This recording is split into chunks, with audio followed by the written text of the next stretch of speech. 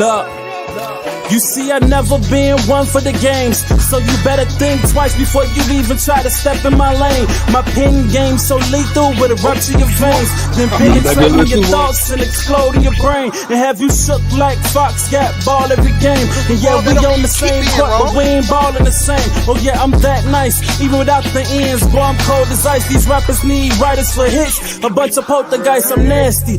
Even if you both, you couldn't pass me. Now give me the torch, but don't gas me. I'm everlasting, so I can't never let them quiet me. I'm the one that's known to beat the odds and put a strain on society.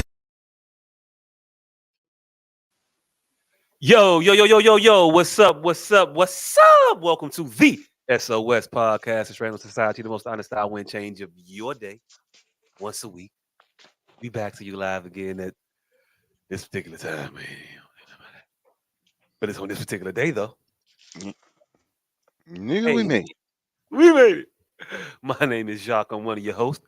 This gentleman, well, he not exactly here right this second, but this gentleman to my right, he here, and he goes by the name of... I am Dion as a professional.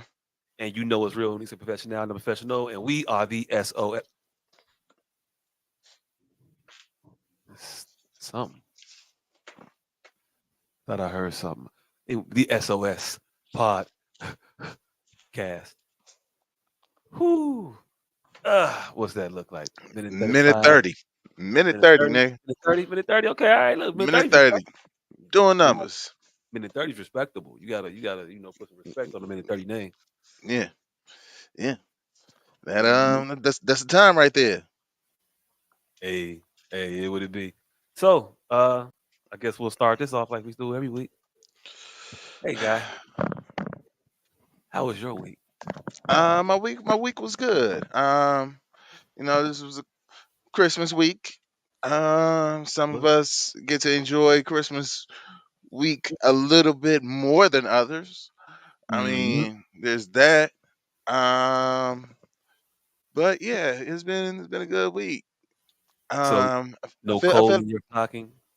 Nah, I ain't get no cold. Didn't get a lump of cold. I did pretty well. I got the one thing in the world that I felt like I wanted. Peace on earth? Fuck nah. The love of a good woman. I got that. The ability to see the joy and the innocence and the purity of happiness in the child, in the spirit of a child. I've been had that. Oh, okay. All right. What else could a man want? I mean, yeah. I need an Xbox. Oh shit! Hey, look, that is a thing. Also, yeah. That's really what I want. I just wanted an Xbox, and yeah, I got an Xbox, and that way I don't have to feel the guilt of purchasing a very expensive video game for myself and for my own personal enjoyment.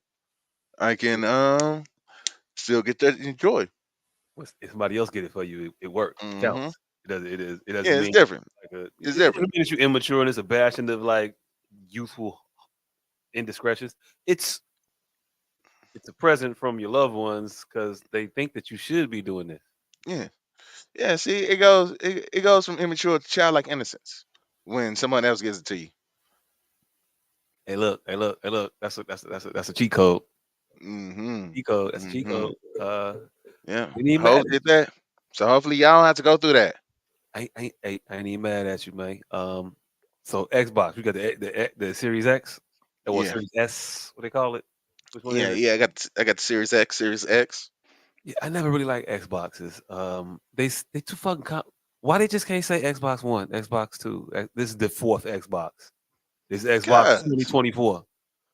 Because we gotta let you know this shit is way more advanced. Motherfucker, nigga, you see how they count Windows? Like, what you expect? I mean, yeah, now, but before it was Windows 11. Hell, it wasn't until they figured Windows Home. Nah, nigga, it went Windows XP. Yeah, it went from Windows 95, Windows 98, Windows 2000, Windows XP, Windows NT, Windows 7, Windows 10. Hey, don't forget Windows. Don't forget Windows Me in there. It was Windows ME somewhere in there. Yep. The Millennial Edition 2000.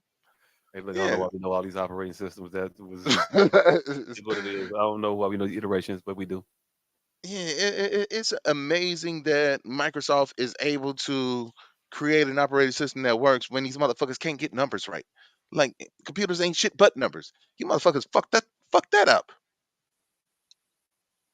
Hey, hey, and these the people that you chose to throw your lot in with. Yeah, Perfectly yeah. good PlayStation sitting right over there. That you know exactly where it stands in the PlayStation lineage. Five. Yeah, yeah. See, Xbox, you wouldn't know that 360 is that the one is way better than the 360. No, you would figure that 360 is way better. That one's the one, but this one's the three. It covers all of the ones. It's 360 degrees. As a matter of fact, it ain't no, it don't work like that. No, no, no. Hey, look, But rock it out. yeah, yeah. PlayStation is it's for all you remedial people. You know, you just want to count straight up and down. Like you want to take the easy way out and count, then yeah, go on and get you a fucking PlayStation. Hey, look, fam. I'm not gonna get into these Yeah, we get into a console war real quick. great taste, less feeling debates with you, Yeah, especially since my shit conked out around about 3. So we know where I'm at. We know where I'm at with it. I'm telling you. Just go ahead. See, you probably one of those people that feel like that would be a bad investment for entertainment. No, it's an Get the- incredible investment in entertainment. I think it's the most economical purchase a man can make in life. Mm. Yeah, hey, look. I ain't gonna hold you. I think I spent $12 the entirety of the time G6 Grand Theft Auto 5 came out. The whole 2 months it took me to beat it or whatever the fuck it was. I spent like $11. There was no going nowhere. I ain't gonna know. I ain't do shit. I ain't do shit, fam. Look, if you want to get your man to save money, I'm telling you, ladies, this is how you do it. You want to get your man to remain faithful, ladies, this is how you do it. You want to keep your man at the house and you want to know where he is at? Get one. He will be in front of the television. Mhm. Doot, doot, doot, doot, doot, doot, doot. Hey, look, Yeah. I don't know what to tell you. You want to get real slick with it? Get him a second TV around about a 32 incher that he could put like up close in his and still watch his other TV. Mm. So you got the game on while you playing the game. Hey, look, I can't Niggas tell you how going many F's I nowhere. got in college with that little setup. Had the little 21 inch on the cart.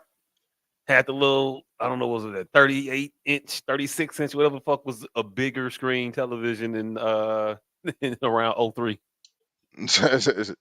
whatever they was then. That's what I Yeah. got. And that motherfucker was the big TV in the living room. And I had the other TV that was a smaller TV. And boom, that's what Madden would happen. See, Oh, I've I never thought of that. Like I've never had that experience. hey, look, and it's good for relationships too because hey, I'm telling you, you don't care what housewife she watching as long as you playing 2K, Right. you don't give a shit. When it's third and 7 and less than 2 minutes to go, you don't care where these bitches is I don't give from. a fuck. They from Huntsville, Gainesville, Arkansas. Like, why they always go to the hick ass towns? Also, by the way, but anyway, yeah, I don't give a fuck where they at. Knock yourselves out. Do your thing. You can watch all the Love and Hip Hop. You ain't gonna hear me complain about none of it. And now they got headphones for a motherfucker to wear. So yeah. Hey look. I'm gonna teach y'all. I'm gonna teach. We gonna teach the world how to build healthy relationships. Mhm. Get them Mhm. together. So what games you get on your Xbox contraption? I didn't get any new games, but like all the games, pretty much that has come out since um shit damn near 2023, well 22. They've been compatible for both systems, so and I've been making all digital purchases, so I just downloaded all the games that I already got So you to just the playing new all the system. old shit, Yeah. all the classics. That's what's up. That's what's up. Yeah. I ain't gonna So judge you. I ain't gonna judge you for getting the latest technologically advanced piece of equipment to play all the shit they made 30 years ago. yeah, nigga, I'm playing last year's games. Like I haven't gotten my new Call of Duty, but I'm invested in my 2K23 career. I want to ride this out for a little bit. Wait, you can carry your career over? Nah, You got to start a whole new career. yeah. And Hey, so I bro. didn't feel like I didn't feel like starting on 24 yet. So I'm still running through 23. Hey, look, I could respect that, I guess. I don't know. You got Fat Zion still, probably. Yeah, yeah. But I mean, I feel like I've created a really great player. I want to see where his career ends up. Like, why would I try to kill his potential? This could be his Hey, all-time hey, great. is there ever any ambiguity in your creative players? Because back when I was creating players on games, when Dwight Howard was donning covers, um, my created player was definitely going to be the best player ever to grace a fucking basketball court. I mean, if I don't average like damn near 50 points a game for the season, then it's a failure for me. See, you see, that's because nah. See, it's different now because there's limitations. There's limitations on the skills that you can have. Like, you can't just have your dunks all the way on 99, your 3 pointers all the way on 99, and your blocks all the way on 99. Nah, Hey, like look, hey, look, fam. Whose fantasy are we in? that's I'm not telling that's you right not now. that's not how 2K goes now. I'm also not 6'7". I'm also not that. I mean, so while I'm just making up shit, this motherfucker got a torch and he could jump out the gym. I'm not making me. I don't want my player to be like comparable to my ability level. No. I want See, them to there's a re- be so- superhuman. so there's a reason why I personally didn't make the league. Right. There's a reason why they ain't put my there's a reason I gotta put myself in this motherfucker. There is a There's no reason. downloads. There's no downloads to get me there. Ain't no patches where it was like, hey yo, Jock, what the game been missing. We finna get you in. We got you. No, they never. No, they never looked out for me like. So when I put myself in, guarantee you, I'm right to the top. What happened if LeBron James and Victor Wembanyama and Mike, you know, said fuck it, my DNA. They all combined in Cerebro, and we figured it out. Yeah, yeah. So yeah, your fantasy now has limitations. Now that's fucked up. That's not fantasy. That's too much like reality. I want to have a hard time. I don't want to have to struggle in my video game. If I gotta have a bad game in my video game, then I don't want to play this video game. I don't want no 3 for 11 nights. Solid So you, defense, good effort. No, fuck it. No, so you no. ain't, so your pinnacle is never gonna be glue guy. I'm never gonna be glue guy. Gonna be perennial the MVP, 12-time MVP. What the fuck was we thinking? Yeah, I'm just trying to be rotation guy. Like, I'm here to build chemistry. Nah. If you are 2K'd up and you striving for 6 man of the year, I'm saying something wrong with your life. What the fuck is going on in your reality that you 6 man and then you happy? I got most improved player. Look at this. Ooh, shit. No. Hey, nigga, that is the one award that I've never won in a video game. Most improved. No. I'm getting rookie of the year, and I'm getting MVP, and I'm getting defensive player of the year, and I'm also getting leading score. Because I'm gonna have to do that, fam. No. As a rookie, yes, did all these things. It's Where out the can he gate. go from here? Right back here next year for all these same trophies, except for rookie of the year. Can't get that one motherfucker no more. But Hey, shit, nigga, this is called my player, not y'all player, not a player, my player. I'm gonna tell you right now. I'm gonna tell you right now. I'm gonna ask you real quick. When your player makes the All-Star game, you're not All-Star your game MVP. Oh, yeah, I'm definitely forcing. Yeah, I'm definitely taking over. Hey, look. And for me in my video game, every day is All Star. This is- Running so away every with it. game is the all-star game. Running away. Hey, look, fam. I don't know how they do it on the new games, but on the old games, they used to put up like the league leaders and shit. Mm, And my league leader stats would be so far behind the next motherfucker. yeah, I'm definitely lapping motherfuckers. Like, fam, y'all getting 18 a game. I'm definitely getting 46. Like, that's how it's happening. Off But yeah, dunks and threes. I'm doubling number two. Yeah, I'm fucking them up. But hey, look, besides playing old video games, I did my. I still haven't given away all of my gifts yet. Like I still got mad gifts here. damn, hey, look, we only buy gifts for kids at this point now. Our parents, and then if you got kids, we got something for you, your household for the kid. Other than that, like, nah, no adults got Christmas gifts this year that didn't birth us. Mm. It's been like that for a while too. So, this was my first year giving like a lot of adults gifts. Like I Mm. purchased mad adult gifts. What do you buy adults? Um, I, you buy them useful shit. Like I bought a lot of my female friends.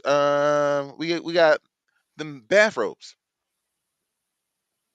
hooded bathrobe, simple. Effective. Oh, looking fancy over here.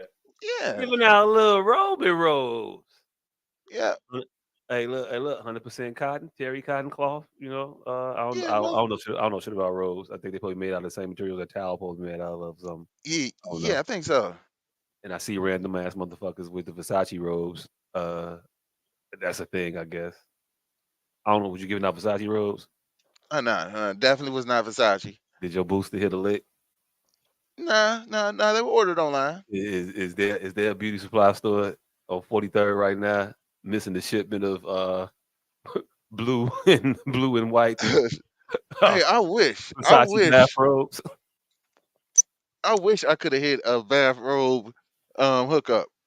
Hey, look, I could definitely picture you in the Paul's blue and white Versace bathrobe. Yeah, Get my ghost face on. I can see you. I can see that being your speed. Yeah. Yeah. And it definitely would not be a house robe for too long. It would just be a robe because I'm definitely wearing that shit outside. Oh, if I get a Versace robe, I'm wearing that motherfucker to the store. Yeah, I'm This is definitely an walking through overcoat. Man. Walmart. This is an overcoat at this point. What you talking about? I think the robes is like $800 or some shit like that. I looked them up one time. It was crazy. I don't know if I remember the exact number. I know it was stupid. I put it to you like that. I've gotten one robe in adulthood, I've, and I n- I've, just n- got that motherfucker. I have never gotten one, and honestly, I'm not sure if I'm a bathrobe motherfucker.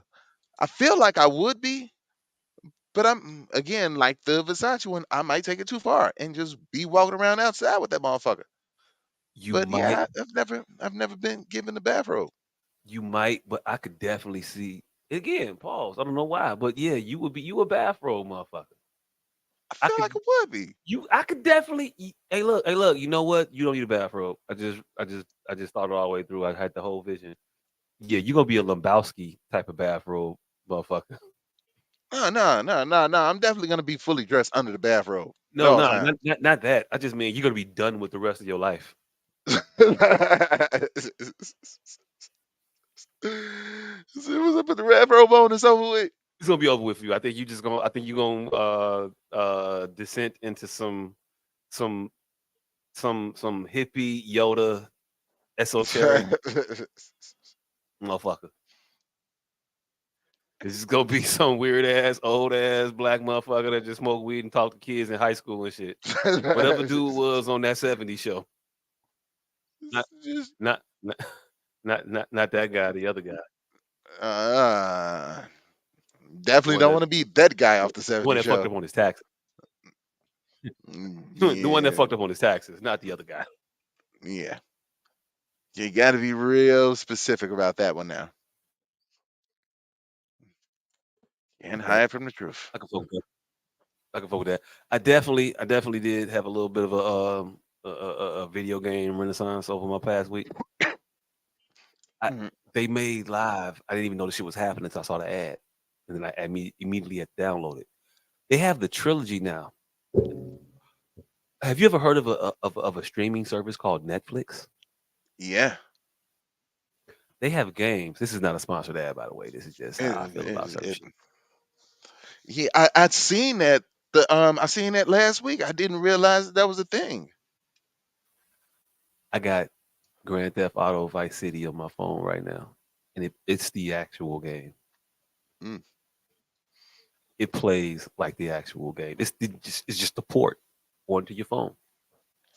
And No now, ads, are nothing. you are you using a controller? You can. I have not got a controller for my phone yet because I'm not that deep into it. But now I do want a controller for my phone because, yeah, I'm gonna waste a lot of life. Hey, fun fact: PlayStation controllers are Bluetooth compatible. And so are Nintendo Switch controllers, from what I'm Mm. hearing.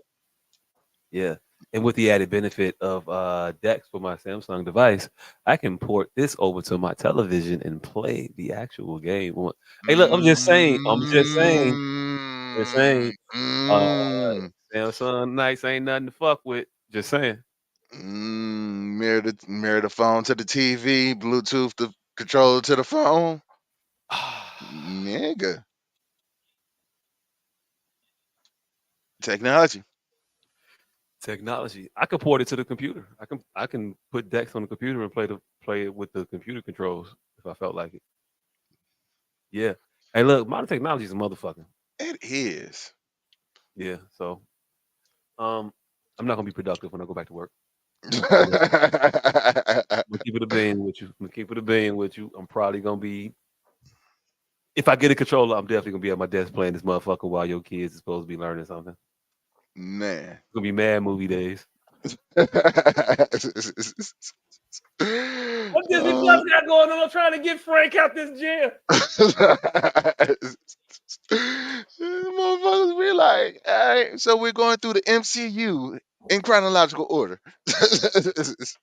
Hey, look. Today we are learning about World War One, Hey, look. Captain America. Look. But at the end there, I was getting desperate. I was about to put in Home Alone 3, man. Oh shit, you was going to three, nigga? Hey, look, after you seen 1 and 2 so many times, I had forgot 2 existed. I had got so used to playing 1 because all the children like 1. They fucking love part 1. And I'd be Yeah. like, it's a part 2. Forgot about that motherfucker. So I never played a part 2. So Thursday, I played the part 2 for these motherfuckers. I did. I definitely did. Also realized I may have forgot, but now I remember Kevin Parents won shit. Oh, the fucking horrible people. Literally the horrible. Man, Definitely need Kevin McAllister definitely needed a goddamn caseworker. hey, look, aside from leaving this motherfucker in various places throughout the Americas, these motherfuckers went to their child's Christmas recital where their baby boy had a solo. And their oldest, wouldn't you know it, took this moment to ridicule or to make an ass out of this boy. And an entire auditorium of people were just laughing at your child. And as a parent, you weren't livid at the older one for making the younger one and probably giving this motherfucker a complex now. Oh yeah. You should on the younger one. The very next year after you left him, if there's any time of the year where this motherfucker supposed to be able to get away with murder, it is the year. Is the on the 1 year anniversary of the time that That you left this motherfucker in a city for 3 days alone. you committed a felony And this motherfucker stopped. Almost died. Almost died and had to ward off 2 armed robbers from your house. Like, that's what happened. But we not gonna act like that. We just say fuck it, fuck you, Kevin. You ain't shit for being mad at your brother. Go sleep in the attic again. Yeah, I mean, he was traumatized and then punished. And then punished. And then the dumbass father unplugs the alarm clock because you gotta plug in I don't know what. They're late. They're running through the airport. I've run through places before. I have had to travel with my children in traffic of people. You know what I don't do? Put my Lose son arm? on my 6 and be like, all right, Keep up. keep up. He didn't look back for this boy one time. He got on an airplane and didn't look for his son. Not one time. Mm, He mm. got off the airplane. It didn't look for his son. Not one. They were at baggage claim, lined up to get bags It was on their way out. The bags that came. before they realized that their boy wasn't there. Come on, man. Come on, man. Come on, man. Come on. Yeah. Yeah. Like, there's no doubt that they are the worst people on earth. And then, and then, and then, you lose this motherfucker in the airport. What's your first instinct? Let me cancel my credit card. You knew the boy got the wallet. You knew he had your bag with your shit in it. And you canceled the credit cards that this motherfucker could possibly use to sustain this stuff. Yeah. Fuck that. No, no. So for him to actually find out where he's at, because there is a chance that he's still in the city that you left him in. Hey, my bad. Hold on. But your kid could literally be anywhere in the fucking world. Hey, look, my bad. He didn't just cancel the credit cards. He reported them stolen. Mm. You got my man a case out this bit.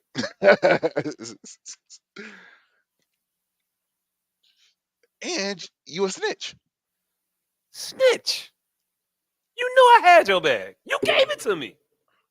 Now And you that's stolen. would have hit me with theft, my nigga. They try to bring me up on charges for some shit you gave me.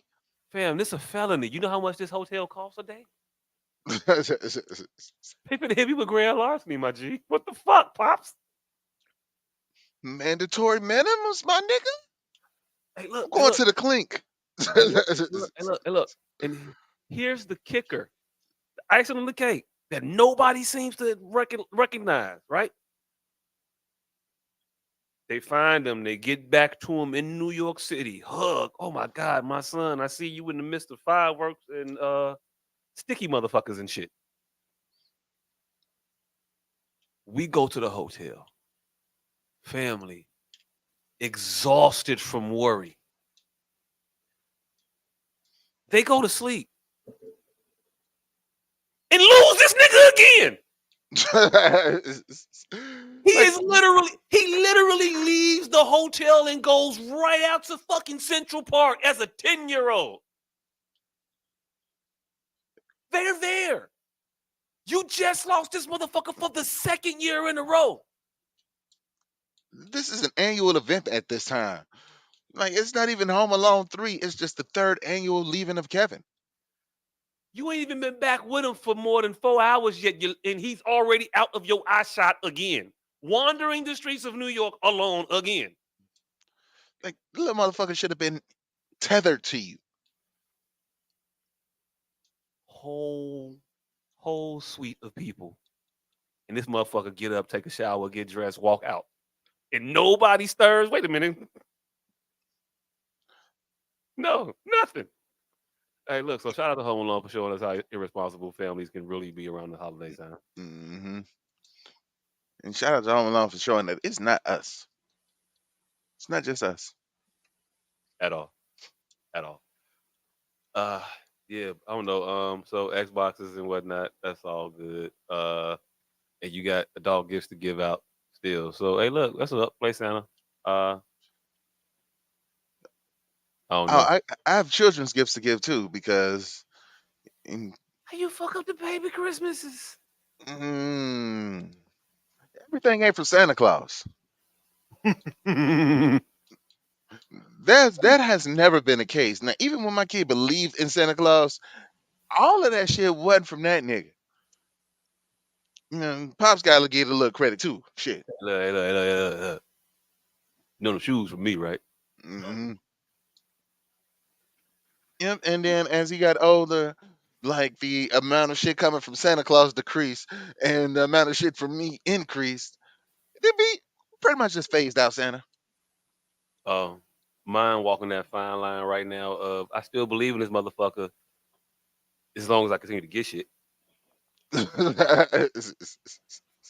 My parents do the 12 days of Christmas and be acting like shit just miraculously appears on the porch. I think he's pretty much doing it for y'all now at this Hey look, point. hey look, hey look, hey look, the motherfucker he already know ain't no damn Santa. He's like, man, but if y'all gonna keep it up, I'll keep it up. Fuck it. That's where he's at with it. He's helping y'all believe at this point. He ain't helped me do shit. He is snowing his grandparents, though. I tell you that. Uh, I've known for quite some time he was not a believer. He's told me that motherfucker was in like kindergarten, preschool when he was like, "Hey, yo, look, nah, right?" And I was like, "Yeah, nah, but don't tell nobody, because you don't want your kid to be the kid in class that, that tell all the rest of the kids that, hey, that look, they fucking up your lying, party. they lying to y'all. Think about it. How the fuck you gonna go around? You don't even got no chimney, fam. You live in an apartment. Y'all got radiator heat. Like the fuck? When last time you saw a fireplace, my nigga? Like, where you live? So yeah, I mean, shit like that happens, and I got that kid that'll definitely do that. But at a point, he realized, oh shit, gifts, and oh y'all think it, so fuck it. Yeah, Santa. And he went from definitely knowing that Santa wasn't real to like, nigga, Santa is real. And it was at I want to argue with it, like, nigga, you know you don't believe in Santa. You can't do that. So when he go back to it in like the second grade, you like, oh well, I guess I fuck it. Okay, you believe. But then like you realize like that nigga, that nigga innocent like a fox. Oh shit! Mhm. Like he figured as long as you still think that he believe, word gonna get back to them, and they gonna keep it going. Oh yeah. There's a fine line between childlike innocence and cynical adulthood realization of how to get shit. There's a fine line, and he he reached that shit. He Eh. knows. He knows. He's known since about the second or third grade. Probably the first. I don't know when he kicked back in, but it definitely kicked back in. Hey. See, that's that code. That's that code leader thinking. Oh look, he's definitely an individual. He gonna but group think on the individual. Just think what I think, group. All my thoughts. Hey, look, it is what it is in the life of growing a Lex Luthor. What you wanna do? What you wanna do? What you wanna do? Everybody can't be Clark's parents. Mm. Everybody Yeah. ain't a Bob and Martha in this bitch. Some of us gonna use our child's powers for our own benefit. I don't know what to tell you, man. Look, I can't wait for the motherfucker to create a app that gets his following started, so his father can get a Mustang. Hey. Tell him I need a 71 Camaro. Hey, yo, tell him your pops like gators. And look, I just have to. I just only steering I have to do is to make sure that he's not, at the helm of one of those vow of poverty cults. Oh yeah. You can't be one of those. You gotta be one of the ones where we all balling.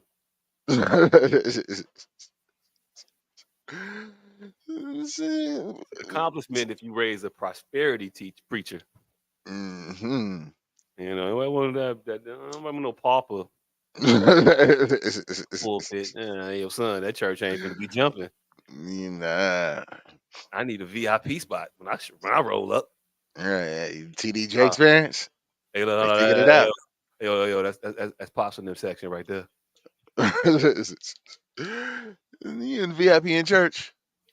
Hey, yo, look, yeah, is there a problem? Fuck, this nigga got a booth. This nigga got a couch. This nigga got a couch in the church. All I'm saying is this: it's all kinds of VIP sections in church. I went to church my whole life. I know damn well them trustees get plush seats, them deacon wives get plush seats, them deacons get A1 seats. Uh, all of the associate pastors get all the cushy chairs in the front with the air conditioning part and their own little water. But then want to holler at you for going to the water fountain 15, 17 times during the service. I mean, I'm just saying. I It's saw you. I hot. didn't count your sips, my nigga. You thirsty like I'm thirsty. Y'all all up there with beverages. Give Only me a one of y'all glass. peeing. The rest of y'all just up there just hitting on the back. Go ahead, brother. But y'all Right, got like cups too, fam. We all thirsty in this bit.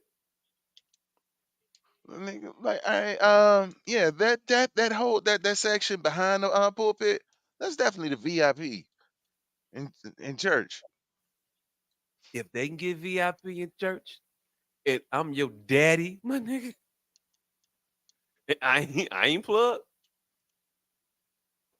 I'm just saying. Hey, motherfuckers got VIP and you're right, bottle service. Hey, look, fam, I'm telling you right now. If my communion don't come with sparklers, that that nigga bring my get unleavened that bread shit to the section. started. Bring my unleavened starters to the section, fam. What you talking about? Let me get that cracking over here. Need something to soak up all this great wine. Mhm. Hey, look, I don't know what part this we gotta account for. I'm gonna just say, I'm Hey, gonna just say it was funny to me when I said it. I was laughing.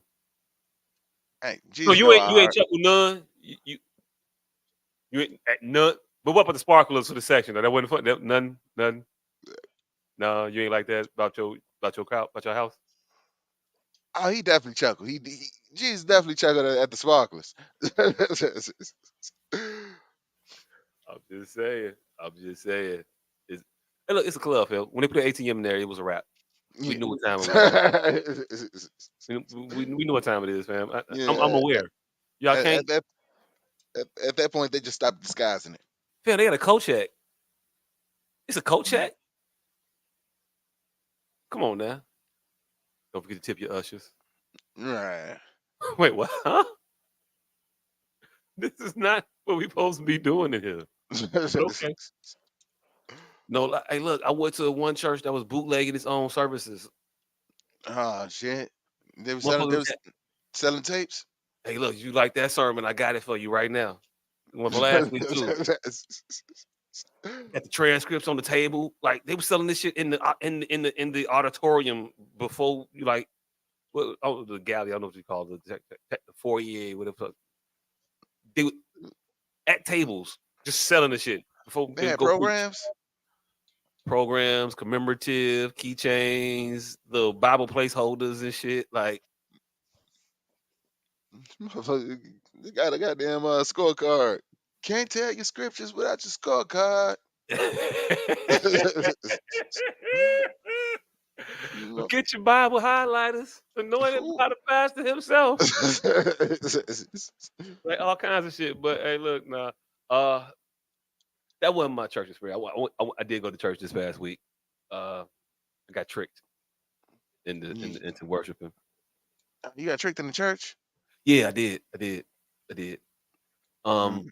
so what I had agreed to was the Easter speech thing. That was last week. I don't think I talked about this last week. What I had agreed to was the the Christmas speech portion of the thing. Right? Mm-hmm. They went right from the Christmas program into the church service. Like normally Ooh. there's like a separation of like things we doing. Like, okay, all Ooh. right, now all your parents collect your kids who used to being here, and if you know motherfuckers is on visitation, y'all can go ahead and go now. Type of shit. That type of thing. No, they went right into it's church now. Mm. Just Then you gave started that church. out. Didn't Then wasn't no stand up, wasn't no clap. It was just church. It was just like, oh, okay, I guess we here now. But But yeah, nah. The kids did that. So yeah, Christmas was fun. I guess the kids did their little Christmas speeches and whatnot. Uh, so yeah, that. hold on. So to be chosen for a Christmas speech, because that is a pretty important church holiday. It's one of the top threes as far as church programs go. Now Well, they must be pretty top three. active in the church. Are they consistent attenders? Consistent enough is that when they stay at their grandparents' house, they go to church. And when they Uh, don't stay at their grandparents' house, they don't go to church. so their attendance ain't based on y'all attendance. Oh no. Their salvation is definitely based on how often their grandparents babysit. Mm. Yeah, yeah. Oh, you could definitely take advantage of that. Like, yeah, not only are you helping me out, but you saving a soul. So, go and get the kids this weekend. Oh. There's never been an issue with me giving my kids to my parents. Oh fuck. Hey, look, you want them, take them. There you go. Hey, look, don't stay around too long when I got my coat on. See, look like you want to stay here. I sneak off on my parents with my kid. I don't give no fuck. Hey, look, y'all responsible. Y'all got them. Y'all raised me. Shit, y'all know what y'all doing. Yeah, I trust y'all. Mm-hmm. Hey, look, nah, Uh, no bullshit. I will definitely give my kids to my parents at any drop of a hat, at any inclination. If we out anywhere and around other people and like like the Sunday before last when we was all at church together. They brought these motherfuckers. We came met them there with the kids. We met my parents and our kids at church, and and then stayed for the service. And then then after left. service, was like, all right, so they're still y'all's, right? Oh damn, that's bold. That's bold to go visit your kids while somebody is babysitting them. Hey, look. I do you one better. I didn't babysat my kids for my parents. Damn, you, They the you definitely. I got something to do for a couple hours. Can you keep your kids? All right, cool, but don't be late. You better come get these motherfuckers. Like, did you tell me you think about it? Don't be I putting your gotta responsibilities. see. Don't be putting your responsibilities off on me running the streets now. And the Yeah, scheduling things, you know good and well where you supposed to be. You got these kids out here right. Now, what if I spawning had them, something to do? spawning them off on me. Right. I ain't got nothing to do. Right.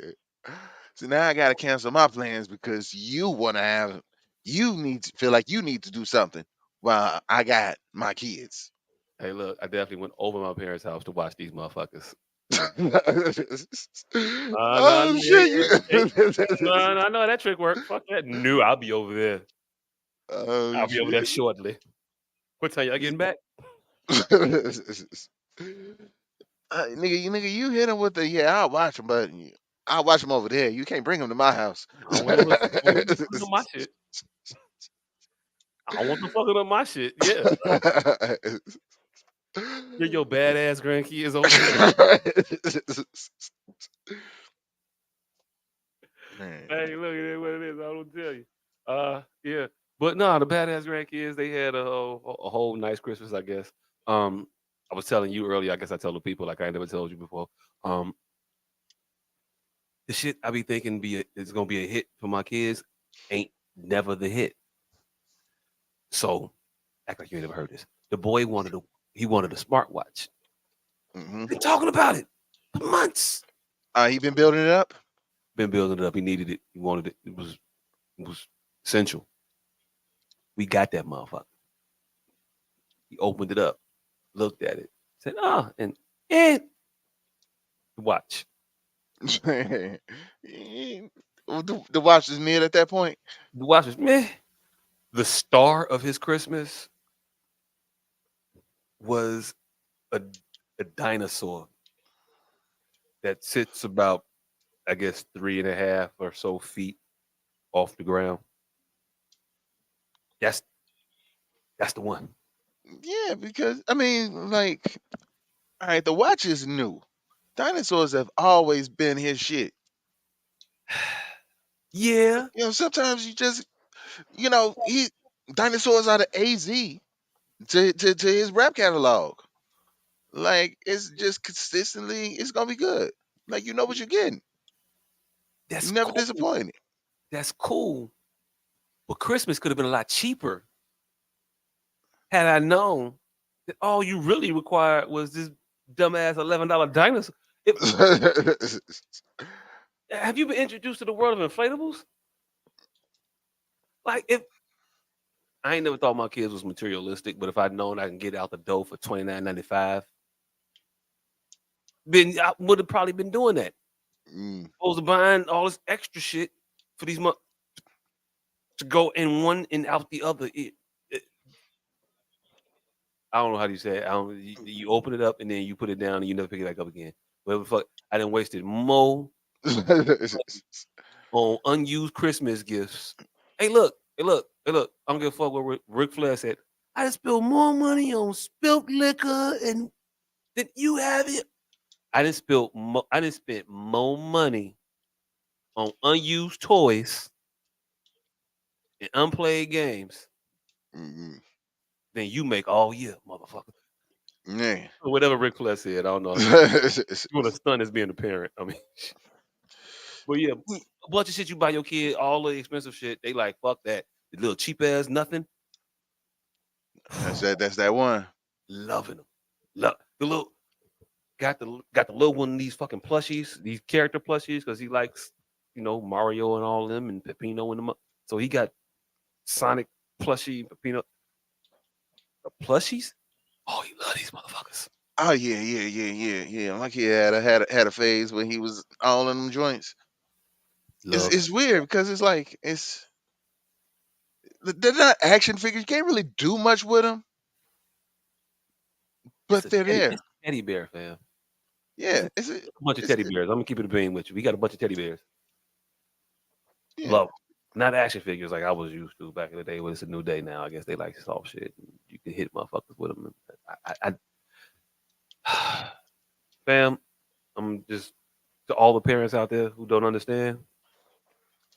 Stop spending your money on these motherfucking Christmas for these kids because they don't give a fuck about none of that shit. They like all the Mm, cheap ass gifts. Let's stop. It's our fault. We're the culprits. We doing this shit. My parents got him a computer. Ask me if he used that computer yet. has he used the computer yet? Hell no. Hell no. Oh, hey, that computer is gonna get some burn. He ain't got to it yet, but once he get to it, he gonna get that motherfucker some go. He got that computer just to play one game and one game only. Roblox. It's a Roblox. I don't know if it's a Roblox or Minecraft. It's one of the motherfuckers that he want to do some world building shit that you can only do if you have a PC because you can't do it on the Chromebook. Mm, I think that might be Minecraft. Hey, If look, he's building shit. whatever it is, I doubt he used that computer for it at all. But we gonna see. We gonna Hey, see. the nigga could be mapping out his future code homeland. Like he could be designing it right as we speak. He could, but right now, as we speak, that motherfucker say, please enter your Microsoft account information to stay connected. That's the screen it's on.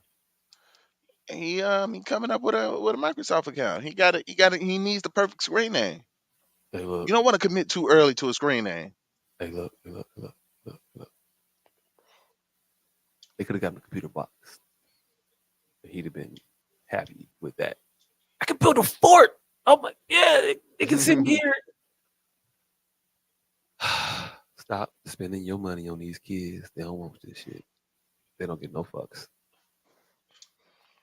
Get them the simple, easy, cheap shit. Go to the dollar store and ball out. Get that All right, see. motherfucker $50 worth of toys from the dollar store and wrap them all individually, and watch the joy rush over their faces. All right. I did run wild a little bit in Five Below. I definitely did. But like the majority of my guests I feel like they hit. My guests hit. I did my shit. I think my gifts hit. We'll see. We'll see. The jury's still out. We'll see. I don't know. I don't know. He hit me for some games on his iPad too. I don't even know what the fuck he got, but he All got right, them. did you just give him the gift card and let him go crazy on his own? Nah. He just know how to sign into the account and just tell it to. Are you sure? Are we finna charge this card that we know about? That's all they uh, need. Yeah, they had. so he I has got. free reign. Yeah, they called him. Well, no, he ain't got no free reign. Motherfucker better make. You better clear every purchase, or it's gonna be. I ain't even gonna jinx it, but it's been good so far. He Okay. knows the password to the what is it, iCloud, iTunes, whatever what they call it, iStore, whatever the fuck it is. Yeah. He knows the password, so he'll need my say so to do it. He can do it on his own. It's gonna be a problem if he didn't get my say so though. Mm. But I had no problem with him like racking up, a bunch of dumbass exorbitant costs on the. He's frugal. He a little cheap. We lucky that way. He a little cheap. See, mine ain't my kid. My kid will ball out on goddamn Robux. Oh, I make 2 ancillary Robux purchases a month, damn. Nah, along with the membership. Oh hell no. You got to build your character up, fam. The young one, whenever he gets some money, he just spend it and it's gone on his shit, right? Mm-hmm. Power ups, characters. The older one, they motherfucker be saving money like it's finna like. Hey, look, they look something big, but when they gonna come up with that unlimited God armor, and I'm gonna get that shit. See, he waiting. Oh, he waiting. He plotting. What it I, is. I respect that. I respect that.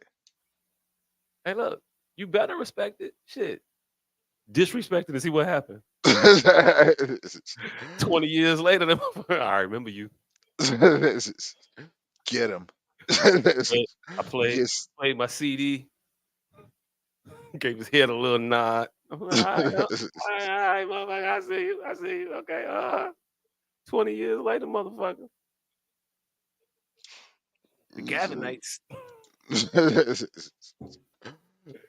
Get snatched up by 7 motherfuckers in orange shirts. Man, Joe. Hey, look, if they got knot balls on the top of their head, you better watch out. I just assume this cult is not gonna have the best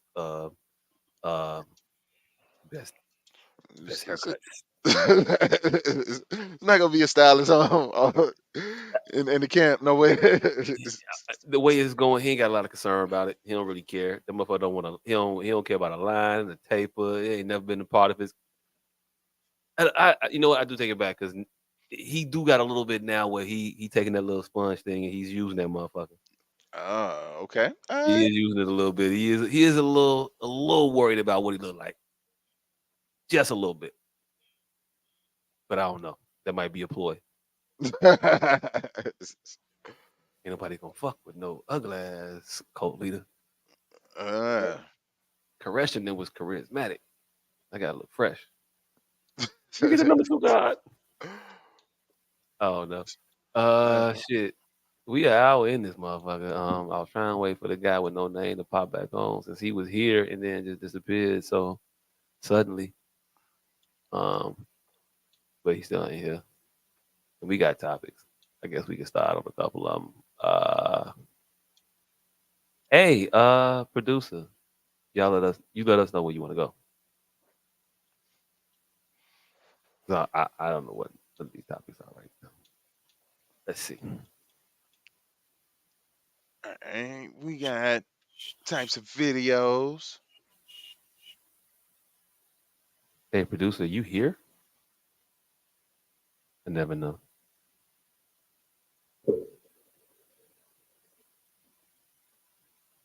I'm gonna take that as a she not here. Okay. All right. Alright. Well, I don't know where you want to go. The Color Purple, the movie came out this Christmas. Yay! Yeah, Color Purple. The Did you go watch it? reimagining. I did not. My girl went to go see it. I think, yeah, my girl went to go see it. A couple of my cousins went to go see it. They all did the group thing, which Hmm. nice. Shout out to them.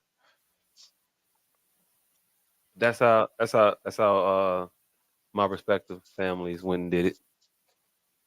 Uh, my whole branch went to go see it today. And did you And attend? no, I did not go. I did not Mm. go. So they all attended today. Our producer and her people they went yesterday. To go check it out. I'm not all that excited about seeing this play, and I know it might get, you know, me banished from the community. I ain't never been a fan of Color Purple. Never. Never, never. I've never liked it. Fuck you got against Color Purple? What you got against? What you got against fucking Oprah? Oh, let's keep the show short. Let's just go with what I got against Color Purple. I. What is it about Color Purple that you just could not rock with? What time in the American life of the Negro, circa 1900 or so, looked like this shit? I feel I'm. like what 30s, 40s in the South. You think that in the 30s and the 40s, niggas was selling their daughters to other niggas?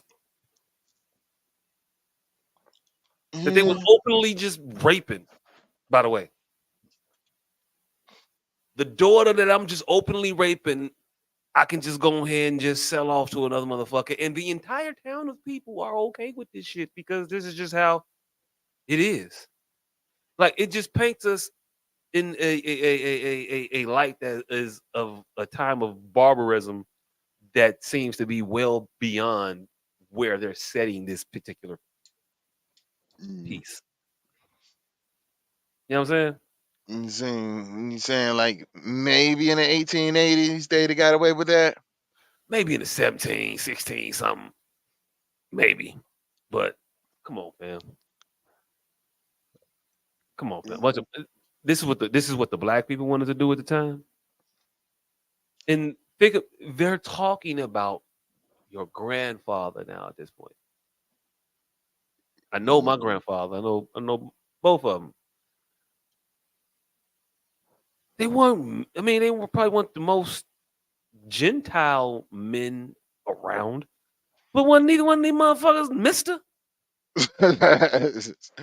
They wasn't that type of asshole. I'm gonna beat a bitch, rape a bitch, and make a bitch bear my children. Well, not bear my children because she couldn't have no kids, but raise my kids. It, I just don't. I don't know what time they're talking about. Mm. All the shit was just so rosy. And then in the in the whole production, every iteration of a man is a piece of shit. Yeah. Every single one ain't shit. Yeah, that was definitely not the male shining moment. I mean, fuck shining, just being adequate. Just being adequate. This motherfucker, he lit the main male character in the film just rapes a little girl and beats her into adulthood. And we supposed to be okay with this shit. We just look at it like, all right. The whole town is just like, all right, that's Mr. Man, you cool. They respected this nigga. There's Mister and that little girl that keeps falling down apparently, and with all these bruises on her face. So it is nice of him to help her out. Hey, look, her father wasn't shit. And everybody knew that. I don't know. And then they got the whole Back to Africa movement. It was a bunch of niggas going back to Africa around that time. It was like boats of motherfuckers just going to Africa. I know Marcus was saying that shit. I don't really know exactly how much of it happened. Also, they talking about like 1903 or some shit like that. Shit Yeah, happened. but I'm about to say, ain't that before Marcus? Wasn't Color Purple set around before Marcus Garvey? Mm-hmm. So where this country girl find this boat full of people sailing across the fucking ocean from, I don't know where the fuck they at, Alabama, Mississippi, wherever the landlocked enough to where the Atlantic wasn't right there. You in the Gulf. You got to go either way. She was 11. You got to navigate to the ocean. She was 11 when it happened, fam. She just went to Africa. Come on, man. Come on, come. It just makes you believe too much. It takes too much out of it, and then they all glom onto this shit, and they look at it. People look at it as an actual historical account of Black life. Let me get one of the most storied pictures, films, works, or whatever. And this is supposed to be a representation for Black people. This is what we look like today. Oh, this is y'all history. This is y'all foundation. This is what y'all built on. This is who y'all are. Incest, child rape, and abuse. Yay.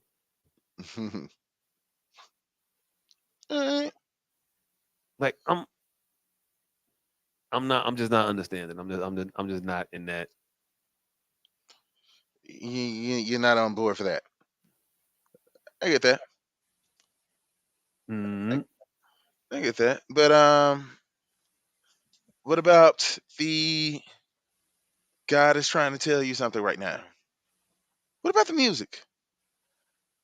The only song I like in that particular play is that song. Yeah. And it's only because of the way they do the song in the movie.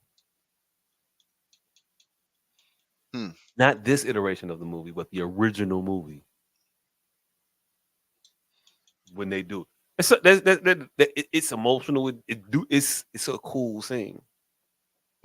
Also, that father wasn't worth shit neither. Again, not a single nigga worth nothing. But yeah, worth shit. Ain't worth shit. But yeah, no, I like that particular song. Only song I like. But I just wasn't clamoring, and I wasn't in a rush to go see no shit like this. Like I don't see this as a holiday feel good Christmas movie. Like none of the shits we get for Christmas on Christmas really be Christmassy. They gave us this shit. A few years ago, they gave us the Black Nativity. Didn't they shoot a kid in the beginning of that motherfucker? The Black Nativity.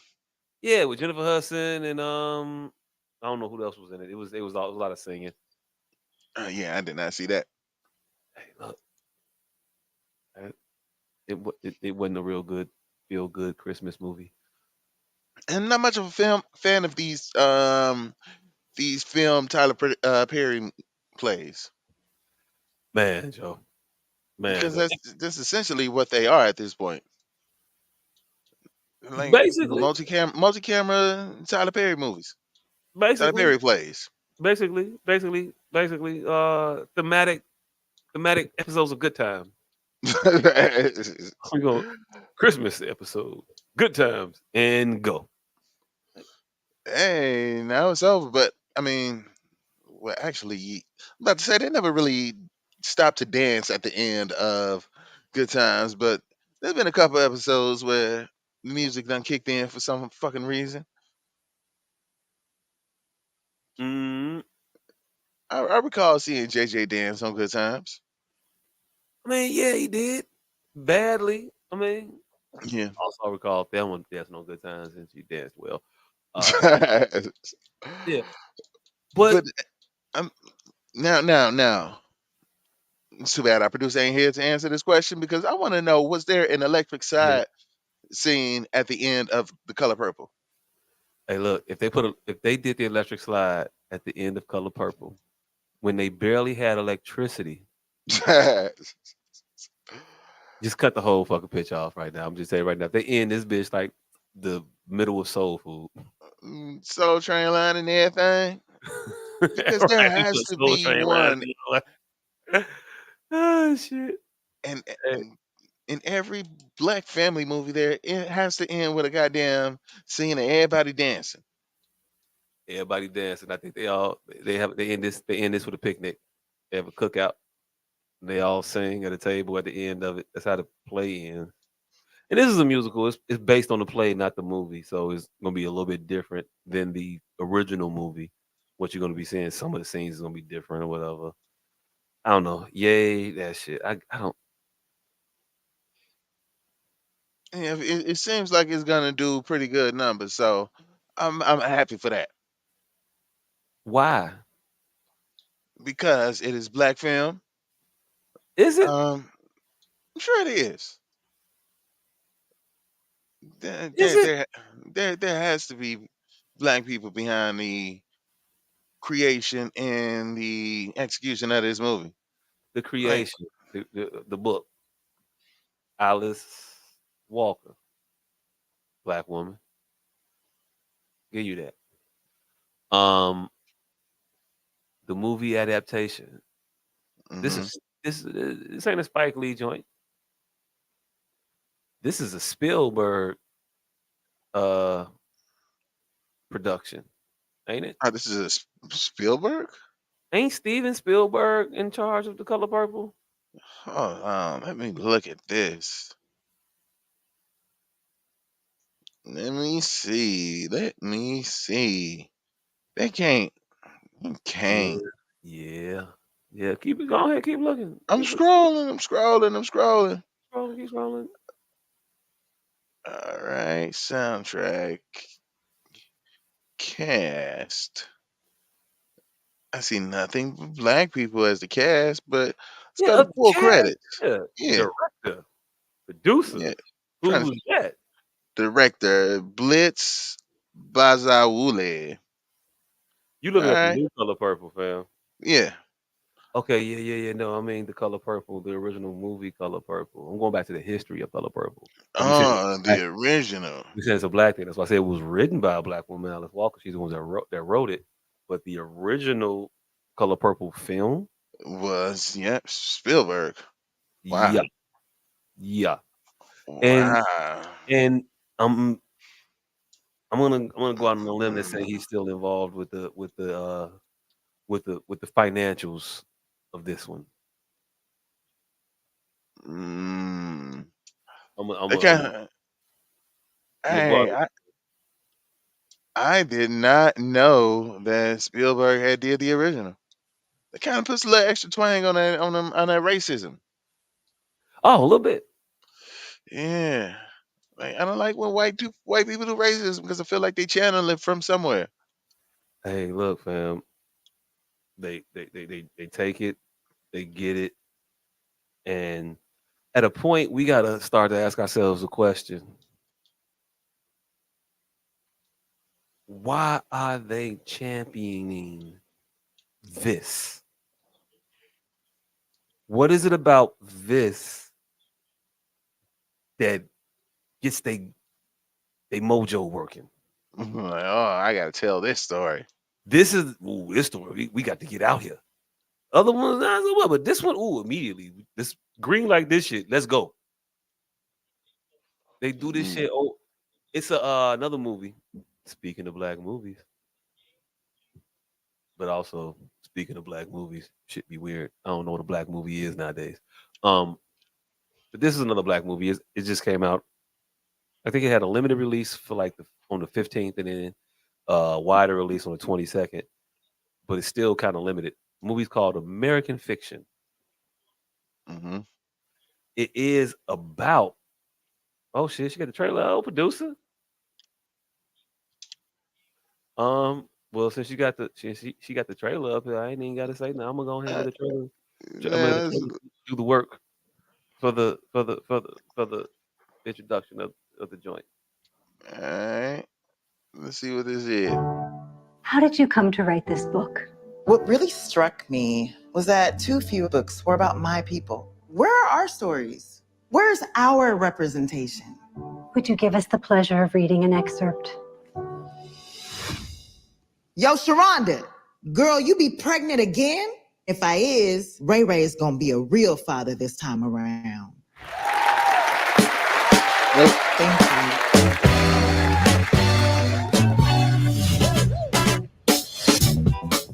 Monk, your books are good, but they're not popular. Editors, they want a black book. They have a black book. I'm black, and it's my book. You know what I mean. Look at what they publish. Look at what they expect us to write. I just want to rub their noses in it.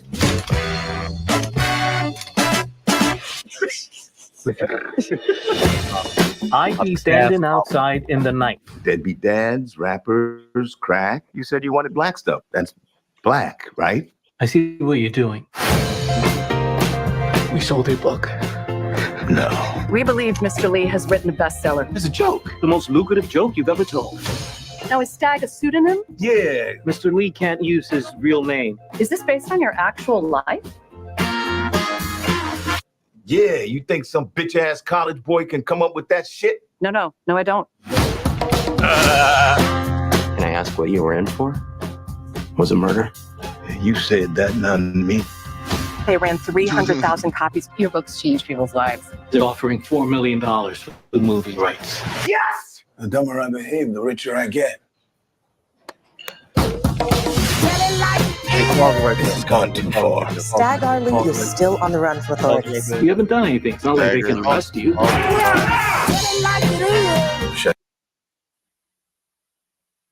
I just didn't want that to be missed real quick. But he said, "It seems like the dumber I behave, The richer I get. the richer I get." That was crazy. I thought that was very, very poignant. It made sense to me when he said it. You can go ahead. I just wanted to point that out. I didn't want that to not be heard. I did go back to not selling books. Is it bad to cater to people's tastes? People want to love you, Monk. You should let them love all of you. There's already so much buzz because of the movie deal. Michael B. Jordan is circling. We want to put him on the cover in one of those scarves, I guess you would call them, tied around his head. A do-rag? Do-rag, that's it. Do-rag and a tank top with the muscles showing. Somebody call the fire department.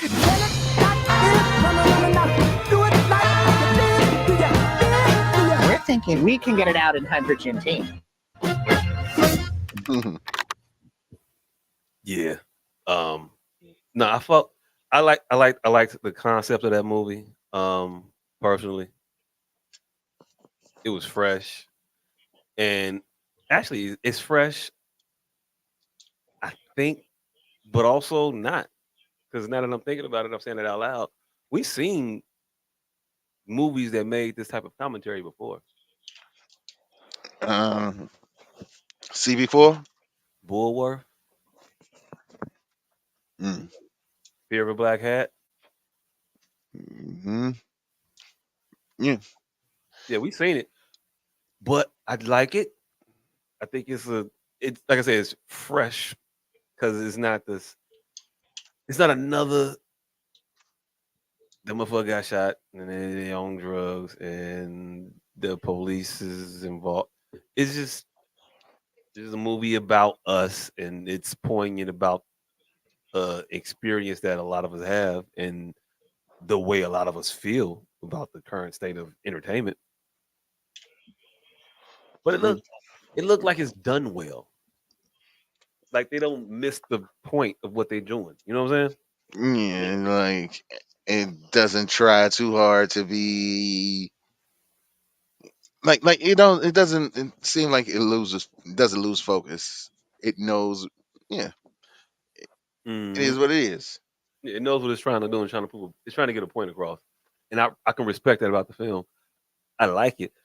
I'm gonna try to go see it. I ain't gonna make no promises because it's only in like 3 theaters in Chicago.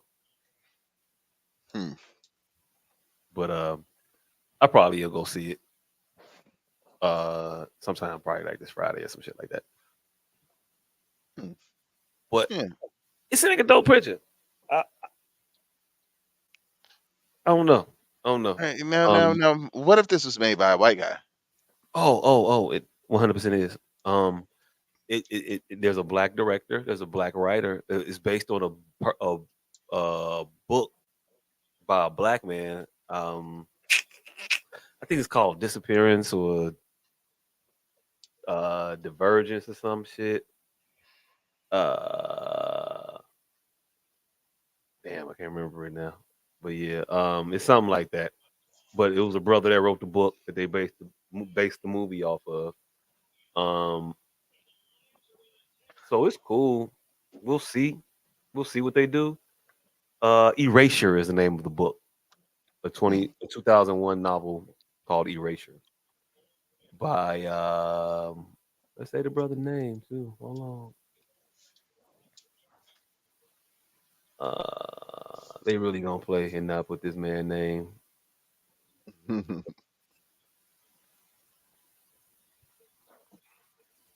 Gonna put the man book up here, But not his name. but not his name. He bogus as hell. He did some shit. That motherfucker. Maybe an Eric Monte. Percival Everett. There you go. Appreciate you. There you go. Yep. Percival Everett. Appreciate that. Yeah. But yeah, everybody black involved around the creation part. Um, wherein lies the issue is on that back end monetary part. Every production company involved in this motherfucker is white helmed. There's like 5, 6 of them on it. Producers of the ones that not a director and the people that you know, they all white. So I mean, it's a black movie. Black movie, great white money. Yeah. It's black in the blackest sense of the word. Like it's us in the front, but us generating a lot of revenue for not us. Mm-hmm. I mean, Aaron lies a rub. What are you gonna do? You gonna not watch the positive shit? Hmm. All right, so like, Give me yeah, your yeah. money. How do we affect change in that area? Like, do we just ignore all of it that ain't going directly into our pocket? Nah, I had a theory. Um, Speaking to like the Tarajis of the world, and I saw Gabrielle Union joining in. There was a couple other actresses, black actresses specifically. Um, they've been doing a campaign about how many different hats they have to wear, how underpaid they are, they're not getting their worth, their value, and shit like that. Because Taraji came out last week. We talked about it a little bit, like in the shit we didn't talk about part of the show. She Mm-hmm. broke down on a panel was crying about being underpaid in Hollywood and how the check breakdowns go and things like that. Mm-hmm.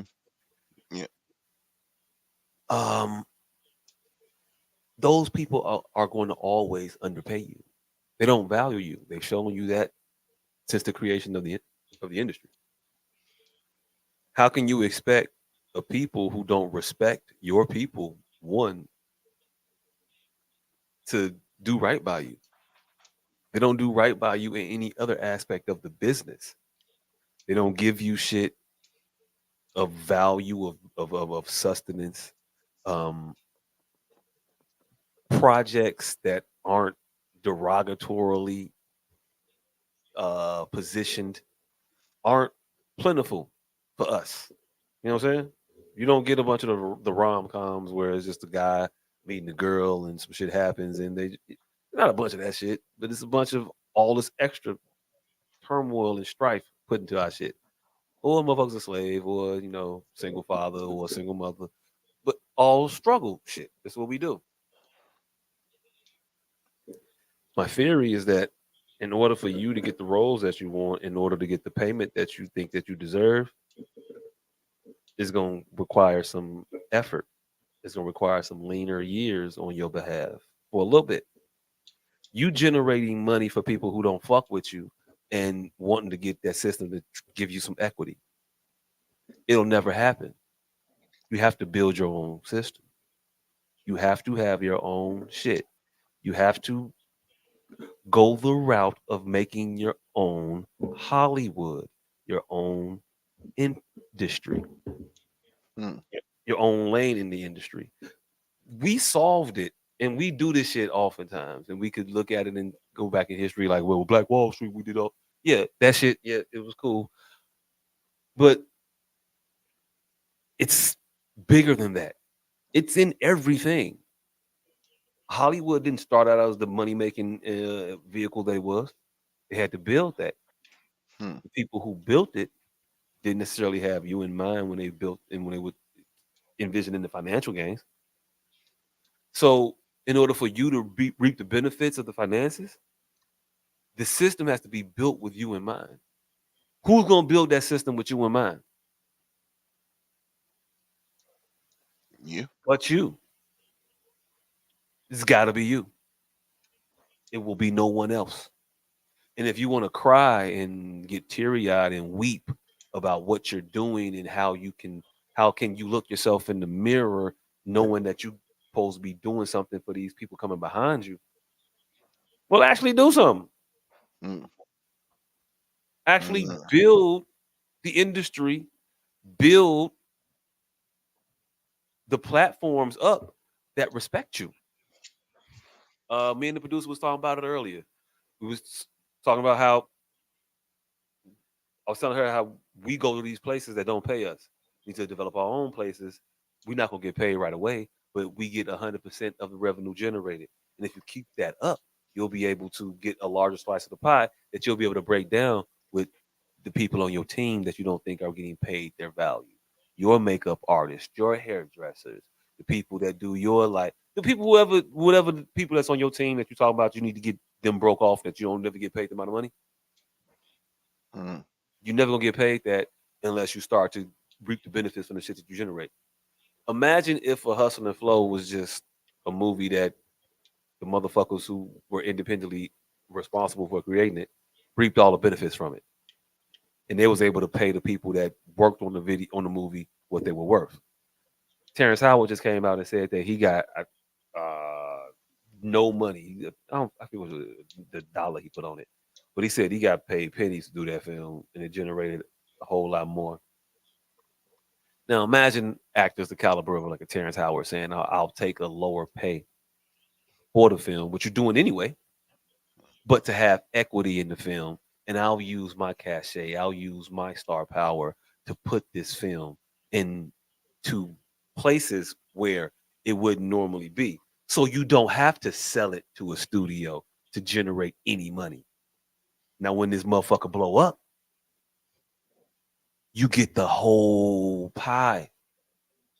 Now you can shop for a distribution deal and get the entirety of it and just work with the people that you got to go with the distribution deal, as opposed to using the studio to facilitate the movie. Let them distribute it and work your way up to now you own your own distribution company. So I know you can't jump in and start it. I get it, but it has to be built. It's gonna be some leaner years in the beginning, but they're gonna be better later because it will never get there the other way. Y'all been doing this shit since Hattie was trying to get a fucking award. Going with the wind. Yeah, did she get nominated? She won. She won, but couldn't attend. But couldn't Yeah. attend the fucking Yeah. ceremony. Yes. I mean, she could have attended, but she'd have had to like put on a uniform and bust tables and shit. Better let her in. You gotta do some work though, bitch. But that's my solve for it. And then we act like we haven't seen that before. We act like we didn't have an industry in which the movie industry wasn't doing right by us. And pioneers like the Van Peebles and whatnot made their own fucking films and put their own shit out. But then we continue to let other people come into our shit, take it over, make us assimilate into they shit. Then we get into their bigger pool and we leave our own industries behind. Now we never build those shits up. So now the Van Peebles don't have a studio that can rival the Paramounts of the world and shit like that. All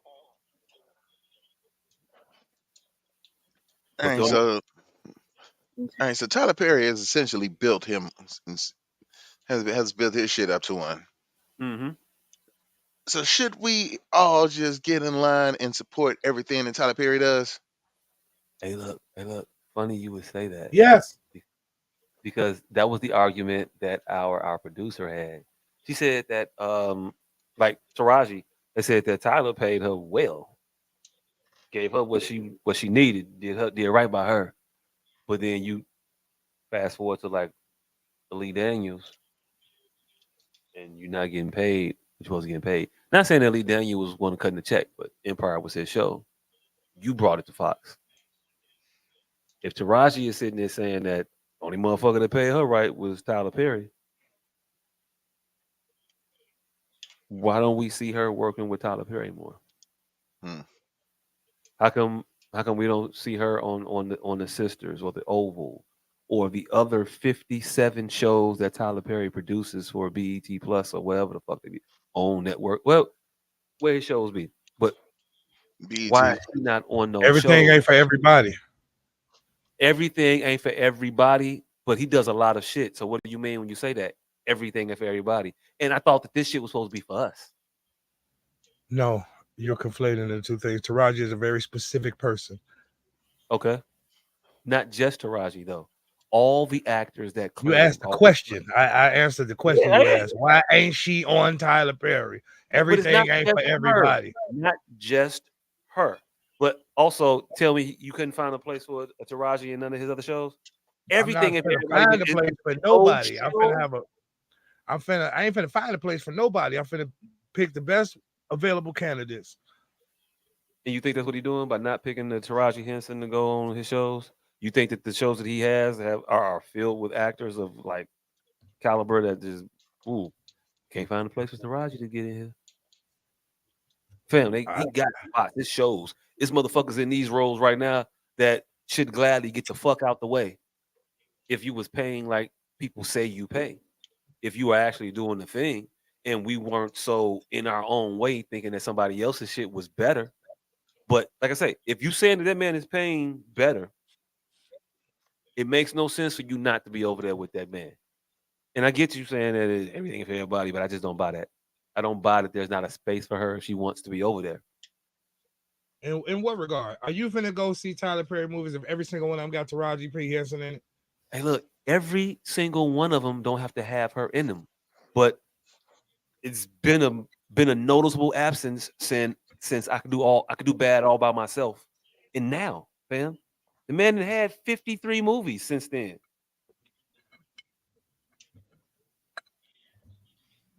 Acrimony, I think, is his too.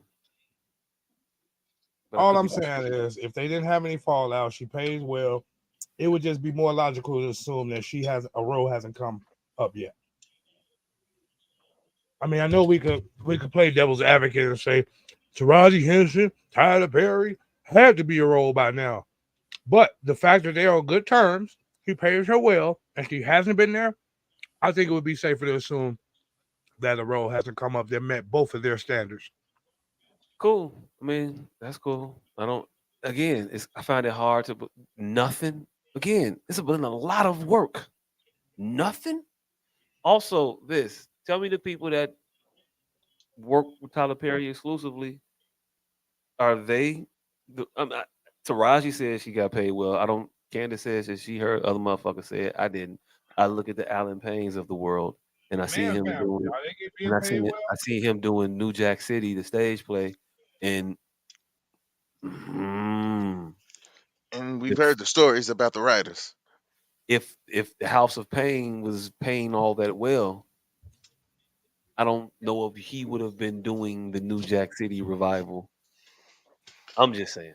Might have been a passion project. Yeah, but that don't look like passion, G. That look like payment, like a paycheck project. I don't know. And if you're being paid well, you wouldn't have to do paycheck projects. You would do all these passion projects because I know that House of Pain is in its 53rd season, so I'm cool on that. Tyler pays well, so be straight. I just don't believe it. I don't believe that we do right by ourselves.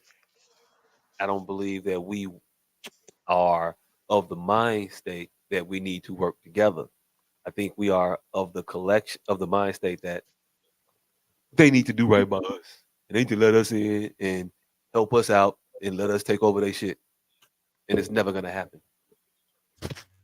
Hey, Never, I want to start. never gonna happen. I want to start a new old fight tonight. Since y'all talking about this shit anyway, I want to start a new. Hey, look. She put up an actual. I guess this is a fact. I wasn't around. I wasn't looking at the screen. It say how much does an actor make at Tyler Perry Studios in the United States? The estimated average pay for actor at this company in the United States is $716 a week, which is 84% below the national average. All right. All right. See, there's a cost of living difference between Georgia and California, so we can put some of that to that. Hey, What is it compared to with other studios in Georgia? Fam, I don't know. It said 84% below the national average, fam.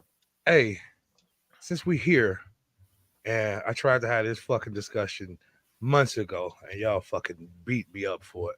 Let's go. No, y'all on the opposite side of the discussion now. But fucking y'all didn't like the analogy I made that time. Y'all didn't like the comparison I made that time. Y'all fucking stuck up for that white lady with tooth and nail. I got a new white lady, Fran Drescher. What about her? So last time my thing was, I think Britney Spears and maybe Sierra or somebody, I can't remember, of how white people and you motherfuckers. Hey, no, no. Don't tell me what I said before, so I can say what I feel now, and let's see if it lines up. I don't recall who the other person was. But if you give me more information for it, I might. It was Britney Spears, and the fact that she still got it. It was Britney Spears. Let's just go to the new one that you want to bring up now. Oh, the new one is so blatant. If you, hey, here's what it is. The new one is so blatant.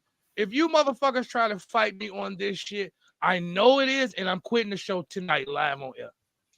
Give it to Fran Drescher, net worth is $25 million. Angela Bassett's net worth is $25 million. There is a clear disparage in how much we have to work to make $25 million and how long we have to work to make $25 million. Her husband's Courtney B. Vance, mind you. They both working like slaves. Her net worth is $25 million. Fran fucking the nanny. I ain't seen the nanny since 97. Bitch still got a 25 million. Her and Angela Bassett are worth the same fucking amount. And I don't give a fuck how much you finna say she made during that little nanny stint. I don't give a fuck. There's no way she should have the same net worth as fucking Angela Bassett. I'm done. Okay. No, I guess she shouldn't, but she does because of all of the things that we've been saying in this discussion so far. Y'all didn't say that shit the last time. Y'all said I was retarded. Britney Spears was a national treasure. Hey, look, fam, if you was comparing Britney Spears and Sierra, I'm gonna just tell you that Britney Spears is gonna generate more money than Sierra. Oh, you remember? If you're telling me this shit, you lining it up. I didn't say who the other person was, jackass. You did say Sierra a minute ago. You did. I said I couldn't remember who the other person was. You said Sierra, fam. We could rewind it. You said Britney Spears and Sierra. You said you couldn't remember, but you threw out Sierra. Or some shit. I can't remember who the other person was. It don't matter. I just said Sierra because you said Sierra. I'm not saying that's what we were saying before, but if you want to compare Sierra and Britney Spears, Sierra is a much, much smaller magnitude of star than Britney Spears. I don't recall who I was comparing last time. I don't recall, which is what I said again tonight. Doesn't matter. Okay, cool. We comparing Fran Drescher and Angela Bassett. And I am saying, not deserved. Understood, though. I get it. That's the point of the conversation we're having. I tried to have this conversation 3 months ago. I don't know. We're having it now. You mad? I don't know what's going on. Yeah, you could have just participated in it right now. Consistency is what I'm talking about. I feel I'm very consistent. I don't think I'm saying anything different than what I'm saying now. Different magnitudes of star generate different dollar amounts. But when you want to compare a Fran Drescher to an Angela Bassett, I don't think that Fran is markedly more of a star than Angela Bassett is. Maybe at the time when The Nanny was out, Fran's name was ringing way more bells than Angela Nanny Bassett. and Tina Turner. No, she was never. Hey, look. She was never was she doing anything above Angela Bassett. The honorable Miss Angela Bassett. You say so to you. But to the mass of America, I don't know. What's love got to do with it in every household? Yes. In the black ones, I don't know about all of them. Yeah, that's all thinking Ike Turner 6 feet tall. Us, black people. I don't think white other people motherfuckers give a fuck about it. Hey, ain't no niggas put that Ike Turner meme up, fam. White people did that. Hey, look, I don't want to tell you, fam. You should believe more in your people. We're more culturally participatory than that. Yeah, Black Twitter is real. But yeah, I definitely agree. Like, yeah, there's no way Angela Bassett and Fran Drescher at this point should be in the same ballpark. The only thing that I can give you is that maybe Angela Bassett don't work now as much as when she was earlier. But even then, like what's Angela Bassett she's on a television show right now. She's starring in right now. She goddamn Angela Bassett love Baccarat. $400 a night. It's called her Courtney Vance can't control the booger sugar. It's called like Rescue 911, Fire 911, some shit like that. But she's on. I think it's a Fox show. Oh shit! I was unaware. Yeah, man, Courtney B. Vance just was on 63rd Street. Like, yeah, they but both is rocking. Them are two of the most workingest mid-tier Africans. And I don't mean actors. They are mid-tier African Americans. Hey, look, you're not going to get no arguments from me here, fam. The whole crux of my position is that those individuals are going to continue to be underpaid if they are looking to be paid adequately by the individuals that are currently paying them. They don't. What Mike say? All I want to say is that they don't really care about us. It was not a. It was not bullshit. He was dead ass. He was saying that about motherfuckers like the Sonys of the world. The y'all his view. What was Mariah Carey ex-husband name? Tommy Mottola. Yeah, him. He thought that motherfucker was a piece of shit. He didn't like a lot of these vulture motherfuckers in these executive positions in these companies. And he made it known. I don't fuck with them niggas. So I'm buying all this shit. I own more of Sony's music than Sony do. And they don't like that. That's what he said. And they don't like that. Oh shit. And it was real as hell. Yeah. Hey, but that just reminded me of the goddamn Michael Che joke this motherfucker just made. That motherfucker say, I just seen the Broadway performance of Bad, the Broadway musical based on Michael Jackson's life. And I feel about the same way I feel about his trial. Michael is amazing, but the kids are unbelievable. Wow. Hey, look, yep. That was the year-end fucked up joke segment. Yeah. I like some fucked up joke shit. All Michael the died, jokes the kid wild. was unbelievable. Hey, I think Weekend Update has perfected the racist joke. Like Oh. they've made the racist joke perfectly acceptable. Hey, look, it's because it's not just one race, and they don't mix in the disrespect. They don't isolate disrespect. It's not just disrespect towards the race shit. I'm gonna make you disrespect your wife, fam. No, the fuck they didn't. Hey, they Jedi mind trick you niggas by fucking just constantly doing shit. And then when y'all don't do shit, eventually y'all just get used to it.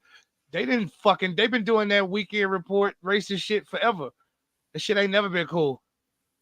It still ain't cool. They do it yearly. They do the fucked up jokes. I'm aware of it. I find it still funny. ain't cool. I find it funny. What happened was they did it a few times and didn't get canceled. And so now it's a thing. And that's how everything works. But it only works to niggas. Because niggas is the only one that don't fucking whine. Hey, look, I don't think that niggas watch the weekend updates on SNL. I don't think it was us that made it. That too. No, not made it. Let it slide, nigga. Because the racist. Hey, have you ever noticed racist white jokes? Ain't never racist. Hey, look, they do race. I mean, I don't know. It seemed pretty racist to me.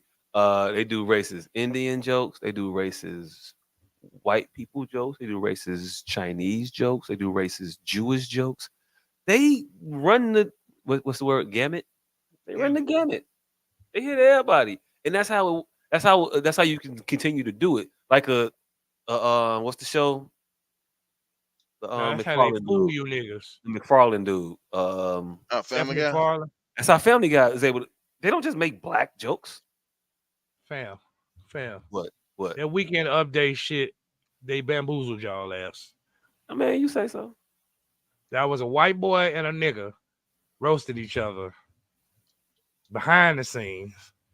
That spilled out onto the camera. They had one joke that they thought was cool enough to let in front of the camera, and then it just spiraled from there. You know, we all got that right. That's the point. Huh? We all understand that it most likely stemmed from some backstage shit. Motherfuckers just going back and forth, having a. I'm just speaking to this nigga saying it's okay. This shit would be horrible. No, I'm speaking to whoever just said. Do it on TV. Fuck it, let's do it on television. Why not? And then they do it, and they continue to do it. I'm gonna make you say some fucked up shit. And then just go for it. Right. But what I'm saying is, it's just like a nigga and an Italian at work calling each other a nigga and wop. Right. They're not friends. Okay. It's not funny. Okay. It's not acceptable just because there's a camera there now. Okay. To you, it's acceptable to me. I'm cool with it. You disagree. That's cool. I'm telling you why you still a nigga in other places. Because you think that's acceptable. Fam. So why ain't the honky a honky in other places? Because they accepting the same shit I'm accepting. Okay, I don't think I need to explain to you why Why nigga and ain't honky. the Because why the ain't same the way nigga and honky ain't nigga and why ain't honky in the world. huh? Nigga and honky ain't nigga and honky in the world. So I don't know what you even asking. What? They don't give a shit about you calling them a honky, period. You do give a fuck about them calling you a nigga. So what are you asking? Nothing. Nigga and honky ain't the same in the world. So they don't care about the white racist jokes. The white racist jokes 90% of the time are bigging them up. You got Okay, good credit. but all Your right, good credit, okay, cool. rule following ass. But they do the Mexican joke. They do the Puerto Rican joke. They do the Japanese joke. They do the Chinese joke. They do the Indian joke. They do the other Indian joke. They do the You know Indian. why? They do You know all why? the jokes for but you can say you know why black people should be more offended than everybody else all the other minorities they roast to. No, do you know Black why people they do should those be other jokes? more what? Because those two motherfuckers pushed that black and white shit to the limit and they couldn't do it no more. So they had to start being inclusive. Okay, cool. So they inclusive now. So no, that's the point, bro. All right, never mind. They made it inclusive because it wasn't okay to begin with. They pushed it till they couldn't do it no more. And then they changed it to make it acceptable again. This is how gay shit happens. They pull your drawers down just a little bit till your booty crack is out. I think I don't know how to explain it to you. This is what subversion is. This is what hiding in plain sight is. I don't think that this is subversive. I don't think that this is I think you're conflating two different things. I think you're trying to mix subversive materials meant to destroy a people with the ability for individuals to satirize other individuals. What I'm saying is not in front of mixed company. That's all I'm saying. Since you don't understand it in English. No, I get what you're saying. I disagree with it. I understand. See, this is the problem. You keep thinking the motherfucker don't understand what you're saying. No, I perfectly get what you're saying. I just disagree with it. The fuck? You not explaining no new shit to me? I got it. I don't agree. It's nothing not to agree with. Huh? It's nothing not to agree with. They're saying racist jokes on TV. There's nothing to not to agree with. I said it's not okay. There's nothing to not okay. You can have a difference of opinion. There's nothing to not agree with. The okay and not okay part is the nigga literally just said they made it dope. So that goes without saying. I was interjecting to y'all point. Except you ain't even get a chance. Give me a chance to make my point. I say that knowing that I'm on full record saying that I'm okay with racist jokes as long as they're funny. I have no problem with racist jokes as long as they're funny. And these motherfuckers, I don't think they've missed none of the shit that I've seen. So, rock out.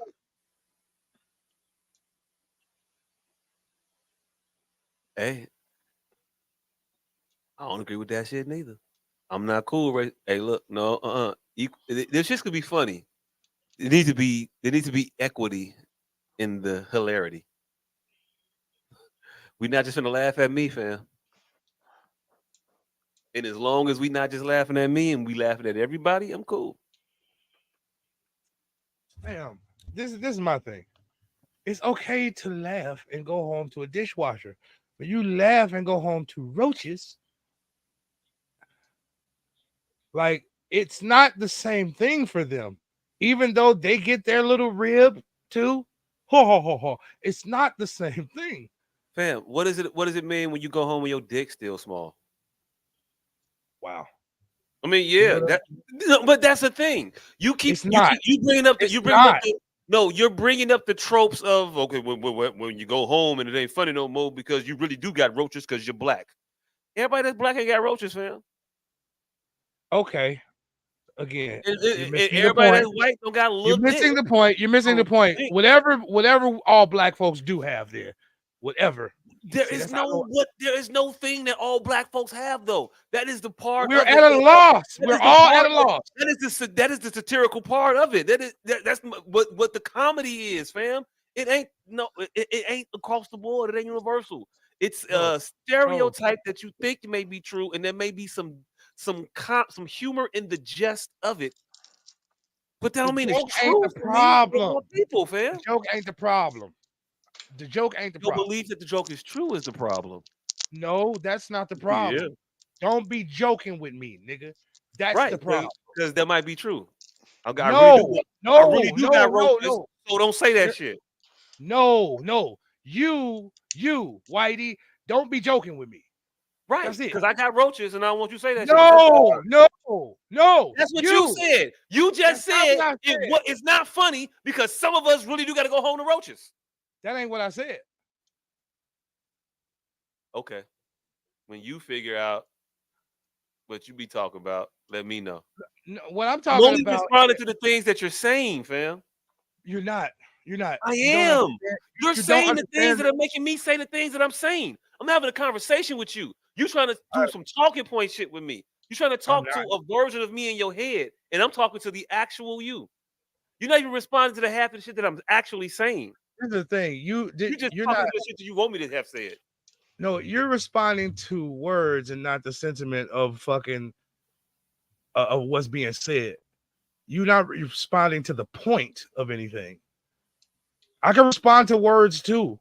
I can respond to San Francisco too. But if we talk about the 49ers, we talk about the 49ers, not just San Francisco. What's the point? That they can suffer the jokes. We can't. Why can't we? Because we are back in the race. Why can they suffer the jokes? Because they're ahead in the race.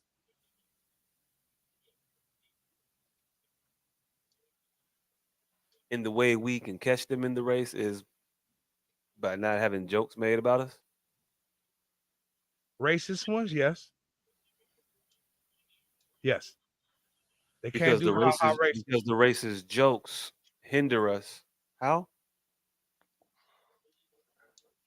Because a collective imagery. See, we're fighting an image. Okay. So no, we can't suffer any loss to our image. None. Not even to go along and get along loss, because that's what it really is. Sambo shit. We can't suffer that. Nah, the Sambo shit was them making. That's your opinion. This is Sambo shit. Jokes on you. That's the Sambo. All the jokes were on you during the Sambo shit. That's not what a Sambo is. What's a Sambo? A Sambo is anything that's intolerable happening to your diaspora, and this is intolerable to your diaspora. Cool. They have the cachet to take your dick as little joke. We don't have the cachet to be you niggas as criminals, because they ha-ha it off. They don't ha-ha it off our jokes. It's ha-ha, that shit is true to us. Ha-ha is just jokes to them. And for you to act like you don't think that that's real, they laughing because we are criminals. We're laughing because it's parody. Okay. It's funny because it's true. That's you thinking that. Hey, look. No, man, that's what they think. I don't think that we're criminals. I find the humor in that. Okay, yeah, all right, cool. Are they walking around sitting here talking about, man, they think all we all got little dicks? Or that we all fuck our moms? Or that we all incestuous babies and shit like that? Do they walk around harping on those things as though their culture is worse off for the joke of it? That's not what I said. And I get what you're saying. Because we're going to always go back down to the point of, well, black people is down and so we can't afford nothing. All right, cool. Then we can't afford nothing. Then we can't never participate in the thing to catch up. Because we can't get in the joke telling race because we can't be joke tellers the same way everybody else is. Everybody else got I'm gonna just put that. Kid gloves. Everybody got to treat us differently. So now we just in the Special Olympics. We not. I'm gonna put that. I'm gonna show you the meme of the 3 kids and a father watching the baseball game behind a fence, and maybe you'll understand. Damn, I ain't seen that dumbass equality versus equity meme. That's not dumb. The fact that you said that was dumb, literally, this conversation is falling on deaf ears. That was very pertinent. It was very poignant meme. Cool. You disagree? No, I just seen that dumbass meme, fam. Huh? I just seen that dumbass meme. What you mean? It's a stupid meme. Yes, it's What's true. stupid about I it? was saying dumbass meme because it's just a dumbass meme because memes are dumb. Hey! It is true. It is true in its depiction of the stark contrast between equity and equality. I get it. So that makes it not dumb. So dumbass meme, fam. I don't want to tell you, fam. Listen, Linda. I know. Disagreeing with me isn't worth it. It was a very truthful. Disagreeing with you, fam. Is the thing. But you're trying to minimize the meme because I don't brought give it up. a fuck about the meme. You keep going to this rudimentary ass shit as though you're getting something prolific, and it's not. You are going back to the point where we started from in the first fucking place. We talked about the equality and equity of black people in the business. That's what we started this fucking conversation from, an intelligent point. But you wanted to reduce it to some bullshit because you had an issue with us and our assessment of Britney Spears and fucking Sierra, and so we down this rabbit hole of bullshit, and now we just so getting back to the dumbass meme of the reductionist of the intellectual conversation we were trying to have about equality and equity and about how it affects black people. But now, since you got your slow ass around to this dumbass meme, thank you. We here. Appreciate it. Equity and equality. We back to it now. So when niggas get their own shit and stop thinking the white man's ice is colder and their water is wetter, we'll be better off for it because we never gonna catch up about asking them to catch us up. Hey, you said all that and still don't understand the meme. That's what makes this shit a fucking joke. Bro, it don't mean you gotta have your own shit. It means they can't tell racist jokes, but you can. You can stand on the soapbox. They can. You don't even fucking understand the meme. It don't mean you need your own. It means at the ball game, you get to stand on a soapbox. They can't because they had a head start. You don't even get it. You don't even fucking get the meme. I do. You see? You don't even fucking get the meme. I do. It's literally what we're talking about. And then the fact that you're talking about reductive is because you don't get minutia. So I had to reduce it to this simple ass point. That's how we got here. Yes, you don't understand it. So yes, I brought us down to the simplest form. 3 children standing on a fucking box. To hopefully that you would get it. Yes. So pointing out how I reduced it, yes, I'm being reductive because it was necessary. All I said was we can't afford to have them bringing us telling to where niggas we jokes. already are. Appreciate it. We were already there. Right. And I was giving my opinion.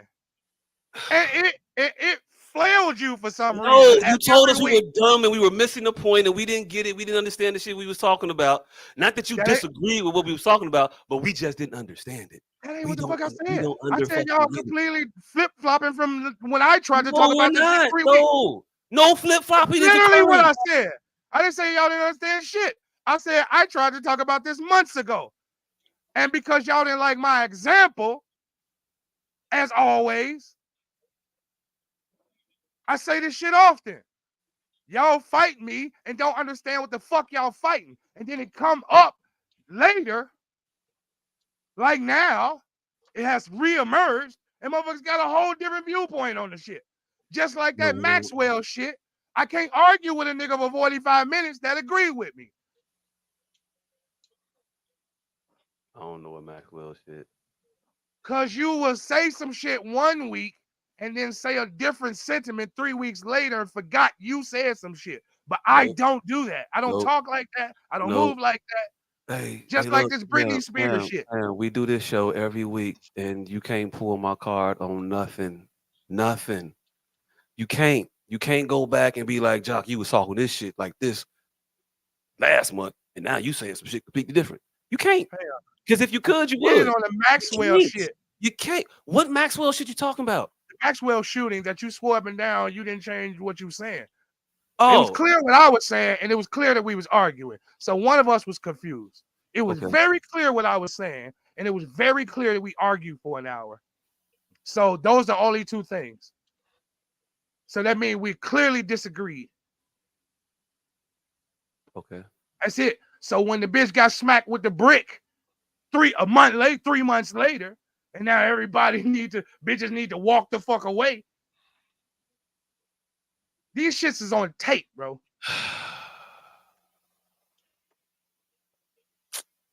So, Maxwell situation with the woman. No, we don't have to rehash it. Y'all can move forward. I've been very consistent in all of the.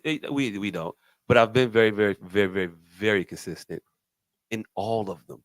You don't understand. Yes, would argue with me. Very consistent would argue with me. No, my 2 feet have been planted in the same motherfucking spot the entire time.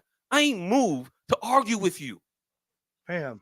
Half the time, I don't know what the fuck your point, your stance or your positioning is on some shit until after I've given my position. It's not about you. I bring up 90% of this shit. So what the fuck are y'all talking about?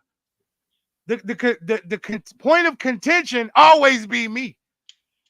Clear for some reason. Man, Joe, I give my point. I say my thing. And then you say a thing. I am not disagreeing with you. Is what I said. Huh?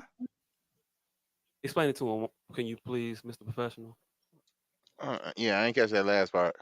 I'm not disagreeing with him. I'm stating my point. I'm stating my position. And then he states his. And we're misaligned. We're at Hey, you know what he was saying if I'd have asked him that shit? You know what he was saying if I'd have asked him that shit? What would he say if I'd have asked him that shit? Huh? No, I'm asking Jacques. What would the asshole professional have said if I would have asked him to catch us up right there? I wasn't paying attention, which is just what he said just now. Not what he just said. What did you just say, asshole professional? I said I ain't catch none of that other shit. No, that's not what you just said. You said I didn't catch that last part. Yep, I ain't catch none of that last shit. When I asked you for some shit, you said I ain't been listening to you niggas at all. You just said I didn't catch that last part. Means that you have been listening, but you didn't catch that last part of what he just said. You be so pressed to catch a motherfucker and some shit. I don't have to catch you niggas. That's what I be trying to tell y'all. Y'all not as swift as y'all think y'all are. I don't be trying to catch you niggas and shit. Hey fam, that's my problem. Like we said last week, we should watch these shits back together. That's what I said. We need to have a fucking watch party. We should have a watch party. Hey look, I ain't doing shit tomorrow. I ain't doing shit ever. Professional. Right. Nigga, I gotta fucking work. Fuck you. Nigga, remember, I started this shit off with fuck you. Hey.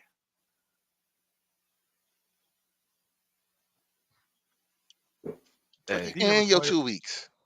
These are recorded. I know you was jealous. You just had to say that. I know you was jealous. Yes, I told you that.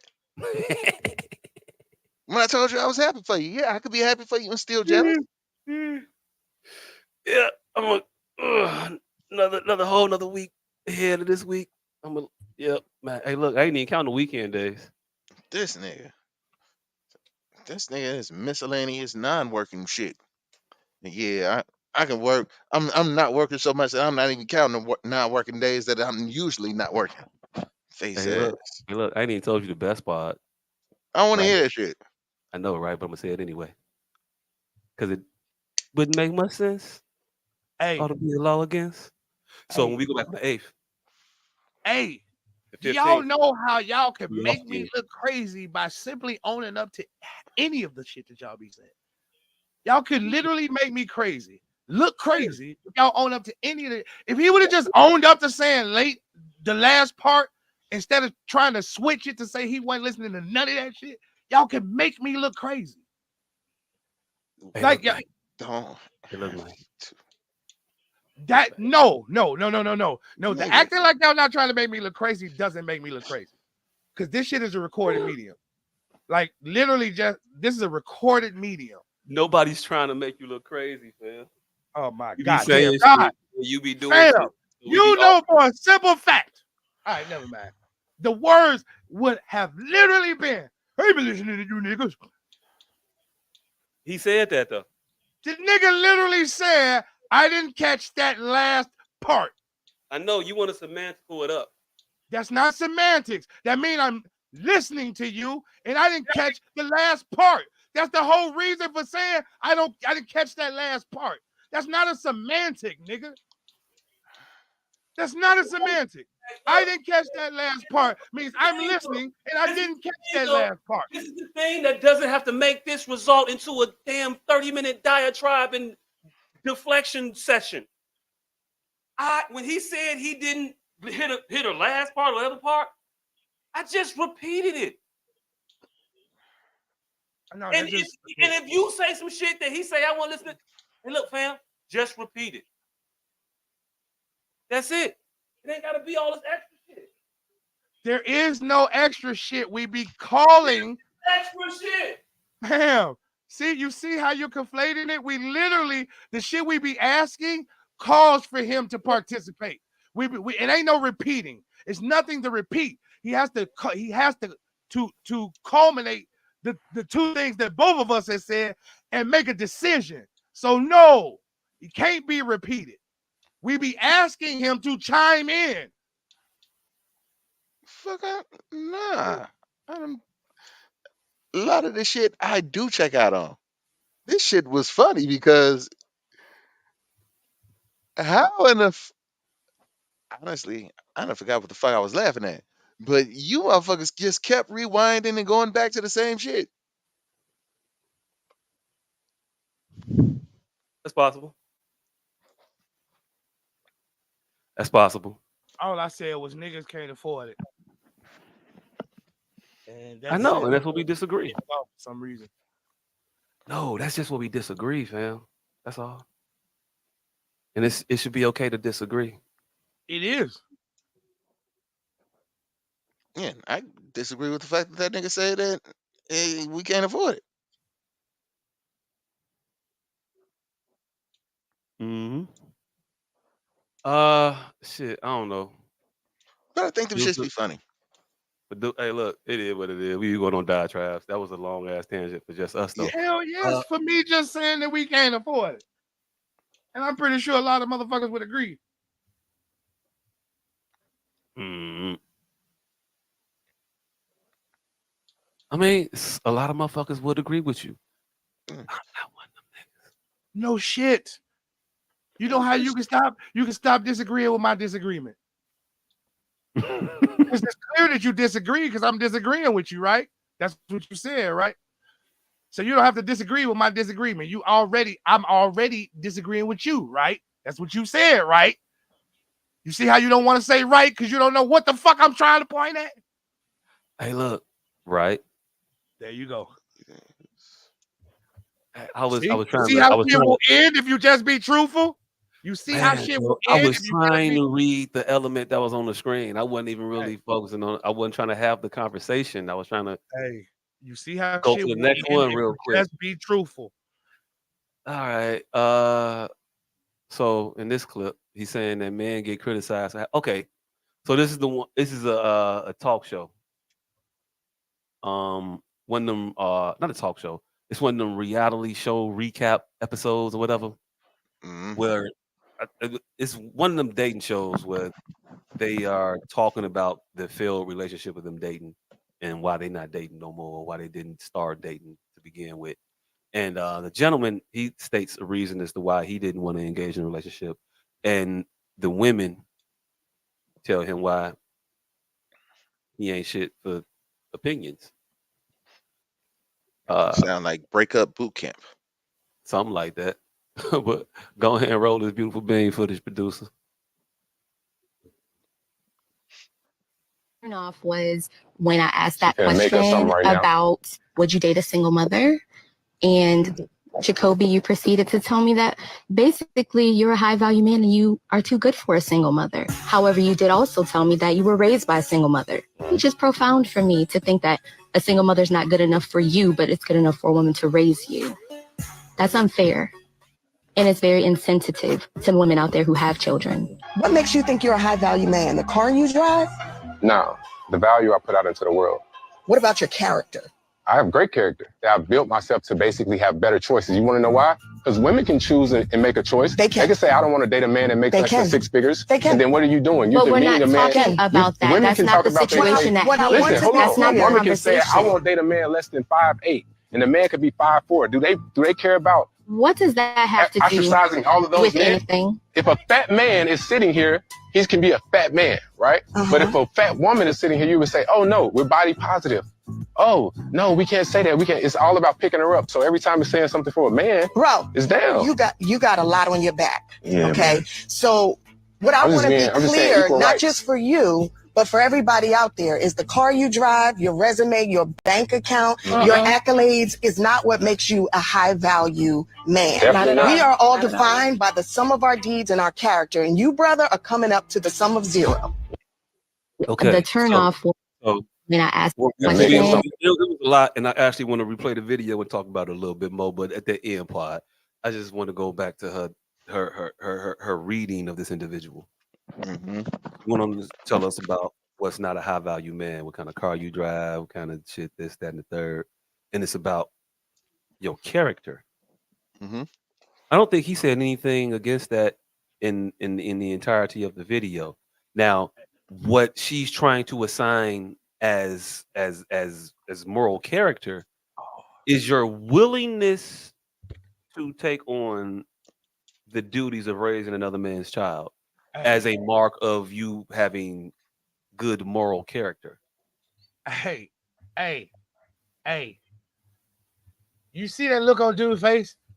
That's how the fuck I feel every fucking week. Hey, yo, look, just talk about this. I'm talking about dude. Like, you Aight. see how he like these bitches ain't finna. Like, I know they have their own viewpoint, but they are not finna agree to clear shit. You see, look on his face. He saw that bitch finna deflect as he was saying the shit. Like, this bitch can't argue with this, but she's finna. And she was looking like, like a fat nigga can sit right here and we call him fat all we want. She was in her mojo, like, yeah, I'm finna ain't nothing I can disagree with here, but I'm finna do it. That's how I be feeling. Yeah, yep, you right. I don't know. It's just I had to turn my camera on for that. I when that nigga, she was the look on her face, I'm sitting there like, what the fuck is she gonna disagree with? And she's sitting there, she was getting primed, and he was getting scared. The look on his face was getting nervous. He thought he was dropping a bomb on that bitch, and he was looking at her face of the bitch primed to respond and not listen. I had to turn my fucking camera on. Like, motherfucker was dropping some shit a bitch could not disagree with, and she still disagreed. That shit was beautiful. Mr. Professor?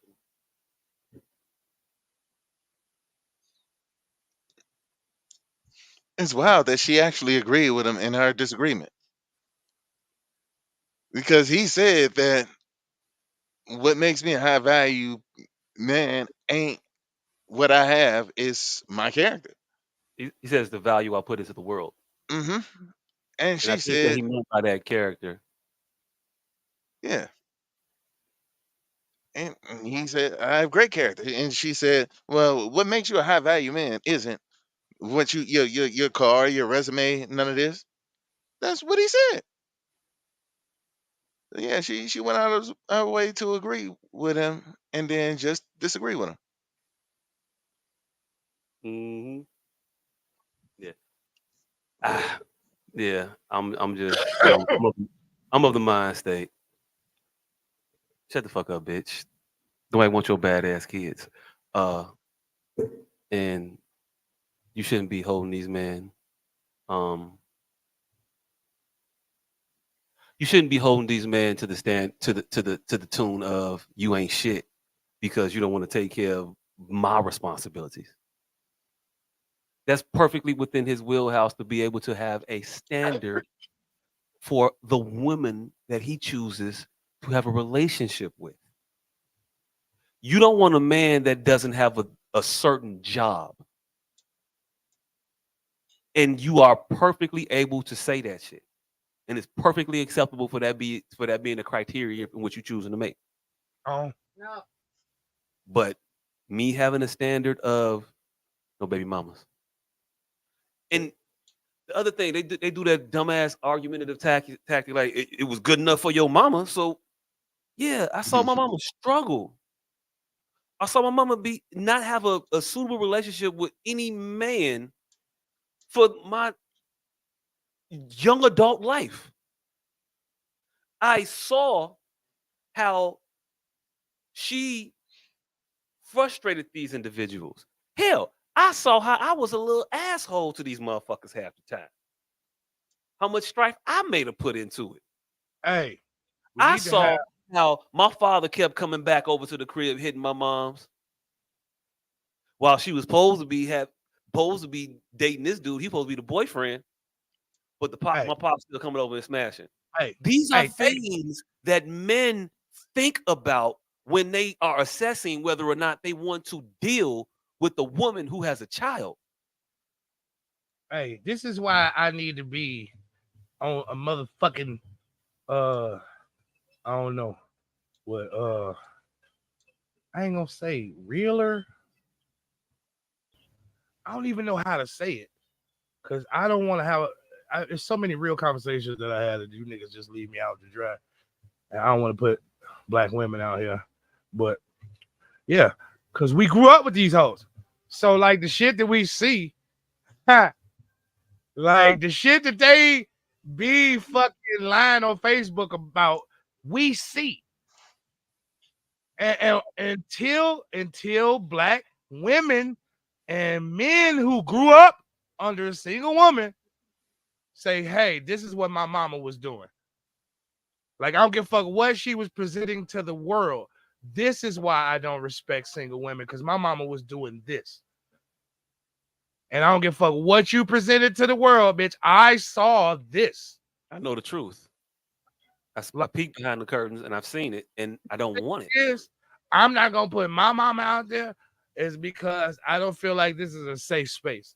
Like motherfuckers' mama's just gonna be perfect. And then at the end of the day, my mama gonna be out here bad. But what happens to most motherfuckers, and I've seen most motherfuckers, mamas and cribs and shit, is that it's just you know what I'm saying? Mama got 12 motherfuckers in the house and grandmama house. Mama living in mama living in grandmama house. That's the first thing. So that's your role model for life, not just manhood. So now when I don't have a job, realize my only role model didn't have any reason for me to have a job because they didn't have anything. They were in their mama house. And so now I'm coming up under that like, hey, I can do that. I could do that standing on my head. So now I don't have to go get a job. All I have to do is stay at my mama house like my mama did. See, my mama did it with a job. What Jody say? You ain't never leave the house. Why I gotta leave the house? You ain't never leave the house. Why I got to leave the house? Right? The answer to that question. You got the house when your mama died. And now you want me. The answer to that question, though, is because you a man. Them's the rules. Hey, I've been living on my own about 16. I ain't talking about you as an individual. Oh, I'm about to say. Shit, I used to flip-flop between 45th and 67th in Marshfield, nigga. But see, that's what I'm saying. Even in those situations. I'm talking about Jody. I'm talking about you. No, look, I'm finna take the shit off. Let's start with me. At 14, right? I stayed 6728 South Marshfield. 6728. Don't get your whole address. Nobody needs to know all this shit. The fucking house is gone, nigga. It's nothing. It's just a pile of rubble there now. That motherfucker got torn out, right? So 14 stayed there. From where we moved after that. Moved on. You finna get everybody all the answers to all your security questions and shit. Nigga, I don't have any security questions. It's a joke, fam. Yeah. Then we moved somewhere. I don't know. But then, 45th and Lake Park. We moved on 45th and Lake Park. Now, that was the first of all of this gentrification shit. That was the first block. So all this. Yeah, it was crackers on your block back then. Yeah, all that gentrification shit in the hood. That was the very first block. In Tony is a very big fucking lawyer. Tony somebody was a real big motherfucker. He started that shit then. And so now we got 15, 18-foot ceilings, all the shit hood rats want today. We had the Jordans of 96. 15-foot ceilings, the drop down fan that come 37 feet down from the ceiling, but still 4 feet off the, like, we had all the shit that these hoes looking for now, that these hoes is suffering for now. I suffered for it in 1995. We got there in June. Our fucking lights was off by July. She couldn't pay the light bill because the rent was fucking $1,300, $1,400, $1,500. So I went back on Marshfield because ain't no lights. I'm not standing here with no fucking lights. Only time I went over that motherfucker was to fuck when I wanted to take bitches over there because it was the fucking new gentrified ass fucking 13-foot ceilings. Same shit you bitches doing now. Living outside of y'all means so y'all can post pictures and shit. Not telling motherfuckers the lights ain't on. Never. Y'all not eating. Ever. Yeah. So then, motherfucker Tony didn't like that shit. My mom was pretty, but she wasn't putting out. So 3-4 months of not paying those bills, bitch, you gotta go. And what we do, had to go. Get the fuck out of there. She went from there back to Marshfield. On Marshfield, we had rats and roaches. When I say rats, I mean rats. Nigga, New York Teenage Mutant Ninja Master Splinter Turtle ass rats. This nigga tell you about them motherfuckers. One day this nigga is playing the game. I don't know what the fuck he playing, but he is playing the game. And I am standing 20 feet away from this nigga. He keep flicking his shoulder like, no, nigga, you got next or something. I can't remember what he said. Like, no, nigga, I'm good. Or damn, nigga, stop. Some shit. But he was talking to me thinking I was pulling on him to play the game next. It's a fucking rat. I'm standing 20 feet on. I can't remember what this nigga said to me, but he was like, no, nigga, some shit, like, but whatever. It wasn't me, it was a rat. Nigga, so we went from there to where the fuck we go from? Oh, that's when I sent her out of there. I'm like, hey, moms, both of us don't have to be in this shit. You know what she said? You right. She said, you right. You right. And she left me in that motherfucker and went and moved in with a fucking boyfriend. And where from there was 76 and goddamn East End. So when the winter time came and it get cold, I'll go over there on East End. Because we didn't have no fire. When I first moved on Marshfield, I didn't know how to pay the lights or the gas. So it wasn't neither one of them motherfuckers. Then I eventually figured out how to pay the lights at the currency exchange on 69th and Ashland. So yeah. Then I figured out how to play. Man, look. So point needless to say, this is why motherfuckers don't give a fuck about the diaspora when they get grown. Because we got to not talk about that shit. Because now everybody got their shit together. And now you 40, mama 60, and now she deaconess at the church. And now can't nobody talk about that shit. But the 40-year-old man has to date through it. And he has to navigate that shit. He has to navigate knowing 9 bitches just like his mama. Because his mama had friends. And his mama was the best one. So he could only imagine how the ugly fat bitches houses used to be. Mm-hmm. Like, So he thinking his mom is the top tier, and she was fucking horrible. So now he just has no fucking respect for anybody in that suit or wears that That carries that particular moniker. aesthetic. Yeah, who has that particular. No, it's an aesthetic. They have a particular look about them or particular. Damn, it's something. It's the way they walk, the way they talk, the way they.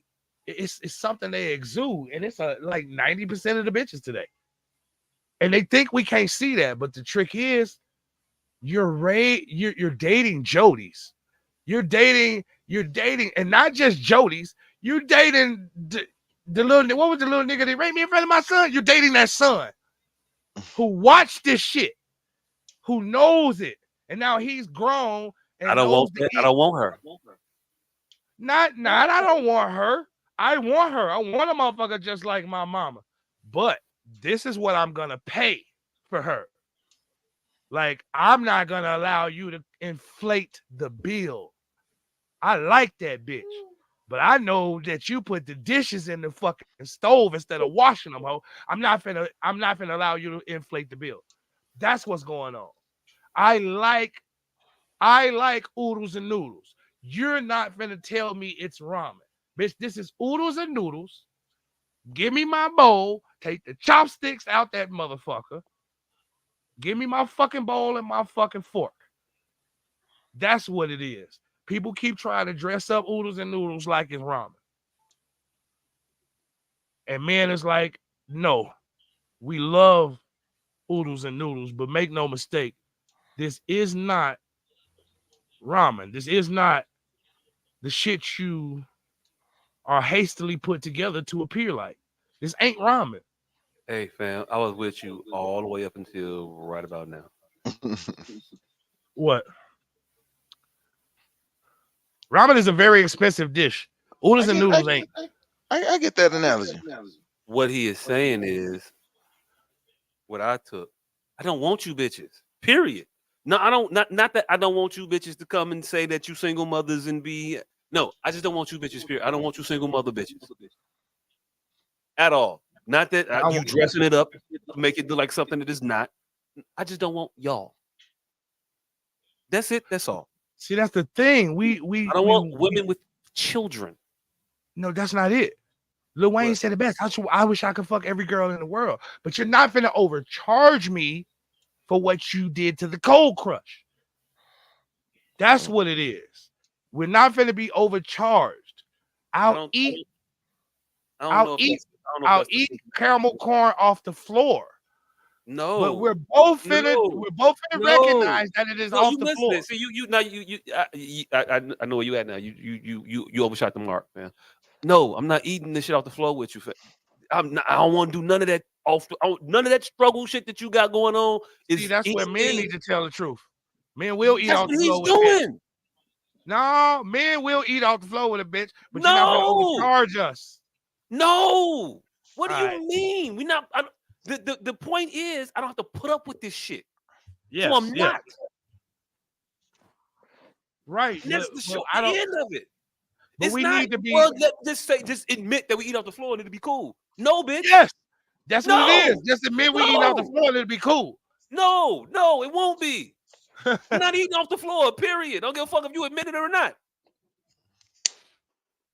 Well, you're the first man I heard say that. He's the first man you heard tonight say it, fam.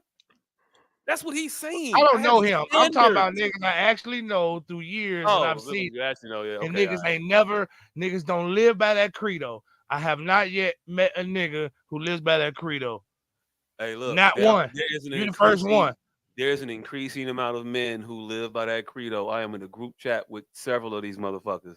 And they may say things. Men are definitely talking like women. They say shit they don't believe. They'll say some shit. Look, if you want to say that they're not standing on what they believing in, well, they're not standing on what they saying.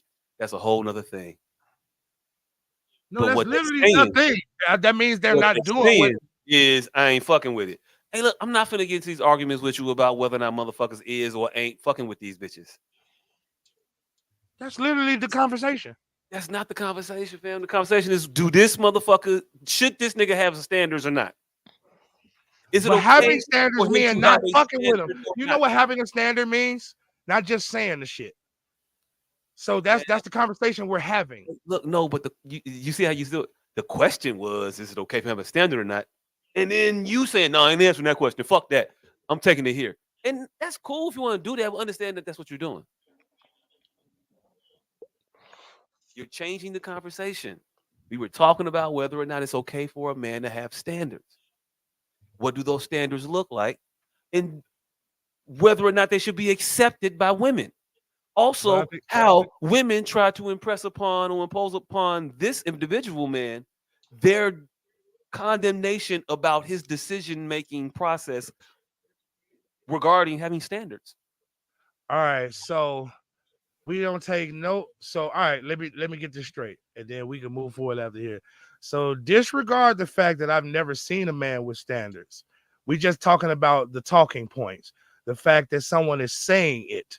And so let's have a conversation based on a conversation, is what you're saying.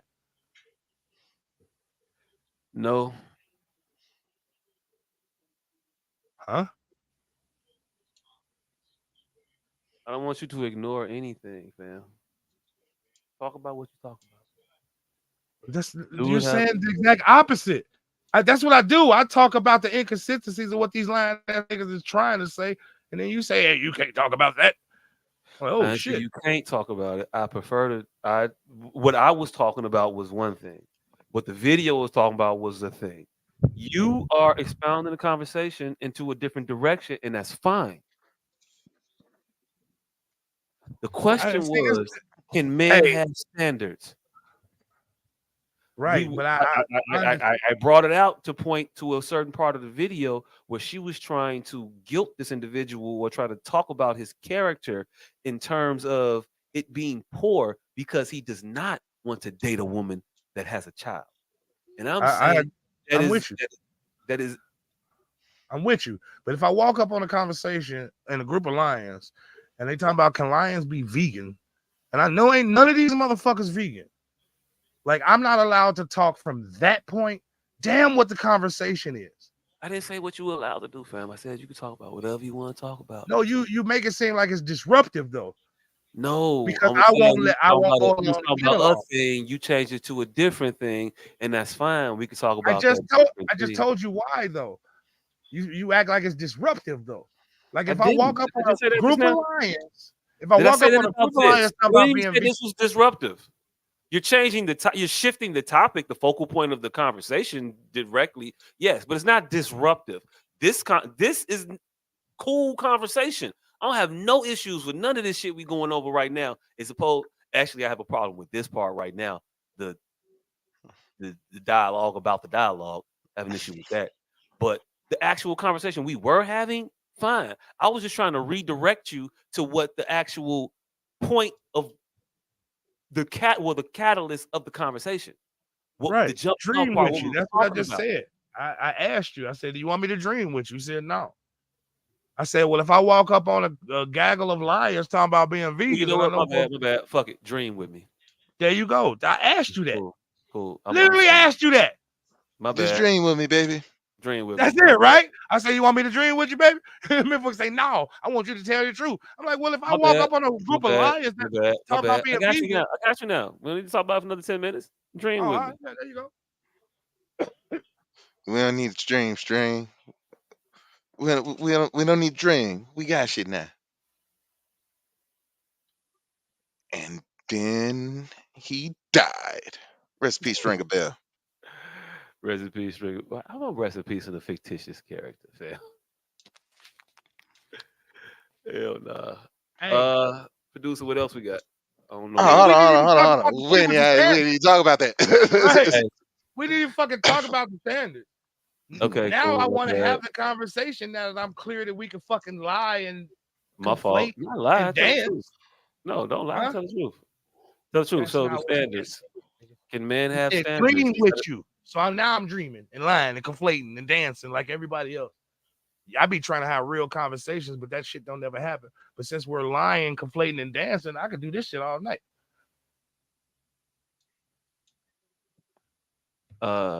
Is it okay for men to have standards in this world? No. Oh, okay. I don't think so either. I don't think it's accepted for men to have standards. I think that when we set a particular set of rules for our relationships and how we would like them to go, we're always met with consternation, pushback. No, but you should want this, you should want that. And how you pushing back on them up? If that man don't want you, he don't want you. It's the same thing when women say they don't want a man, they want a man that do this, that, and the third. Bro, she don't want you, she don't want you. Find the woman that fits you. And that should be okay. And you shouldn't it should not be acceptable for you to try to make a man feel less than because you're not the woman that he wants. And that's what they was trying to do. Because he ain't want her, he ain't shit. That's an old school word they used to call browbeat. Try to browbeat a nigga. That. You will comply. No matter how many bodies she got. 3 baby daddies. So what? Even though I don't agree with his opinion, I don't see nothing wrong with him having it.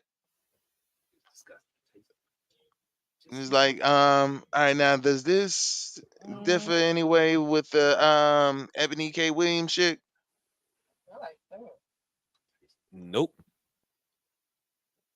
They are both describing individuals that they want or that they don't want. We got to let people pick who they want to be with and understand they got to be okay. They don't want you, fam. Get over it. Most men understand that. Is coming to a time now women got to understand he don't want you, sis. Get over it. That's it. I wouldn't go that far because niggas might understand, but niggas don't care. There's a lot of motherfuckers that's not accepting she don't want you, fam. And we need to ridicule those motherfuckers. We need to judge them people. No, see, here's the thing. Yeah. Men, there is no she don't want you, fam. There is no opposite of persistence in a man's world. A man either going or he ain't. There is no crime of opportunity in a man's world. There's definitely crimes of opportunity in a woman's world with regards to sexual encounters. What you mean? Break it down for me. You cannot wear a man down. You might catch him in a place where he can't be caught by nobody and he go, but that wasn't you're not gonna wear a man down. He's either gonna hit you or he's not gonna hit you in public. There is no amount of showing up at a nigga job until he wants to fuck. Women will tell you out of their own mouths, you gotta chase me. You gotta be persistent. Yeah, and but there is a group of women who say if you do that shit once, they call in the police. So now, how a man are supposed to know the difference between the two of y'all? That y'all have to acknowledge that both of y'all exist. Oh, at they least don't. that. They won't acknowledge that both of them exist. You don't get to know that as a man. What they do is they blame the men for. They admonish men for attempting to decipher who is who. Like, until we know which one you is, bitch, you're going to get chased. You're going to get some unwanted attention. And some women say be persistent. So how do we know that this isn't a persistent bitch. So you're gonna get some multitudes of niggas coming at you. And that might look different to different women. It might look different coming from different men. But these two women exist. And until women acknowledge that these two women exist, men just gonna go for what they know. Oh, look, men, don't do that. Don't give them what they want. Understand that you cannot know the minds of two women. So default to the one that's gonna cause you the most harm. Those are the rules that you have to follow. So if they're saying, and it's a significant portion of them saying, no means no, don't change, all that like shit, then you have to adapt that because that's going to cause you the most hurt. I won't. One thing for me, the penalty for pursuit is too high for me to pursue people past a certain point. So I'm not gonna be persistent.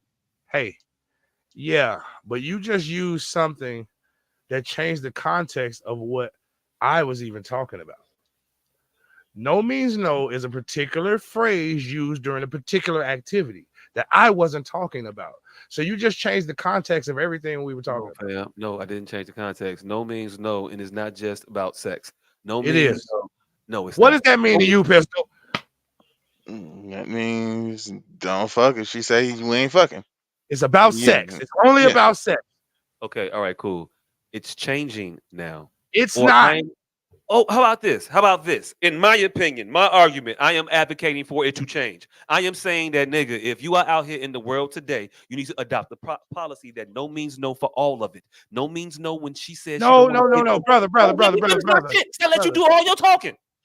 No but means you keep doing the same shit. Stop nothing. using that phrase. How about because you disagree with it? You don't want to get I it don't out. disagree with it. You using a phrase it. that is changing the connotation of what you're saying.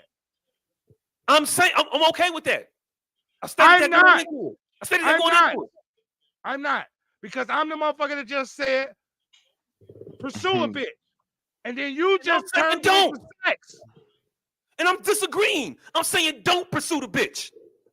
Ask her out. She say just no. Don't use the no means no, fam, because you're changing the connotation of the conversation. No, That's all I'm saying. I'm expanding the connotations of no means no. No, you're not. You just made me a rapist. Man, you kind of police every time a motherfucker talk. You want to police everything a motherfucker say. I'm not policing shit you said. You just made me a rapist. Oh shit! You just made me a rapist. No, I didn't make you a rapist. I didn't make you a racist or a rapist. Man, you're not finna. I'm getting out. Stop fucking talking. I didn't take my shit. Please. Damn. You can't usurp no means no, brother. You can't. You just can't make it mean what you want it to mean. Usurping it. I'm just telling you what no means to all these motherfuckers out here now. No means no. When they tell you you can't, when they tell you no for the date, accept it. When they tell you no for the number, accept it. When they tell you no, they don't want to drink, accept it. All of that. And if men don't start adapting that mentality, you will find yourself behind trick bag after trick bag after trick bag after trick bag. You have to do this in order for them to understand the fallacy of that bullshit statement that they make when they say, we don't want a man to pursue. We want a man to pursue. You have to force them to make the decision. You have to make them get on the court because you can't afford to play that game with their whole collective. So you got to play it. You have to play it in the most defensive position possible, so you save yourself from any unwanted problems. So if you going after this bitch, trying to pursue her and be persistent and do all the extra shit, it could work for the right bride, and it could not work for the other bride. But when it not work for the other bride, you can get anything from ostracized in public, in society, in commonplace, where she'll talk about you to everybody in y'all social circles, up into including your freedom being challenged. So all of those things happen. So because of all those things happening, protect yourself, King. She say no, okay, shoot your shot. One, she rejected. We done. Until they change that mentality, until they make their minds up as a collective as to how they deem appropriate a man to pursue them, protect yourself. That's all I'm saying. Hey, no means no. I was just talking about hollering at a bitch. Let's be clear. When this nigga came on right after I said what I said, he's not from America or some shit. He doesn't know our customs and ways clearly week after week. He thinks he can just say no means no and it be what he wants it to mean. But I wasn't talking about sexual intercourse when I was talking. So when he came in right after me talking about, hey guys, it's best to say no means no, we were talking about two totally different things. Let me just be clear with that. Clear it up. You got it. I think they're clear now, right?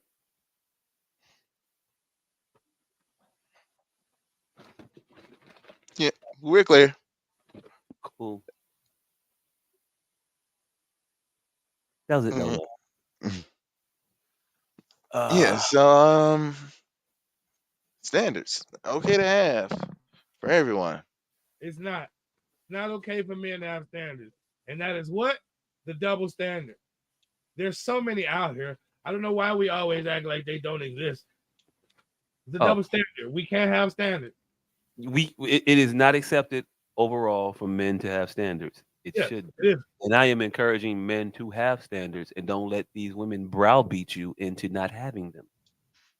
But what man doesn't do what he wants? Let's change the verbiage. It may not be standards. I don't know a nigga that don't do what he wants. Despite what these hoes be talking about. Okay, look, fam, I don't know what to tell you. I don't really have a conversation behind that shit. I don't need to talk about them.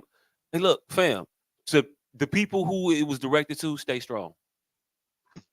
I'm trying to figure out what you're talking about. That's what I'm saying. We're here niggas with standards.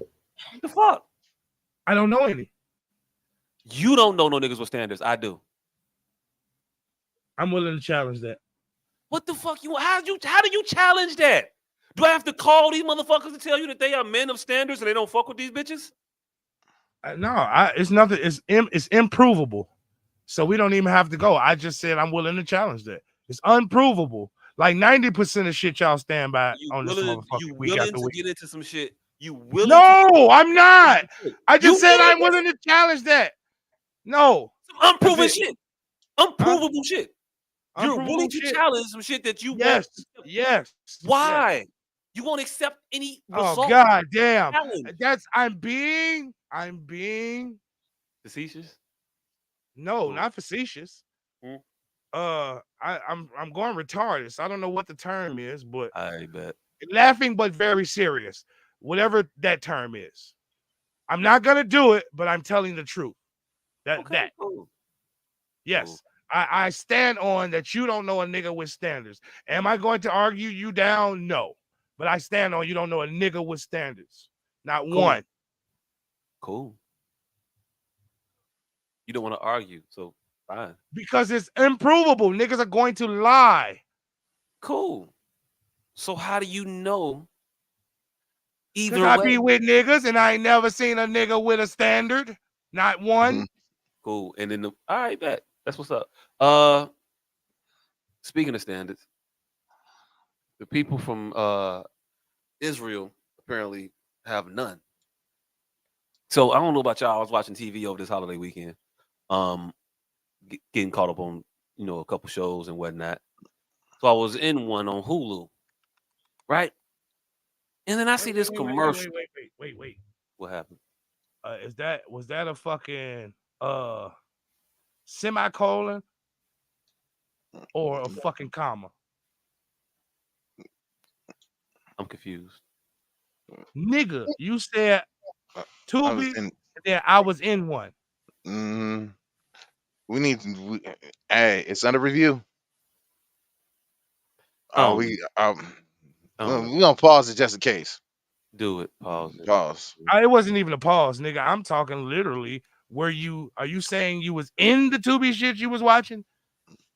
No, I was just watching some shit. So you was in it This is on Hulu. I don't even think I said Tubi. I said Hulu. Hulu, whatever fucking streaming service. You are actor. You said you was in it. I'm cool, trying to make sure you weren't in it. Not bad. It don't even need to be a point of contention, nigga. You're an actor. You said you was in it. I'm just making sure you wasn't in it. Okay. All right, so the show. It wasn't even the show. Producer, if you could go ahead and play that clip. It's Santa Claus in a Christmas commercial receiving a letter from a child from Israel.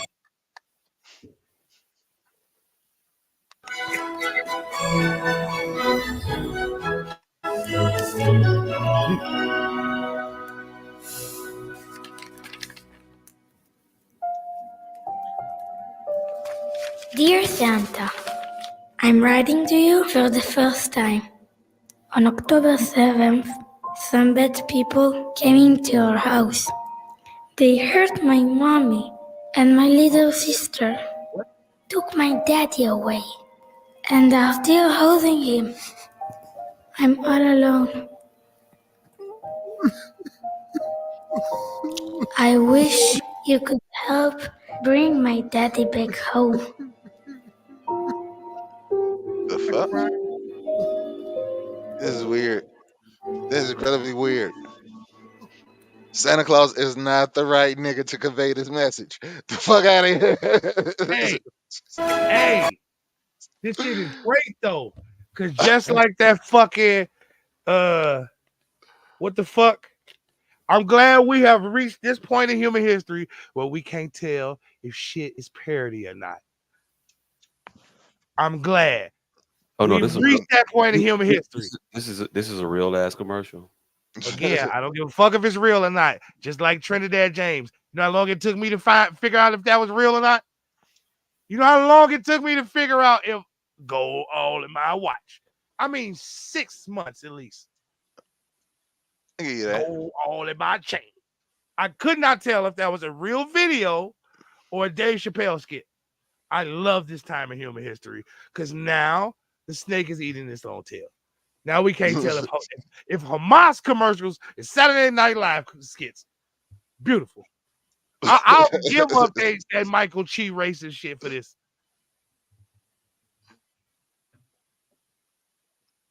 Hey, so it was a real commercial. It was paid for by Israel. Israel's propaganda machine. Hey, look, I don't know what to tell you. This shit, it did the exact opposite of what I think it was intended to do. It definitely did. I didn't feel any sympathy for any of the people of Israel by watching this commercial. My initial thought was, I thought Jewish people didn't celebrate Christmas. I thought they did Hanukkah. Is Santa Claus in Hanukkah? Is that a thing? And hey, look, before I Google, do Jewish people celebrate Christmas? I'm gonna say no, because I've been on Earth for 42 years, and they celebrate Hanukkah as a staff regular label with his motherfucking crew. Hanukkah ain't got no fucking Santa Claus. Hey. They don't rock with Santa. So this is how far removed religion is. This nigga just asked if the Jews believed in. He had to pause. Nigga, they don't even believe in Jesus. So how the fuck can they believe in his birthday, nigga? Fucking had a whole pause about this shit. We need to bring religion back to schools. Hold on. Now, do they not believe in Jesus, or do they just believe that Jesus was just one of them? It's like, is Jesus' birthday like Martin Luther King Day for Jewish people? Kind of, sort of like that. that. Believe in Jesus. They don't believe Jesus was the Messiah. That is what Jesus was. The Jesus. They don't believe in Jesus, nigga.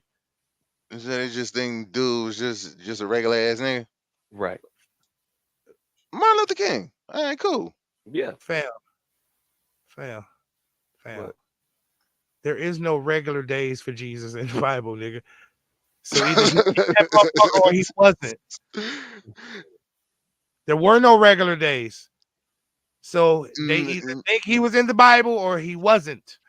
There is no Tuesdays with Jesus. In the Bible. They think he was in He the was Bible. in that motherfucker dying. He was in. So there is no point of consternation there. He was in that motherfucker dying, creating fish, walking on water. There is no Jesus sitting at the table, just chilling. There is no Jesus picnic story. So either they believe that nigga, right? So either they don't believe in that nigga or they do believe in that nigga.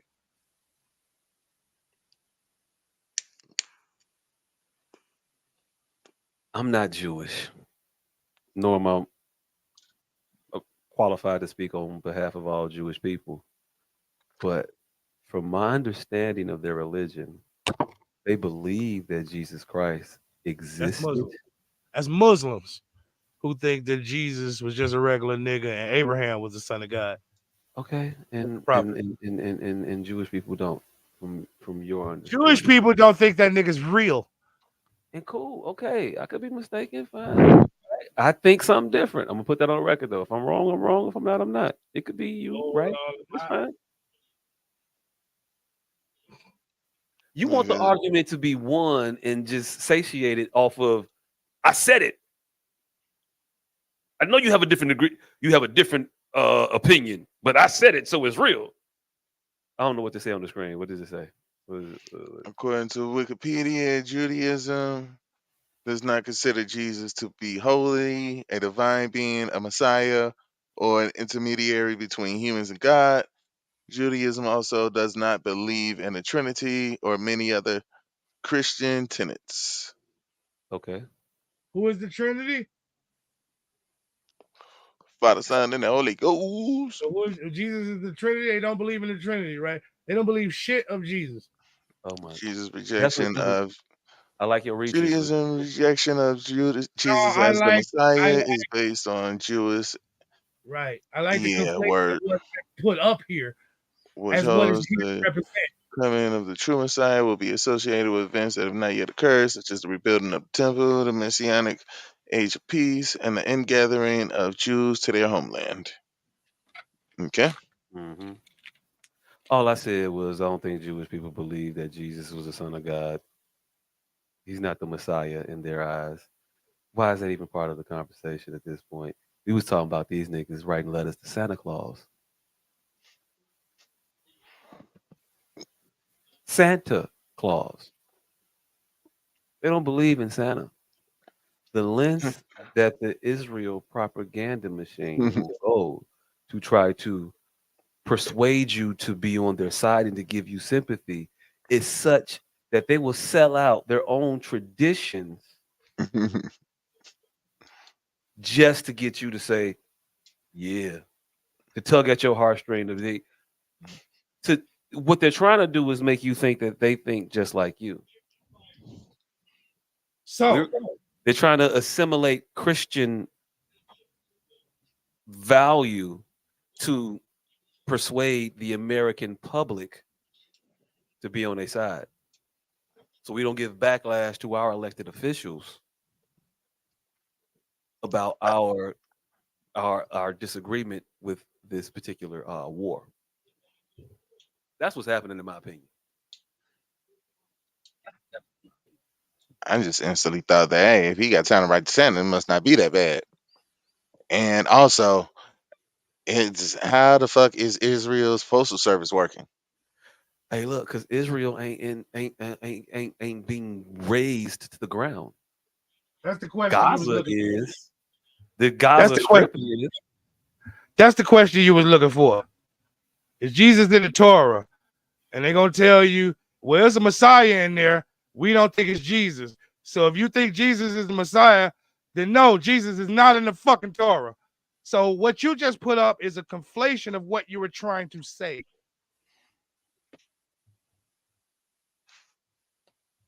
That's it.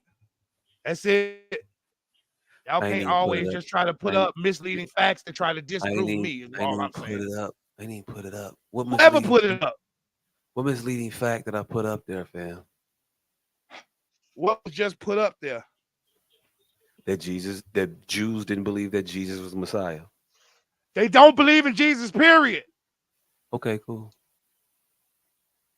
They believe in a Messiah. They don't believe Jesus is him. Cool. He's not in the Bible. Right. Talk to some Jesus. Talk to some Jewish scholars. Talk to some rabbis, and ask them their positions on Jesus.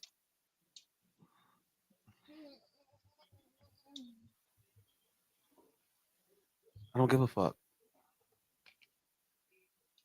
I think what I think. You think what you think. We're arguing for what?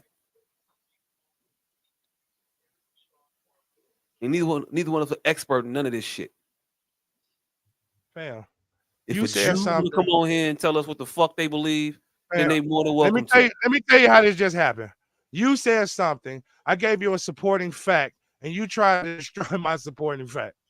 No, you trying to make an absolute a thing. You trying to say that the Jewish people don't believe in Jesus as anything, and I'm just saying that they don't believe in Jesus. Fam, you said, do they believe in Christmas? Hey, you said, do they believe in Christmas? I came a supporting fact for you. I say they don't even believe Jesus. And you wanted to fight my supporting fact, which is what fucking happens every week, every conversation. And you don't see that as a problem.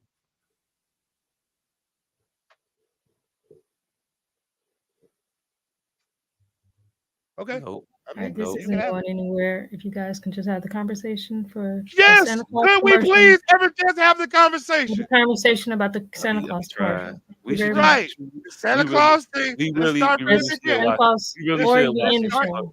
start from the beginning. Santa Claus, they don't even believe in Santa Claus. Nigga, they don't even believe in Jesus. All right, go. Let's start from the fucking beginning.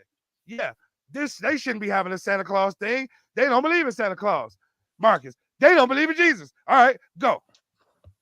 Yes, you're right. Sorry, what's your name again? What's your name again? Say that one more time. Marcus. Yes. yes. Oh shit. We need some fucking decorum around this motherfucker. I have to change my name on this bitch. I ain't mess up his head. Yes. This is the thing. Y'all need to stop doing that shit. Literally, I was backing your play. Conversation. Well, just have the conversation then. Don't say nothing else. Just have the conversation. Santa. We can't. The topic is hush. Topic is Santa receives a letter from a child from Israel. Commercial. Go. You gotta stop him from doing it again. He does it every topic. They did not focus group this commercial at all. They did not. They did not Who commercial at all. And then the fake crime. Oh, Santa, they got the worst Santa actor ever. I don't know why the fuck they picked that dude. Like, you had one job: be Santa and cry, nigga. Be sad. You didn't even look sad. that looked like the tears that he shed when Mrs. Claus said that she had to go visit her mom for the weekend. Hey, I'm gonna miss you so much. Oh my hey, God. No. hey, I just thought about something. Y'all can get me to shut up forever if y'all admit that was just stupid. He literally said they don't believe in Jesus. If all of you three motherfuckers, and I tried to back him up by saying they don't even believe in Jesus, and then he wanted to fight me about helping him. If y'all say that shit was stupid, I won't do this shit never again. That shit was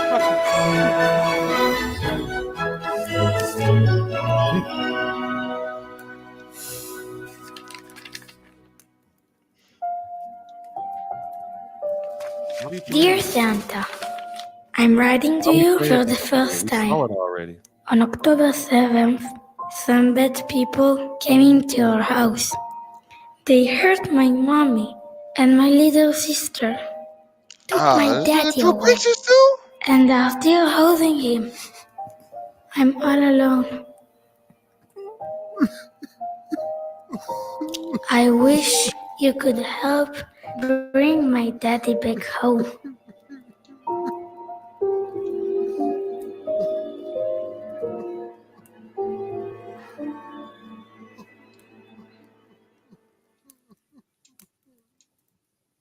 Hey, I'm mad Santa Claus just sat there and cried when he read this letter. He didn't that's behind his pay level. He needs to upgrade that. Hey, look. You know what make y'all horrible? That y'all wouldn't even just get at to me to fucking shut me up. Y'all, that's how fucking horrible y'all are. No, and that's not to me, that's to yourselves. That was the easiest win to shut me up forever. And y'all motherfuckers so busy don't want to let me have anything that y'all wouldn't even do that. Literally. I just said, hey, I'll shut up forever. If y'all admit that was fucking stupid, which it was. Which it fucking was. And y'all don't want to do it. Y'all, and this is a recorded fucking medium. This shit is marvelous. I said I will shut the fuck up forever, which all three of you motherfuckers want me to. Y'all know I'm a man of my goddamn word. Hey, You look, know I'm a man of my word. You are not finna practice terroristic principles. It's not a terroristic principle, bro. It is. I literally was If agreeing with you. You didn't no, like my resignation. No, you said if we say that what we were saying was stupid. No, I said if all you three said what, not we, you just said what you just Okay, did. my bad. You what said you, Jacques, I'm just not did gonna was admit stupid. what I did Now was what you stupid. I said, don't think it was stupid. now what you said, listen, now what you said, what you did was stupid. What I do? That was A stupid. person who you think derails this show agreed with you, and you fought his agreement. And you know how persistent I am. You literally just said, why they make this commercial? They don't even believe in Santa. And I said, they don't even believe in Jesus. To second your opinion. And then you fought me. I just asked y'all to say that was stupid. How did I fight you again? What did I say? Never. You finna fight me about the fight. Y'all were disagreeing about whether Jewish people believed in Jesus. You about to fight me about the fight. I just said that was stupid to do, which it was. I asked y'all to say that was stupid, and I was stopped. I said when you said they don't believe in Jesus, I just said You about to fight about the fight about the fight. Do you see how dumb it's getting? Dumb. It's getting Looney Tunes stupid. It is. Hey, look, because I'm finished at this point, so I don't have nothing to talk about. I don't know what the It's topic. getting Looney Tunes stupid. But All yeah, y'all had to do was say, yeah, that was stupid, which it was. I was agreeing with you. You may not have liked my supporting statement, but you know I will go off on a left tangent if you disagree. So I was agreeing with you. So that was stupid to do.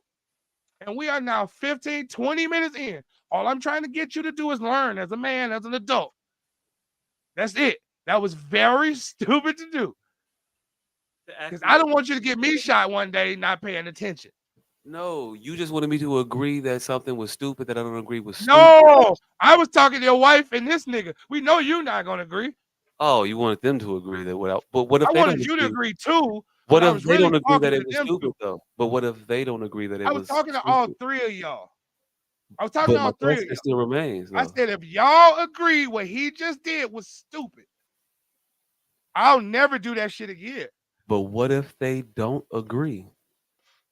They don't have to. They don't have to. They want me to shut up. But why? They don't have to agree. So again, All you're you had to making a do was agree. terroristic demand.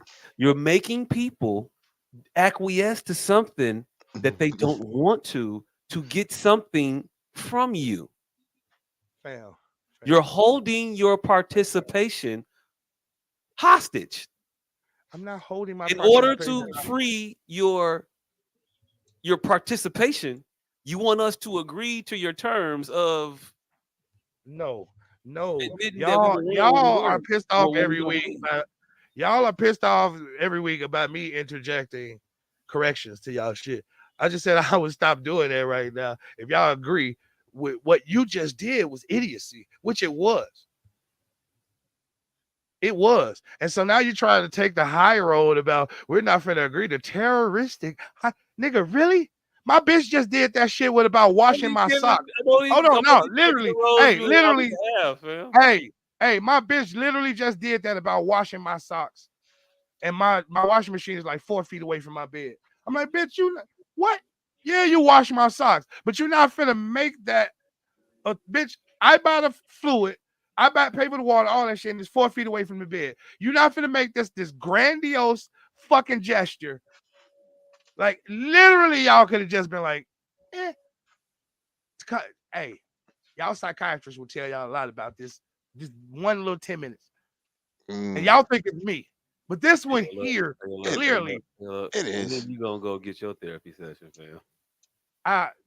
clearly. Because all right. Thought you niggas was just arguing about the fact that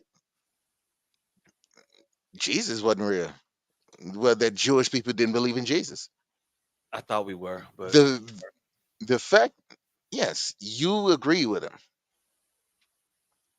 but I thought y'all disagreed about the fucking Jesus being real because he said, I don't think Jewish people do believe in Jesus. That's Them what we were disagreeing with. He was finna take us on a tangent, which everyone says they hate. We were in agreement. I supported him. There was no reason for him to disagree with my agreement when I am the problem that takes this place on tangents, correct? So that was finna set off a tangent, correct? When I was already aligned with him, correct? Y'all be missing so many fucking points. Here's the thing where I'll disagree real quick because I like disagreeing with you. You not the person that takes us. It's not a you thing as far as the tangents is concerned. We are all responsible and culpable in this tangent shit. I'm very Mark that down. 310 I'm episode extremely 304. long-winded. I'm extremely long-winded, and I will ramble about some shit, and I will get to go to talk about all kinds of different topics. So yes, I am culpable in the tangent shit.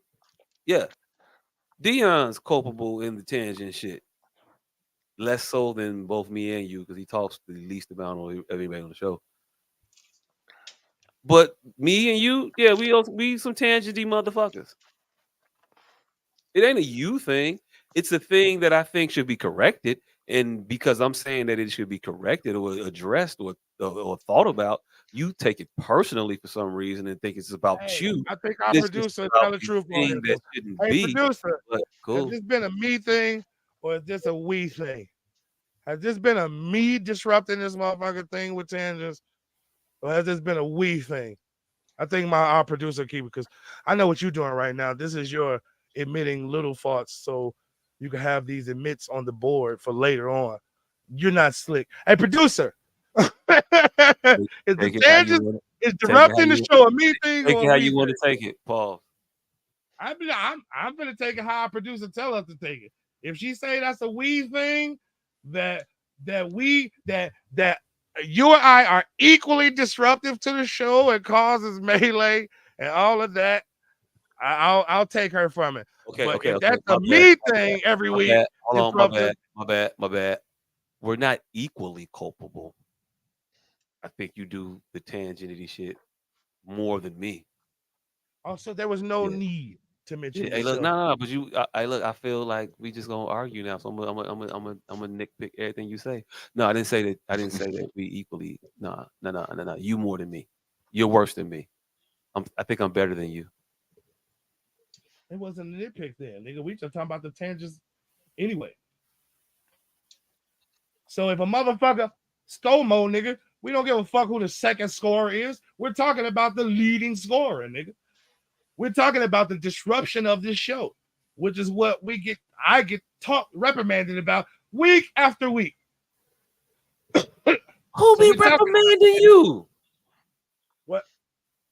Who be reprimanding you? Fam. All right. Goddamn. You grown as hell. Oh, I didn't say y'all affect me in any way. I didn't say y'all I give a fuck. That's what a reprimand entails, don't it? No.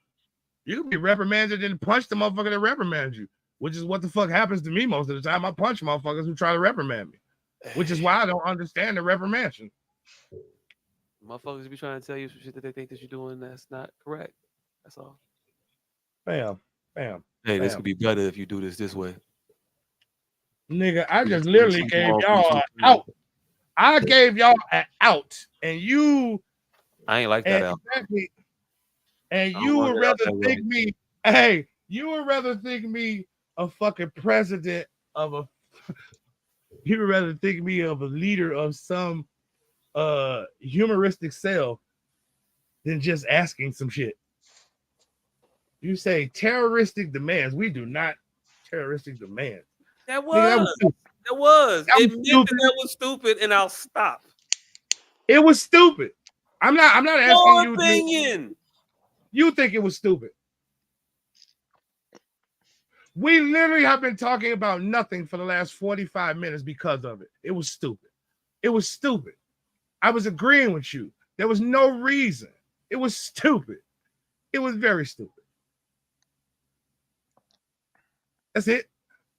I mean, it was stupid in the most general sense.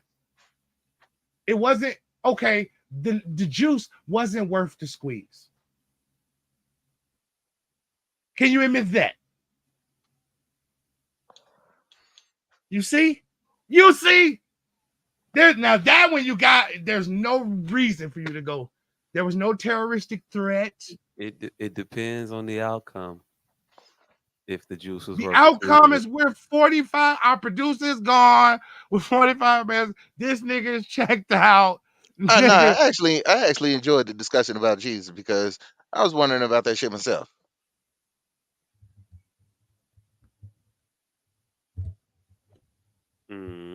Because I had read somewhere that it was some fucking chart where Christians think Jesus is Messiah, Muslims think Jesus is a prophet, Jewish think Jesus was Martin Luther King. Jewish don't think Jesus exists. Motherfuckers, Muslims think that nigga's a regular nigga. Jesus is not mentioned in the Old Testament. The Messiah is. And in the New Testament, Yeshua. Hey, is Emmanuel mentioned in the Old Testament? You talking about the freaky white bitch from Nah. Cinemax? Nah.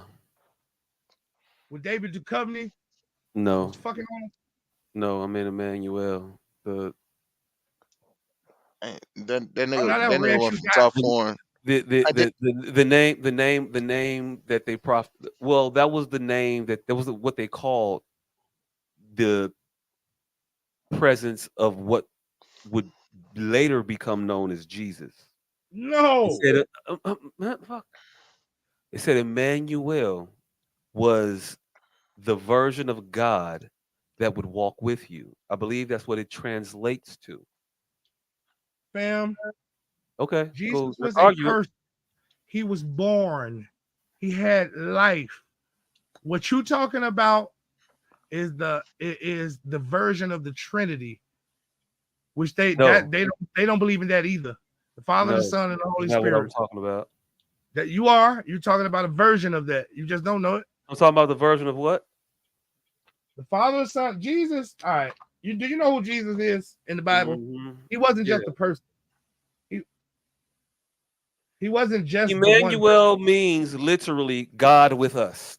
That is what they prophesied when they were talking about the coming Messiah, the Savior. When it was prophesied in the book before Jesus, Emmanuel, God with us. That's what they referred to him as. And then whatever book in the Bible when they brought Jesus up, when the wise men came, they saw the star and all the other extra stuff.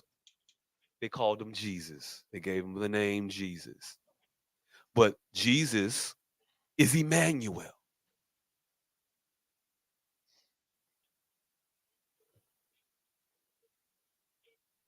That's it. That's all. That's how it works. That's how they wrote it. That's how it's been interpreted for hundreds of years. If you want to decide to go against that, go to some theological school and shoot your shit. But we don't have to argue about this. All you got to do is Google it. Open up the Bible. Read it. It's there. I'm not making it up.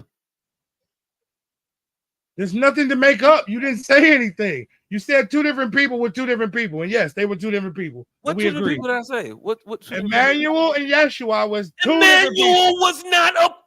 Emmanuel was not a physical representation of a person that walked the earth when they was talking about it. They were prophesizing Emmanuel. They weren't saying the title. It was a title for Elohim. Jesus.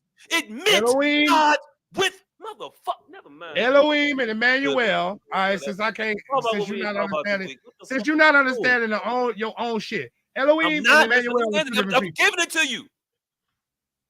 Elohim and Emmanuel were two different people. I didn't say shit about Elohim. I said Emmanuel. You That's keep the bringing up other same shit that been phrase. said. That's the same phrase. Cool. You just said they weren't people, right? So I gave you the phrase. You got it. You got it. You got it. You got it. You got it. Bob Marley would have called it I and I. Got it. You got it. You got it. Yeah, you the motherfucker trying to say it ain't a person, nigga. So I'm speaking of what you said. You got it. You got it. You got it. You good. The Rastafaris called it the I and I.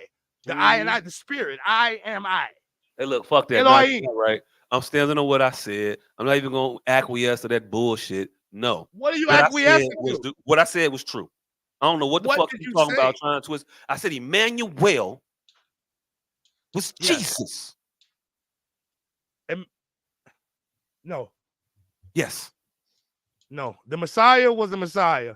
The Jews don't believe the Messiah was Jesus. Say whatever you want to say. Say whatever you want to say. Emmanuel is thought of by Christians to be Jesus because we think of Jesus as the Messiah. Yes. Now, and the Jews don't. The Jews agree that there is a Messiah. They don't think it was Jesus, son of John. Cool. Okay, cool. That's a real person. My bad. You right. You got it. You good. Next topic. Ain't that how you said it works, right? I just have to say you right, and we could just keep it pushing, as opposed to 45 minutes later. Next topic.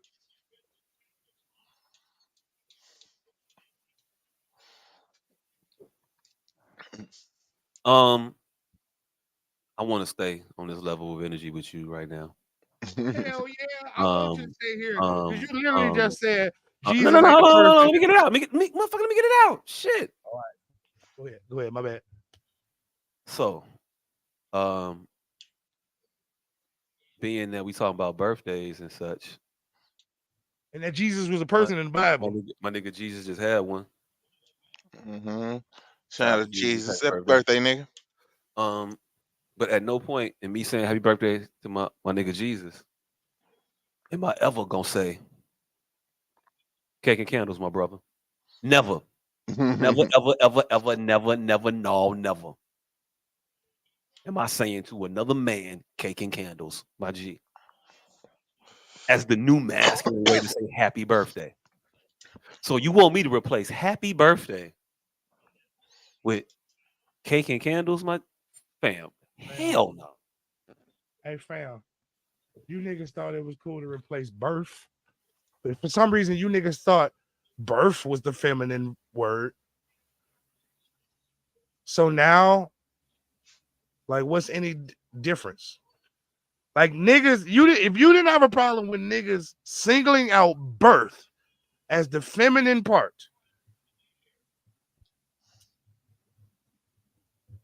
I don't know what you're talking about. So why do you have a problem with cake and candles? I don't know what you're talking about. Huh?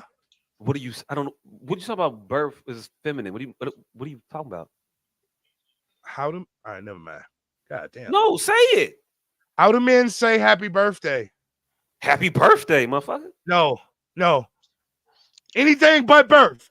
Yeah, happy day, happy new day, happy you day, happy born day. Anything but fucking birth. So you saying that birth is the so like when motherfuckers be like, hey, happy born day, my G.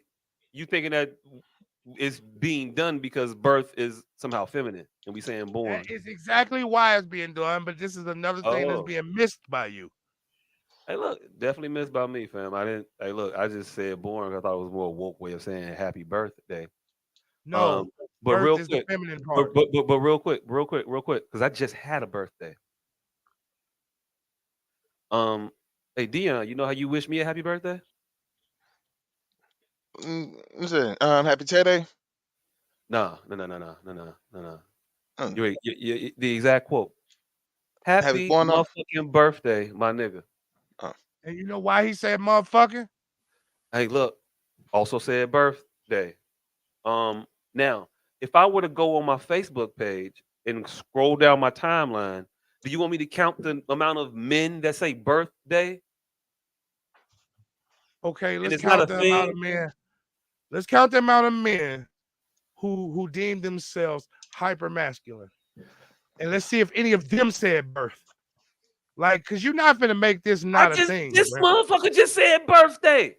You're not. He's definitely not hyper masculine. You're definitely not I'm gonna not. make this not a Man, thing. you a whole out here, my G. Nah, You I definitely not ain't gonna no make near. this Oh, not a thing. Birth, niggas won't say birthday, born day, birthright, nigga, anything but birthday. Niggas say And you're not birthday. gonna make like Hey, you don't look, know hey, that. look, hey, look, hey, look, hey, look. First one, dude, who I would say is a. I look. I'm supposed to say these niggas is manly men. I don't know what the fuck to tell you, but I'm supposed to say happy belated birthday, Jacques. That was for belated. He said that shit on the 15th. Let me go down to the 6th where the 6th shit is. My nigga, birthday vibes with great brothers. That's what he said in a group picture with all niggas. Come on. Now I'm you just knew saying. not to say that. I'm That just was saying. gay. That one was Yeah, gay. let me tell you. That one was gay. This is what men are saying, though, fam. Call it That what you one want. was gay. Cash your own aspersions. Another nigga, happy birthday, Jacques. Another dude, happy birthday. That's my let's go back brother-in-law, to. Shannon. Look, my brother, I'll say his name, Shannon. Brother-in-law, happy birthday. He's a man. He's a manly man. I'm gonna give it to him on. He's not a birthday. manly man. That ain't a thing for most motherfuckers. Some dudes say born day, some dudes say birthday, some people say G day and all that other shit, but it ain't got nothing to do with birth being universally feminine. There is not a single. Now, see, you want me to do that?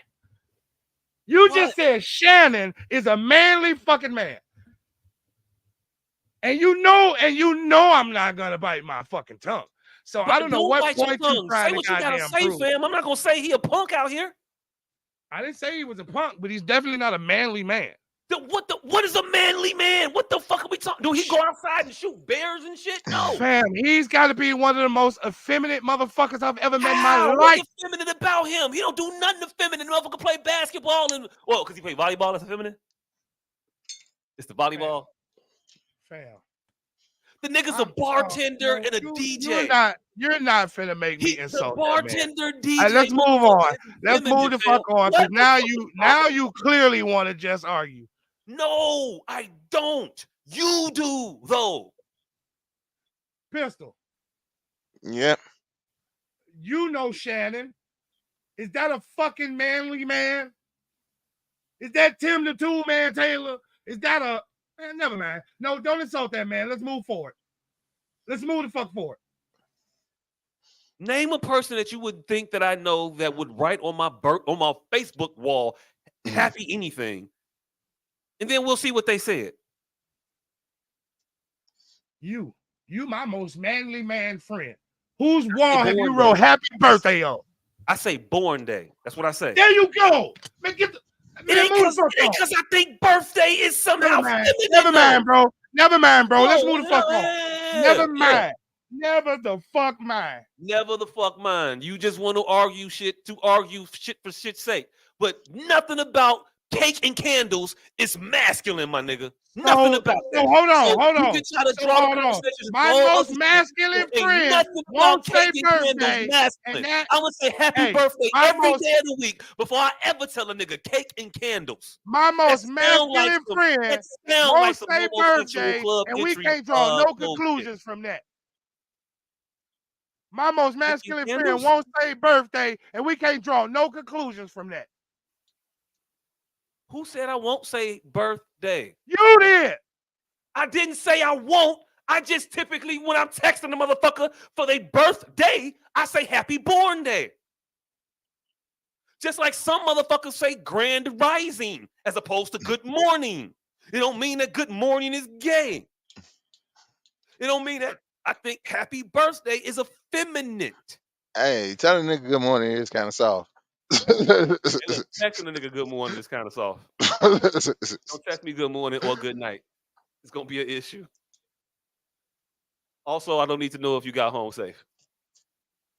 I'm gonna just assume it, and if you don't make the news, nigga, You good? Nah. I don't mind. I made it to the crib like 3 in the morning.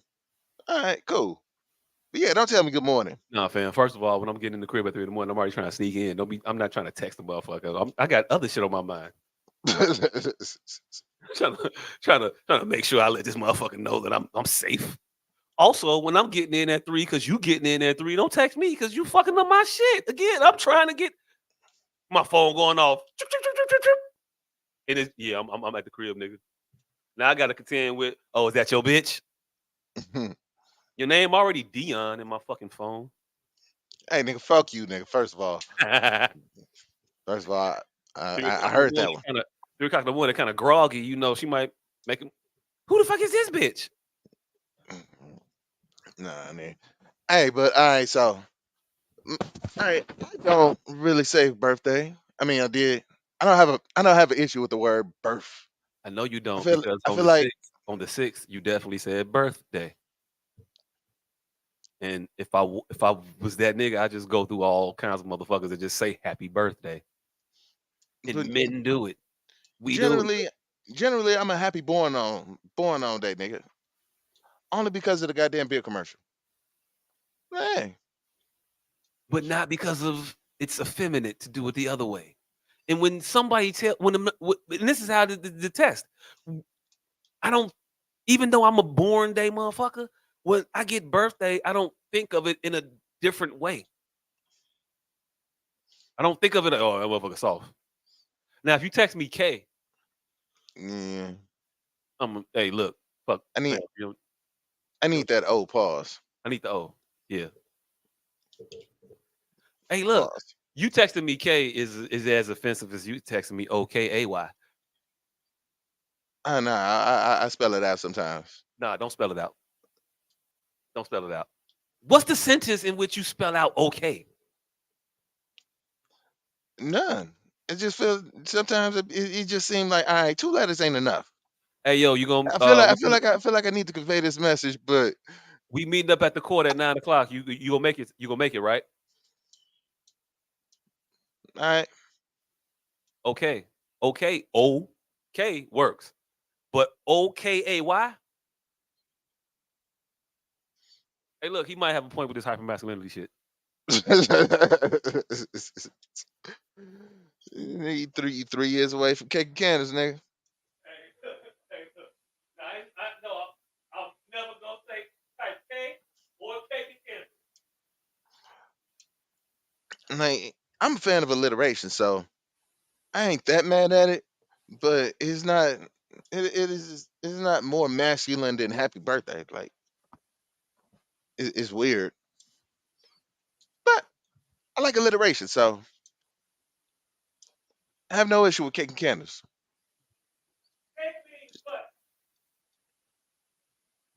Dessert.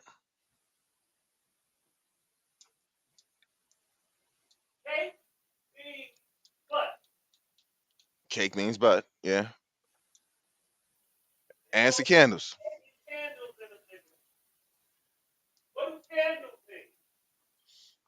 Bam. See, I hate the fact that I have to explain this shit. The shit is parody in the fact that you're supposed to find pause in the cake and candles part. What makes it masculine is it's a joke, and it's the fact that I have to fucking explain a joke is fucking sad to me, man. At 42, that's the point of the joke. The juxtaposition of the cakes and the candles up against my brother. That's the whole fucking point. And the fact that I'm sitting here literally talking about this shit is making me sad. Like, not talking about this shit and like we should be like joking about it, like, oh, that's dope as fuck. Somebody can't. We talking about it like we don't understand. We're talking about it like we don't understand. When that's literally one of our jokes. So why are we sitting here talking about like we don't understand? Like, had Pistol came and made that joke in my garage on my birthday, we would have all laughed at it, took it as it was, and maybe even picked it up. Nah, we'd have said that sounds suspect. That sounds suspect, Yeah. G. Fam, if he That's would not have walked in my house and said, "Cake and candles, my brother," we would have Candles, fucked my his nigga. ass. Yeah, I if he can see said that. I can see that. cake and Yeah. candle, my nigga, and just as likely as motherfuckers would have accepted it, motherfuckers would have roasted it. No. Yeah, If he came in and yeah. said Look it at that gay ass pointedly, cake and candle. What the fuck is wrong? Yo, dick and booty ass. The fuck is wrong with you? Cake and candles, my nigga. Nah, we don't know that shit like we don't know shit like that. Man, no, because his manhood is so solidified, we would have understood the juxtaposition. Nope. And that's I'm sad good that with we that. sit here Now talking about now this it's like it's a real masculine thing. because of the juxtaposition. That's what the joke is. All right, cool. It's a joke, fam. You got it. Yay, it was funny. Ha ha. Okay, cool. Because it's not really masculine, right? There is no masculine way to say happy birthday. That's the catch-22, jackass. Hey, look, but there's a feminine way to say it. Cake and candles. I think that fit the my bill. goddamn God. Yeah. I wouldn't be doing none of this shit on fucking tape. I swear for Jesus Christ, I hope none of us make it famous. I hope. Not three of us. Because this shit is gonna come back up.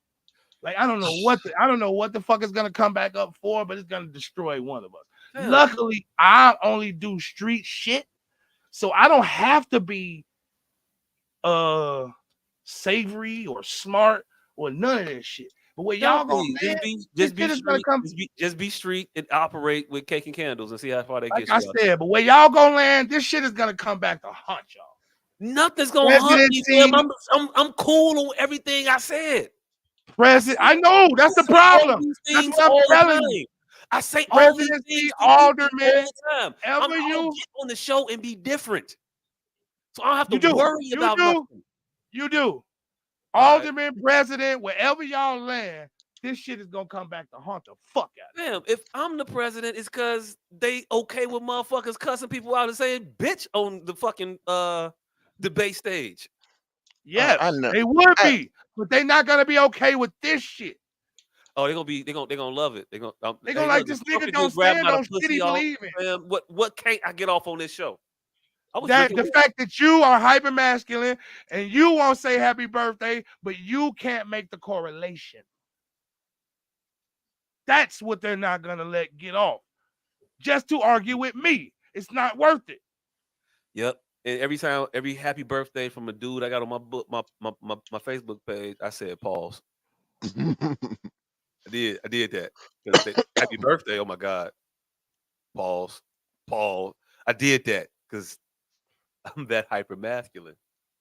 Also, now that I'm thinking about it, man, that would have been funny if I would have done that. If I'd have thought about it, that's something I would have done. I think I might. Hey, nigga, it's not too late. You got to the end of the month to reply to birthday messages. I want y'all to answer this shit. Look, I went on. I think like the 8th or the 9th, and I tried to do the thank yous, and I did a bunch of them, and then something happened, and I forgot to do some more. And that's why I remembered again, but it was like a couple days ago. I remembered, and I'm like, nah. Yeah, it's too late to go back. I want you to answer this goddamn question in this private chat. What's in the private chat? Obviously, hold on. Hey, look. Answer the question. He put a question in the chat. For me? Yeah.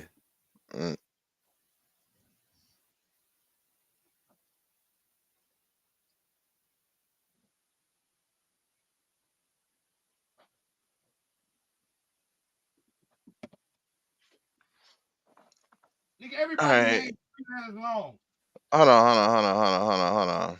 You should have been typed something. Sam, Steve. Nah, I'm trying to find a goddamn question. In which chat? Oh no, in the private chat on the StreamYard shit.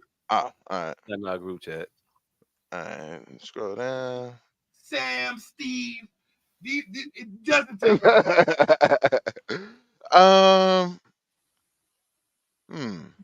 Right, you had to think too long. All right, that can do that. I think Shannon can pull that.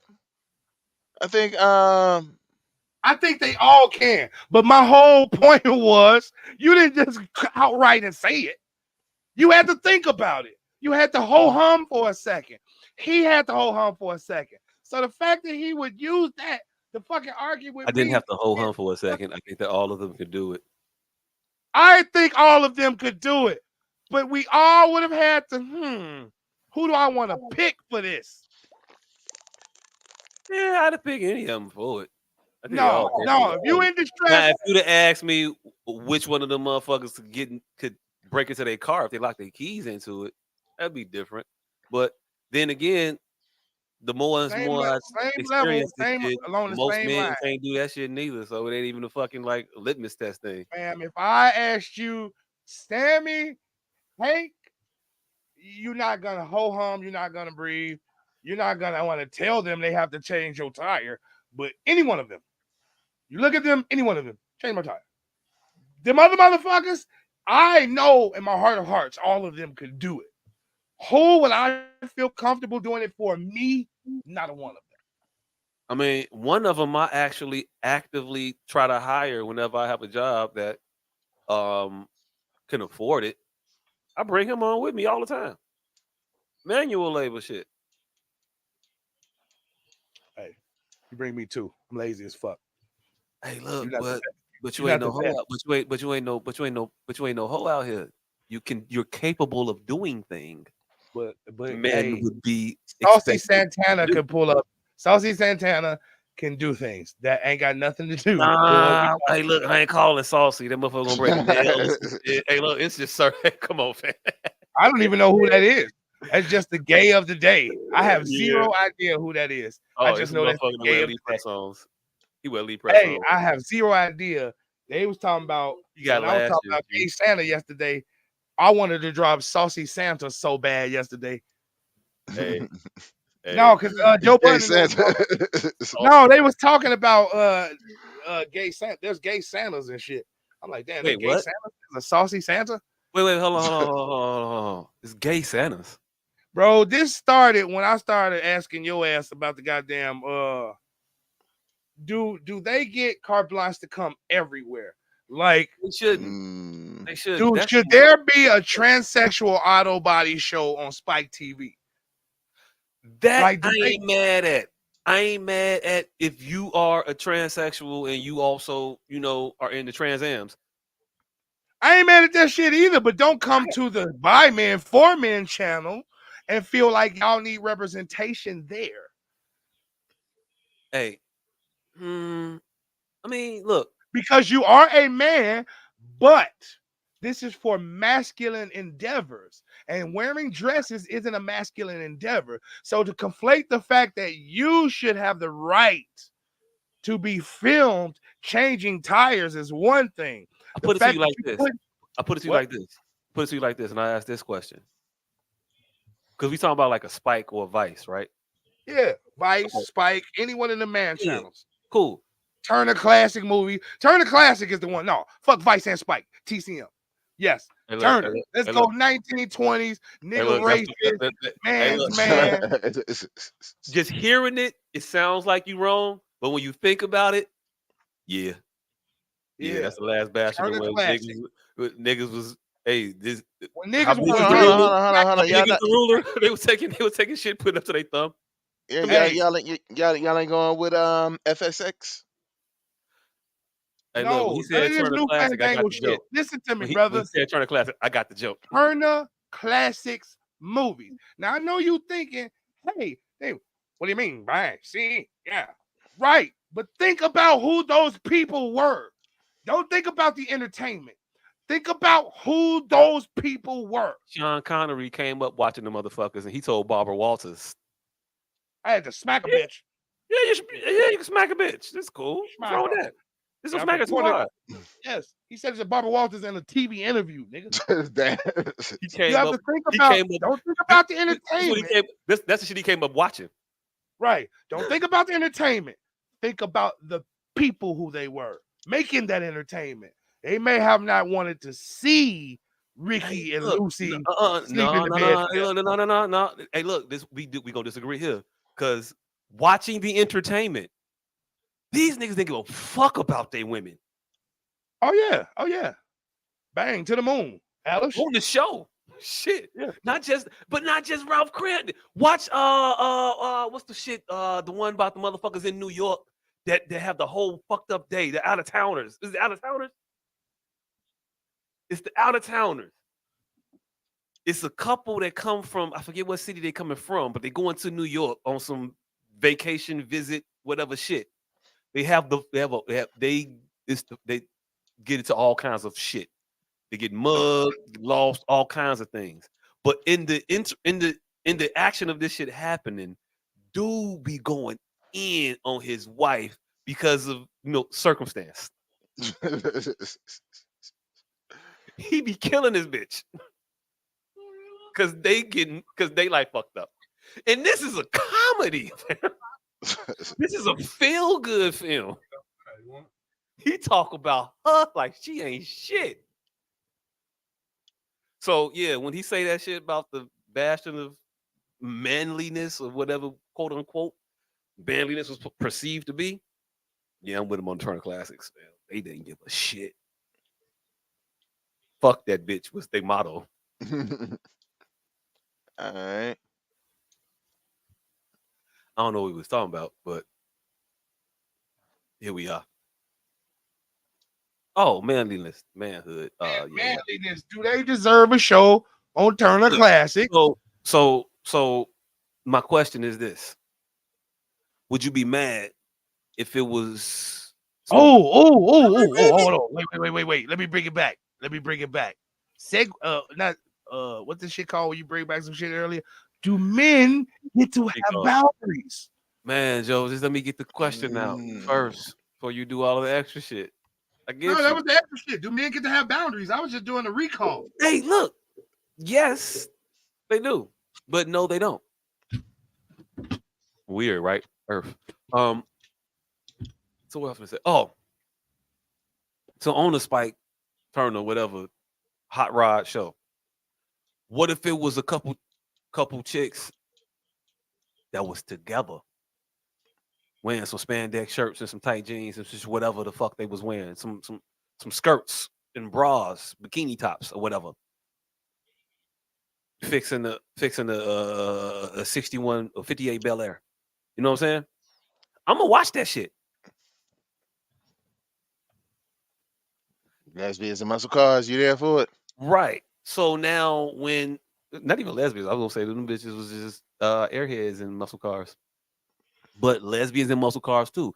The crux is the muscle car. The person hosting the show is supposed to be secondary. So the argument is going to be, well, the show should be okay to be on a Spike because it's about cars, regardless of the attire of the person working on the car. So that's the pushback that you would get. Yeah, but we don't It want ain't to see that about bullshit, Otis. Ain't nobody coming to see you, Otis. it ain't about non-men being in men's spaces. It's about shit men not wanting to look at. And hey, look, the bikini model shit. Change the bikini model to an old fat white guy with 3 missing teeth and a handlebar mustache. We're watching that show as well. We might watch the bikini show because of some physical attraction to the woman in the bikini, but it's centered around a car. We're gonna watch the show, the same show, with the dude with the missing teeth and the handlebar mustache, and not have any physical attraction to him, but still appreciate the show. So we should also be able to watch Dude, the and skirt. transsexual and be able to remove our lustful thoughts from the show and just watch a show about a motherfucker who we find repulsive, but what are you doing to this carburetor? Yeah, You know what I'm saying? that sounds good in theory. It's only in theory.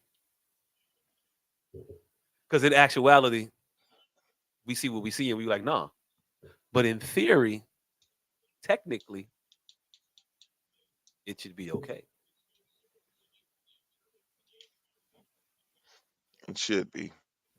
Yeah, it should be. I'm not saying it is. I'm just saying it should be. Just for the sake of the argument.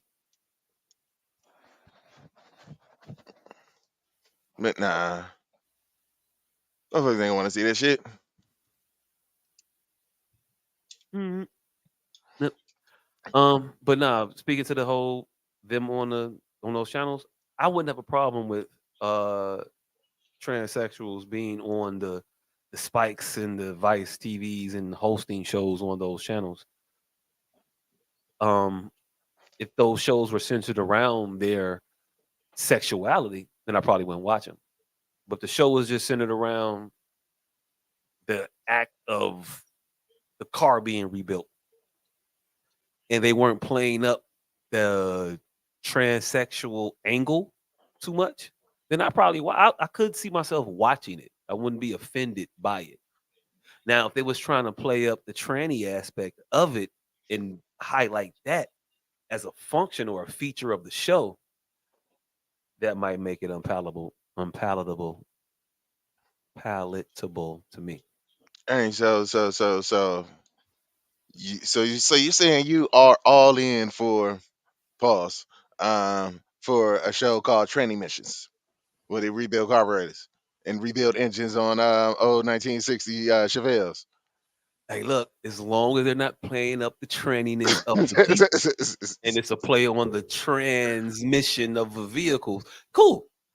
But if we gonna have like a RuPaul moment every show where we stop, okay, put the tool down and look at the dress. Oh my god, if it's that, then I don't want to see that shit because it's not about the function of the show anymore. It's about whatever agenda you trying to push. Just like if them chicks was in the bikinis, and I'm gonna watch a show where they have a cleavage cam or some shit. You know, I'm gonna watch it for a minute, and then I'll probably not watch it after a while because it wouldn't just the sexuality of it wouldn't hold me. It didn't. I would need the actual show to be a show. And I say that because I've seen like home improvement shows where they've had these individuals on, and I've watched them, and it's been fine because it's about the home improvement part of it. It's not about they didn't play it up for them. And so, but if it was too much titties, it'd be enough. Too much titties, not enough improvements. It'd be I'm probably not come back next week. If I catch it, I catch it. If there's some titties on the TV, look. But past the commercial break, when I flip, I'm not gonna appointment TV, flip back, let me go to it. See what was about that D cup over there. Like, no, this is not gonna be that. Yeah, I don't know. I don't know what resolution we're gonna have with the conversation. No resolution at all. Yeah. All right, but it's 2:00. Let's begin our 30-minute exit out of the show. It's Hey, nigga, with no names. What did we almost talk about this week? Everything. I don't know if he's still here though.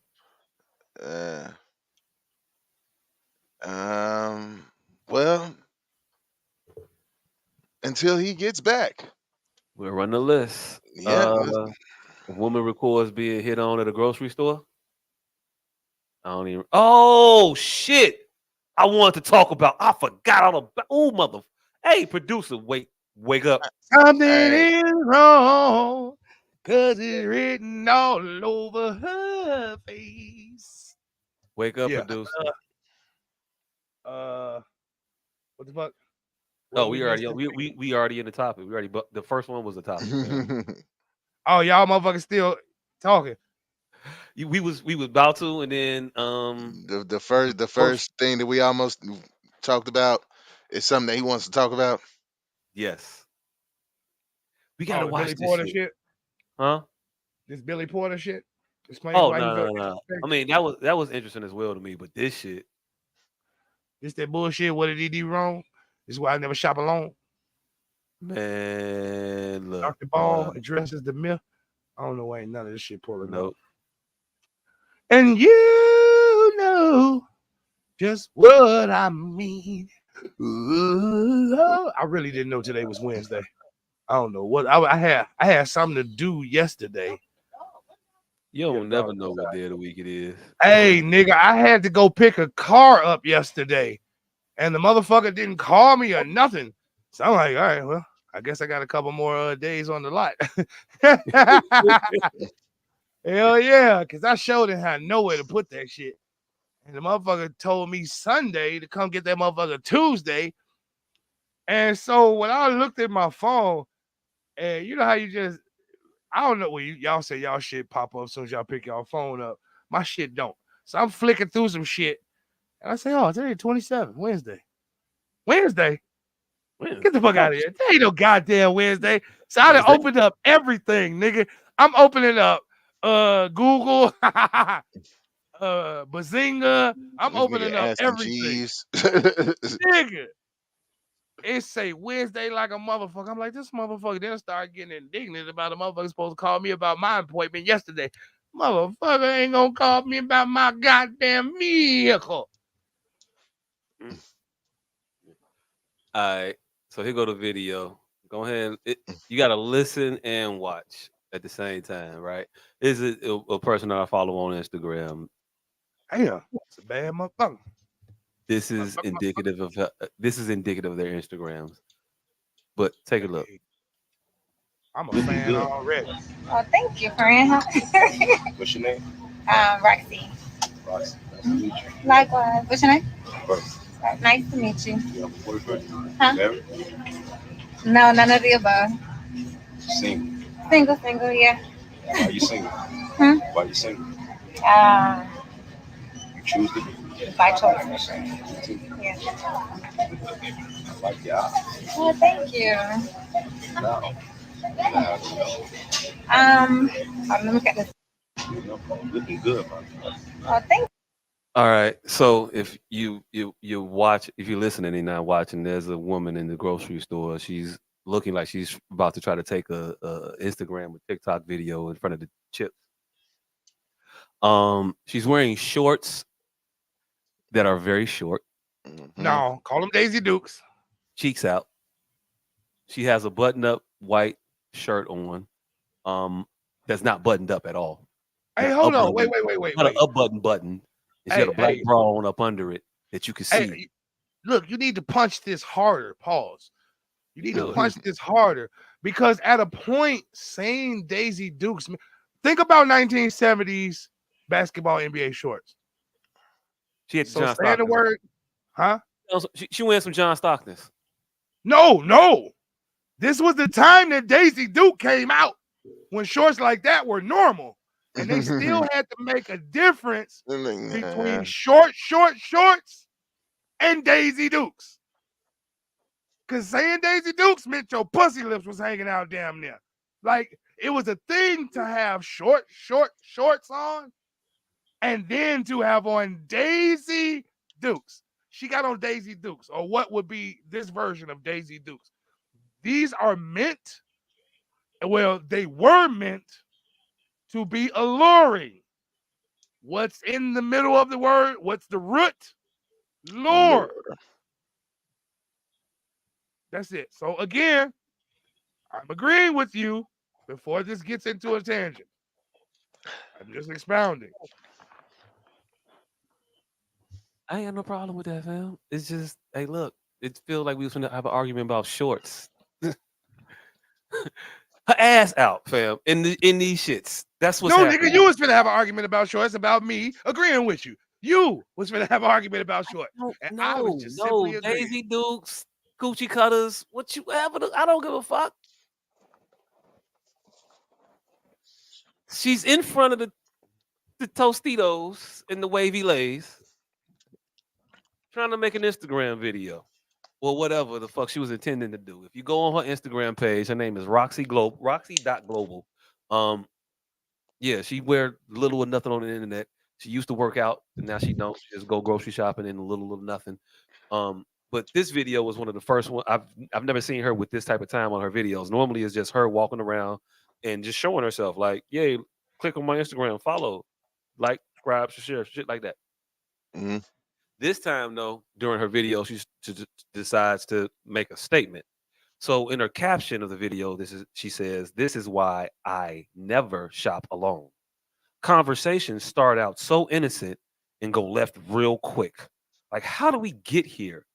Side note, is the registrations, whatever the fuck she got on to see more. But what she's trying to do is ostracize this man for talking to her while she is at a grocery store dressed like she is open for business. You in the chip aisle halfway naked in front of the dip, bitch. Yes, I'm gonna try to dip your ass. You look cheap. So I think I can approach you cheaply. That's not even what he was doing. He approached her very respectfully. Hey, here's the tentative part, though. Here's the tentative part that a lot of I feel like this was Attack Black Women Day, but even though we're not, here's the tentative part that a lot of black women don't address. Y'all not built like Daisy Duke. So when y'all put up some Daisy Dukes, some other shit going on. We see all y'all parts. All the meat that's normally tucked on and covered, y'all's hang out. It's larger. Yeah, y'all not built like Daisy Duke. Daisy Duke have had them shits on and still not show a lick of skin. But the fact that you sitting here and you doing this, you trying to tantalize, you trying to, like you said in the root word of the word allure, you trying to lure motherfuckers in with bait. So when motherfuckers come up and try to approach you and talk to you and try to get to know you, for you to act as though it's a problem or they're doing something improper, while you sitting here with your titties and ass out in the chip aisle. You're doing the improper thing that is the catalyst for whatever it is you're trying to try to say that this man is doing, which I don't even deem improper. Men are supposed to approach women. We're supposed to seek out women. We're supposed to court them. We're supposed to see you wherever the fuck it is we see you and say, hello. I like your smile. Can I get your number? Take you out a time or two. That's the respectful thing to do. But in the video, you're ostracizing this man. You're singling him out as though he's doing something wrong, and he's doing the actual thing that people are supposed to do. You're the only person in the video that doing things that are counter to common, decent society. She's the one out here half naked in front of the chips. You the one that I gotta have a conversation with my son after the fact. You're the one that I gotta try to look the opposite way when I'm walking down this motherfucker with my wife. You're the one causing all the problems in the grocery store because you're wearing the shit as is not intended. You cut the fuck out them jeans. You purposefully didn't button your fucking shirt. You look like you're trying to attract someone's attention. And then when you get the attention, oh my God, why are you looking at me? What? We are in a grocery store. You supposed to be grocery shop. Bitch, your groceries is out. That nigga might have wanted to eat them. I mean, it is what it is. You said I found what I was shopping for. But to play like we're not aware of what the fuck we doing to elicit the responses that we get. And then to do the extra corny shit that she doing is trying to make it out to be like some type of victim, like you being harassed or some type of something. No, bitch. You in the store with your phone on a tripod making a video while everybody else is grocery shopping. So you look like you want attention. You look like you want to be approached. You look like you want a motherfucker to say, hey, what do you do? Oh, I seen you before.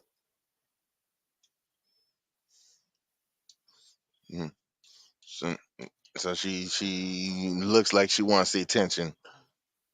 But all right, so it's like it's Wait a damn near minute. Wait, offensive wait, for a wait, nigga wait, to wait, shoot a wait, wait. shot. Hey, is this the Roxy Joe Budden Roxy? I don't know Joe Budden Roxy.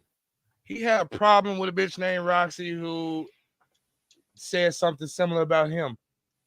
I mean, he probably did. And I don't know if that's the same bride. It could be. I couldn't tell you. I'm not familiar with that situation, so I don't know. He had about 19 different problems with females over the female. I don't want to call them co-hosts, but cohorts and whatever. Nadeska, fuck, he done had a problem with every bitch he ever worked with. I know the latest one was the not Nadeska, and I don't know if they had a problem. Him and her. He had a That problem was with Nadeska. He had a problem with the other bitch, and he had a problem with his old shit I know on his own show. he had from the not the Horrible Decisions podcast, but one of the girls from Horrible Decisions did a podcast on his network with another chick, well, with two other No, chicks. One was a no. DJ, and let me finish. I ain't talking about that. I'm talking about he had a problem 10 years ago Oh, on okay. this. I'll name this podcast later. It was him, Rory, and a bitch. He had a problem with the bitch. Mm-hmm. Huh? And she left. Yeah. Yeah, that's I what don't I'm know her talking name, about. Dev or some shit. Oh, okay. Hey. I know, yeah, it was an issue with them. I don't know what the fuck the issue was, but yeah, she left. But the latest one, the sister that was the DJ, she tried to say that he was improper with her, and that's why she left the show when she was on it or whatever. Hey, Yeah, nigga did what he's supposed to do. I ain't see him come off as disrespectful, none of that other shit. Nigga wasn't like wild, extra reckless. you caked up. Seen an attractive woman at a place that shit, I think we've all may have seen people make a joke about meeting people at. Yeah. So it wouldn't be uncommon for him to try to meet a motherfucker at. And you look like you trying to meet a motherfucker. Look at what you're wearing.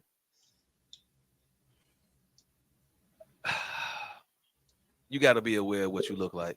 And hey, once we get done talking about this, I also want to talk about the single by choice is a fucking myth.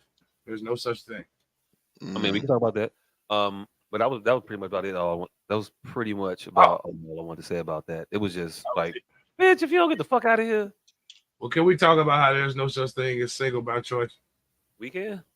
None of us want to be alone. We all have a perfect partner in mind. And if we could be with that person, we would be with that person infinitely. But we can't find that person. So that isn't single by choice. That is single due to lack of options. It's not a choice. Motherfuckers who want you, you don't want. The motherfuckers you don't want, the motherfucker you want, you can't find. That ain't single by choice. I can agree with that. I'm with you. Oh, that was the most quick disagreement we've ever had. Hey, look, because it'd be hard for me to say I don't like to talk in absolutes, and there has to be somebody out here that wants to be single because they don't fuck with people. I mean, those are asexuals. Those are asexuals, and they do exist. But I'm talking about the motherfucker who want to partner up, but say they don't hiatus or give every excuse other than the fact of lack of viable options. Because they think there's something wrong with saying that. They think it's narcissistic. It's back to the whole boundaries and standards conversation. Yeah, I think motherfuckers should be comfortable saying I haven't found the person that is right for me. And you should be comfortable with saying I have some shallow tendencies. Like, no one's completely altruistic, I don't believe. We all have some self-serving in us. Right. And it's when motherfuckers try to seem like there's no room for self-servingness, especially with life partners. Oh, I don't have a type, I don't have a standard, I don't have any boundaries. I just want to grow, blossom, bloom. Hey, look, they did this on Friends. I think it was Joey and Phoebe, and they said there's no such thing as a selfless gesture or an altruistic act. And for some reason, I can't remember if Phoebe figured it out or not. But you might be, you on those lines, and I can't say that you're wrong. Yeah, man. In that type of that logic, that line of logic, and that thinking, I can't say you're wrong. All right. Wrong with it. And so, what else do we almost talk about this week? We talked about the censorship last week. 17-year-old Chicago. Oh, god damn. Yeah, I'm glad we didn't talk about this because I was going to sound horrible. Meet the 17-year-old Chicagoan who just earned her doctorate degree. Yeah. What was wrong with that? I didn't read the article, but I just like it wasn't an article, it was a video. Oh. I wanted you to watch the video, and of all the smart motherfuckers you know, did she seem like any one of them? She seemed like a motherfucker just wrote down she passed. Oh, she was homeschooled into a doctorate. Hey, and we all know a bunch of intelligent motherfuckers. She doesn't sound like any of them. First of all, her mama was like, first of all, you ain't finna just slide by homeschooling to a doctorate. First of all, who was she getting schooled at home by? Her mama. What is her mama? A nail tech or some shit. No, fuck that. Hell no. I mean, like a nail tech by choice. Here's the thing. They are Sojourner Truth people. Did she have a doctorate in something? And she's just like, no, I want the nails. No. So how does a person that don't have a doctorate, how's a non-doctor get you doctor to somebody else? Get you the doctor. She literally said we used to just stay up to 3 a.m. and just rush through all the work. I'm like, what? Shit. You're not supposed to be saying that about your doctorate, bitch. Right. She's like, I would get done with a packet, and I would just stay up and do a whole nother packet. We would go to the mall and do packets in the mall. Like, wait, bitch, no, stop telling the story. So what it was is I can't remember who she's related to, but they from a line of civil rights revolutionaries. They like Sojourner Truth's great granddaughters or some shit. Yeah, so it's something like that. And I be wanting to cheer us on at every turn, even when we don't deserve it. But her motherfucking ass came out there like, I'm like, oh, hell no. You said she should join the half truth. Man, she was the goddamn Beyonce. Damn, she was the Beyonce goddamn sign language motherfucker to the T. That ain't sign. That ain't the sign for that. Like, ain't nobody questioning her, but a motherfucker sitting at the crib with a doctorate. Sign language motherfucker was sitting there looking at that shit like, what? The roof is on fire. I could read this too. That ain't what she just said. But yeah, Shorty just didn't seem like a doctoral candidate. And I'll be looking for us to be right at every turn. So yeah, I'm glad we didn't talk about that. New York Post, arrested after girlfriend plunges 100 feet to her death during proposal. Damn. What you gonna arrest me? My bitch died. Hey. I read that shit. That motherfucker said, she said yes, and then she fell. And it was like, wait a minute. Hey, y'all probably talked about this Jonathan Major shit already. But I want to talk. I was still the man who proposed to the chick on the cliff. Oh. He proposed. I was talking. You didn't hear me talking. He proposed to a chick. She said no. He threw her ass off the cliff. Mm-hmm. Damn. Oh shit. And then said we got engaged. He said, no, we got engaged. It was beautiful. Then I was over here by the car, doing some shit, and I heard the scream. And then I come over and she was, down there. Hey, if she said no, already, that wasn't during the proposal. They said no. They said, all right, cool. They investigated. They said, it's signs of a struggle here, sir. The picnic basket is all kicked over. Why the wine glass is broke? Here's the kicker. When they got her body, you know how when you got it, I got engaged. I was like, will you marry me? And she was like, yes. And I put the ring on. We had to talk about it. We had to figure it out. I had the ring, went right on the finger. When they were talking to him, the ring was still in the box in his pocket. The body was down there. But nigga should slid down there and put it on. hey, look, if the proposal went well, fam, she'd be wearing the ring, my nigga. No, that ain't how everybody proposed. See, he didn't think this through. I didn't propose like that. He didn't think this through. I could have pushed my bitch off because I didn't give her the ring. I just opened the box. And she, I can't believe it. Can't believe it. And then she said yes. And then I put the ring on. So he could have said, I opened the box, the bitch got the tripping, and she fell, and I kicked over the basket trying to catch the hoe. Is why the ring's still in the box, and the shit is broke. See, he not good. Hey, look, you right, he not good, because that ain't what he said. He said it went smooth, it was all good. My intended, that's my fiance. She was gonna marry me. We was gonna do it. And then she fell. That's what he said. I was if on he one did knee. what you did, if he'd have said what you said, motherfucker might be out. And you see how quickly I thought of that, and I wasn't even fucking there. And I didn't read the article. You just told me in a fucking plausible, beyond a reasonable doubt, just came instantly. Nigga, what? Hell no, the ring wasn't on that bitch finger. I had popped the ring. And this white. Look, I told the goofy bitch, you ain't got no hand-eye coordination. You can't be jumping up and shit all the goddamn time. Look, he said, yes, oh my God, yes. She got the jumping up, yay, with the loose gravel and shit. The bitch got the whoa. Hey, look, also, before you say this is unbelievable, have you ever seen The Fresh Prince?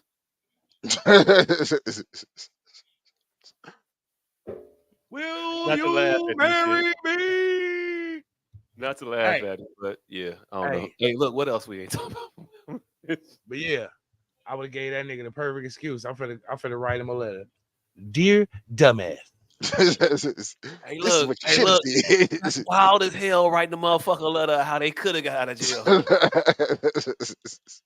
If only you were smart. Hey, look, if that ain't some Tony Stark, you should have jumped the voltage and whatever the fuck he said to the wrestling motherfucker.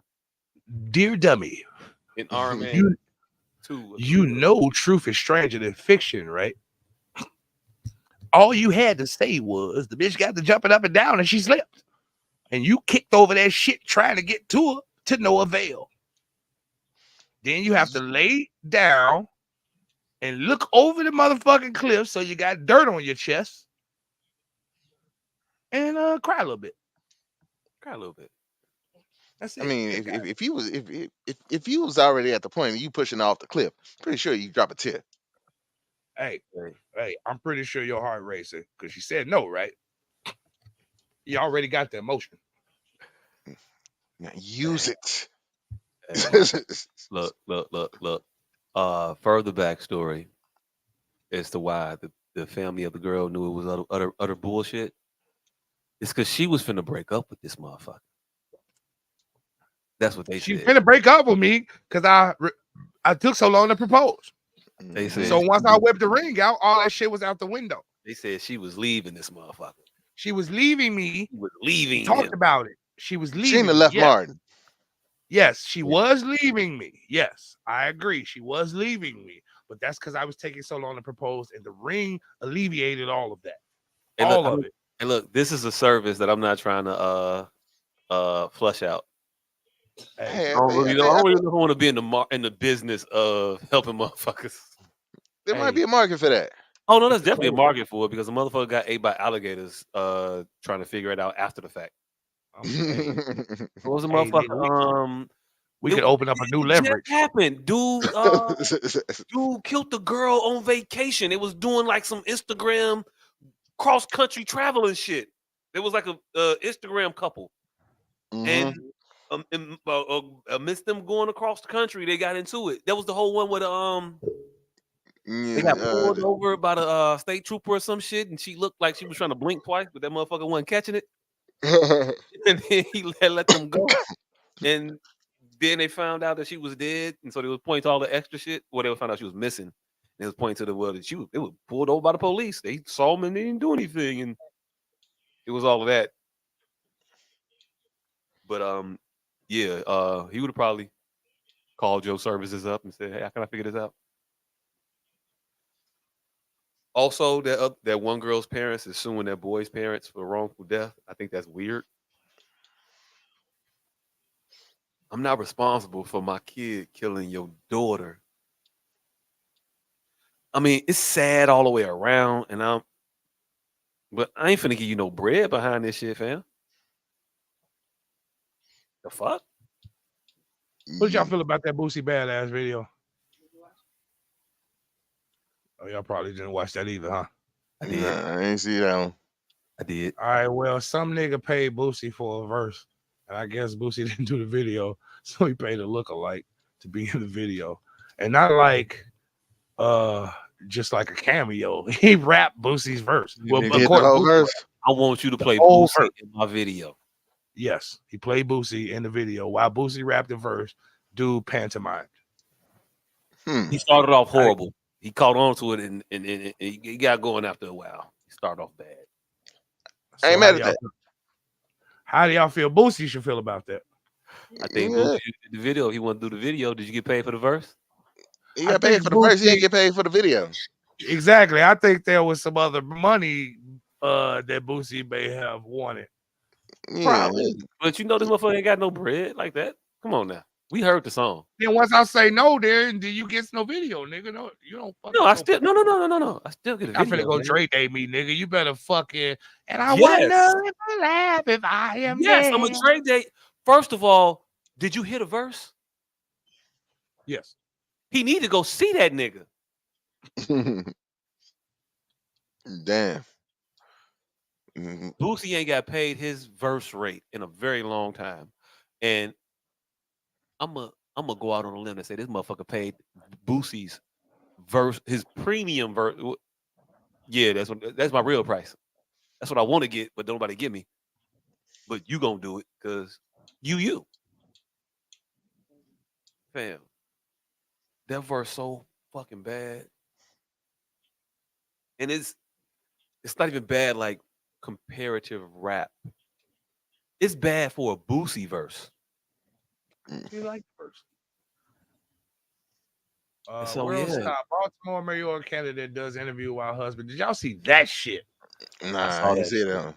Saw that shit. God Saw that shit. Hey, Is that what short? No, Ah, damn. it's short, but it you have to watch the whole thing. It's an interview with a is she the mayor or a councilwoman? Mayoral, she's a councilwoman running for mayor. Running but for as she's giving her, as she's on the campaign trail, she's interviewing. She's being interviewed by the morning news in the middle of a spousal dispute, and you have to watch the build up because I don't know if you ever watched a child film, but there's certain points where they're looking to the person giving them cues, and it kind of takes you out of the fucking scene because the kid is looking, she's doing this. up. She looking at her camera.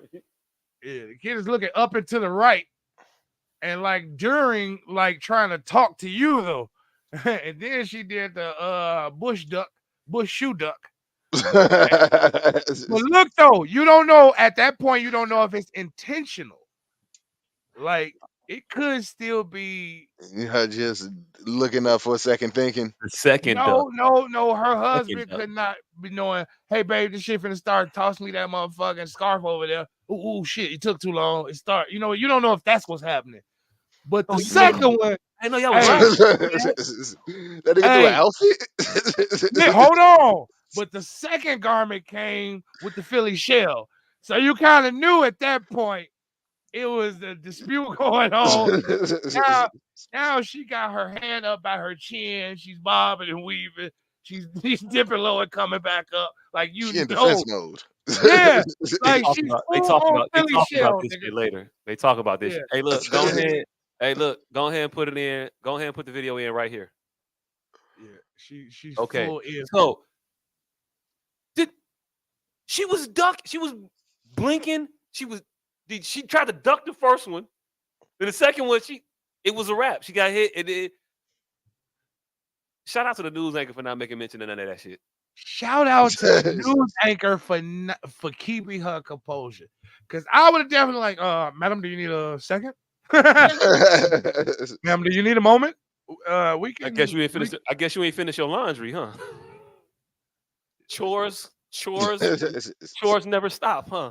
The life of a wife and elected official, it never stops, huh? Crazy how when a woman get out the way, the dudes can figure it out. Woman on Maury. I didn't watch that whole thing, but I see the niggas. Typical Maury story. You might be the daddy and you might be the daddy. Both these niggas couldn't stand each other, and actually it was three niggas. First off, but two of the dudes couldn't stand each other. She was sleeping with one dude and a friend. Apparently they got along, but the other guy, he was on the outs.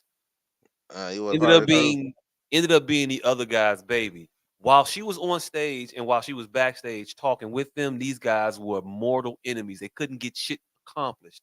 Soon as she left, because she was the motherfucker in the wrong off top anyway, she was cheating on both of their asses. But soon as she left, the producer started talking to the guys. They started to talk to each other and came to an understanding, and it was mature as shit. The one dude who got cheated on was still with the chick. The other guy who she cheated with was the baby daddy. Now it's awkward because you want to be with this woman, but you know this kid ain't yours. And at first, the guy was like, when the woman was up there, nah, he ain't gonna have nothing to do with the kid. That's my son. Fuck him and all the other shit. Like, nah, nigga. If that's that man kid, you can't be like, fuck him. That's his kid. He couldn't hear that while the girl was there. As soon as the girl left, he heard that the other guy heard how your kid got to be around this motherfucker. They both heard those things, and it was like, you're right. They shook hands, hugged it up, and it was they got to some type of place where I think that it may end up being an okay situation for the kid if they can keep their shit together. But they only were able to approach it when they got the woman to fuck up out of there because she just wanted to keep confusion and be the victim in all of it when she was the cause, she was the perpetrator of all of the confusion and strife in their lives. I just thought it was interesting.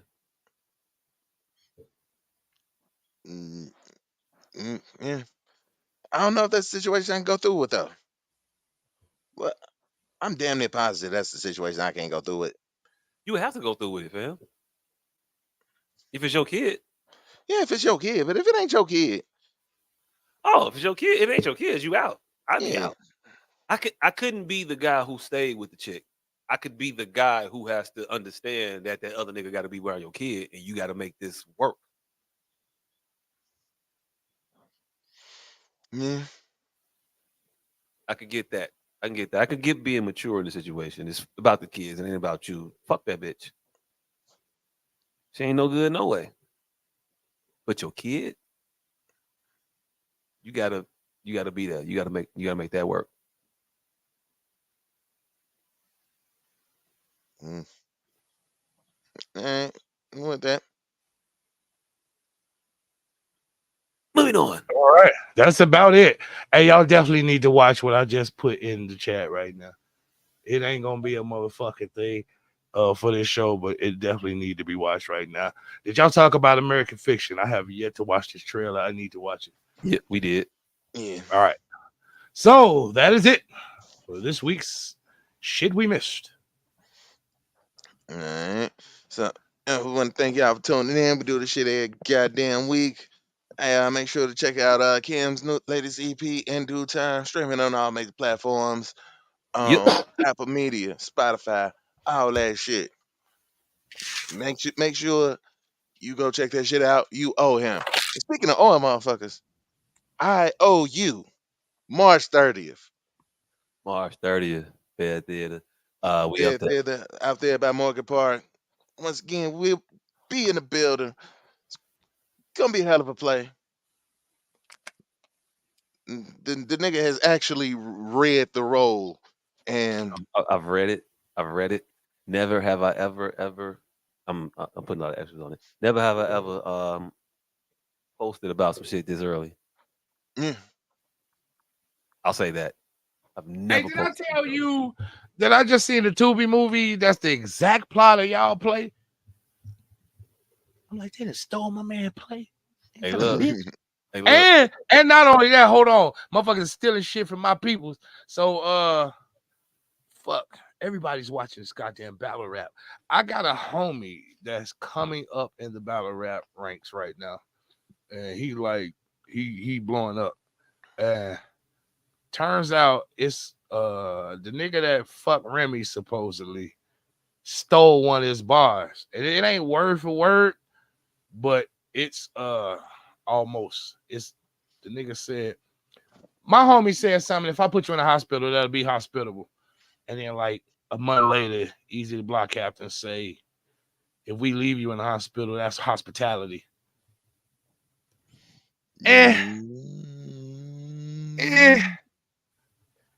But that's what's been, so that's going on. And he got the whole battle rap. Beauty of battle rap. He gonna have to see that nigga at a point. No, I mean he don't care. Look, this no. But that it ain't no like we finna box about this shit, man. I'm talking about it's battle rap. So they gonna rap about it, and he gonna say how you stole my shit, and they gonna bring it up in they gonna bring it up in the rounds about the round that you brought that shit up and you stole. They're gonna talk about it. Hey, and I will say this. I just watched, because of that, I just watched the battle in which I just watched the battle in which he stole that from. I mean that he stole it and used it. And battle rap is wasted on battle rappers, on battle rap fans. I will say that. Those niggas be saying some shit that's far beyond the people that's watching the shit. They say dope shit often. And it wasn't even the shit the shit don't even be dope. It be stupid. But it be so unnecessarily complicated that I feel like that's the wrong crowd. It's Shakespearean almost. Like this motherfucker, John the Don. That nigga who don't look exceptionally intelligent, he was saying some shit that was so conceptually perfect. He had to repeat it like 15 times for you to get the shit. Hey, John the Scheme. That motherfucker said, and this was one of the weaker ones he said, but it was pretty good.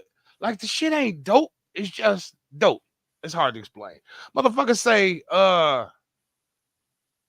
your ass trying to protect the rim, gonna end up in a block shot or yeah. Oh yeah, I remember that line. I know what you're talking about. I can't say what. Yeah. But yeah. Your ass trying to protect the rim, gonna end up in a shot block or block shot. It was something. It was something like you can't even. It was something basically because that little nigga name is Block. You can't protect the rim, and you got your shit Pap. It was something right. He put Pap in it. It was like you packed the shot, but you got your shit papped up. It was no. This nigga literally said gonna get the block shot. I can't remember. He probably did. But it was in the realm of the block shot shit. It was a cold scheme. I ain't gonna. Yeah, he say trying to protect the rim, gonna get the block. Oh no, that nigga say trying to be a rim protector, gonna end up in the block shot. That's what he said. Trying to be a rim protector, gonna end up in the block shot. Hey, look. And nobody there caught. Nobody there even caught that. You sure? I'm positive because he had to say it like 10 times. I thought the room reacted to it. That's why he had to say it again because he was trying to get the rest of his bar out. I gotta watch that battle again. I still ain't watched that battle. I fell asleep through both second rounds. And this is when I realized. I think I might have missed Easy third too. Hey, this is when I realized that the Reading Rainbow hands served a purpose. The turning the speaker, unloosening the banner. I don't know what them niggas be doing. The what the fuck is that shit called when you put the words on the screen and then the dot bounce as you saying the word? I know what you're talking about. Yeah.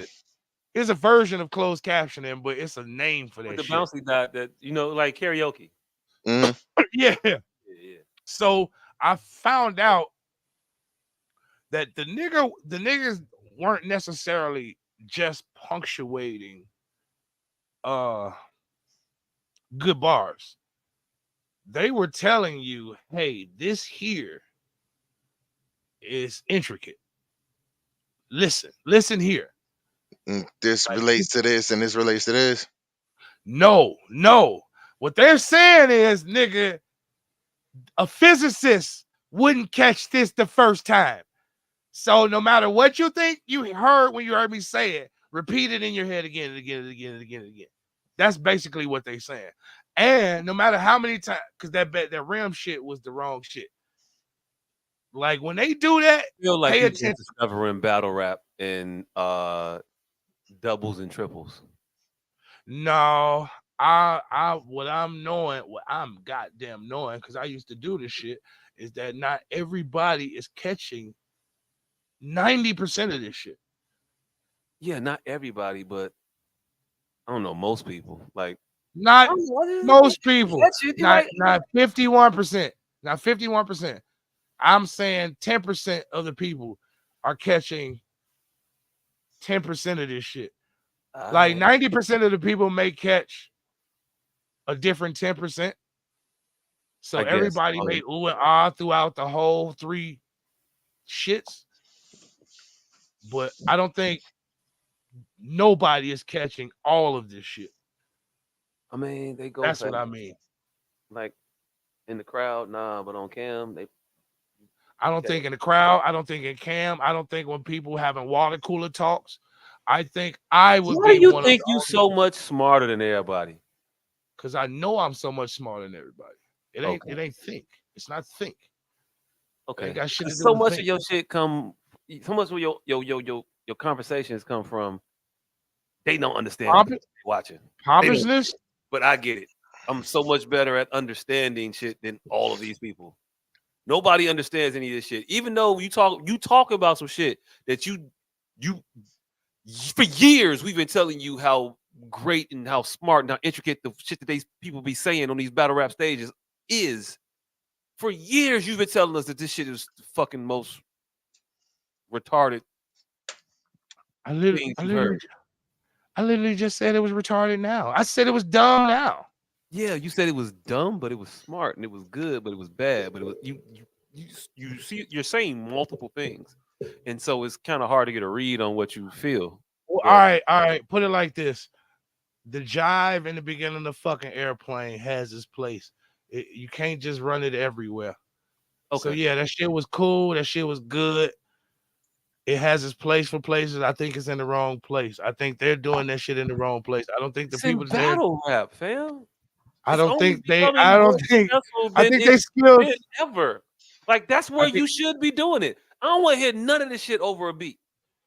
I don't want to hear it over a beat. I want to read this shit. I want to see these niggas use these skills to write stories. Is what I'm saying. They're losing.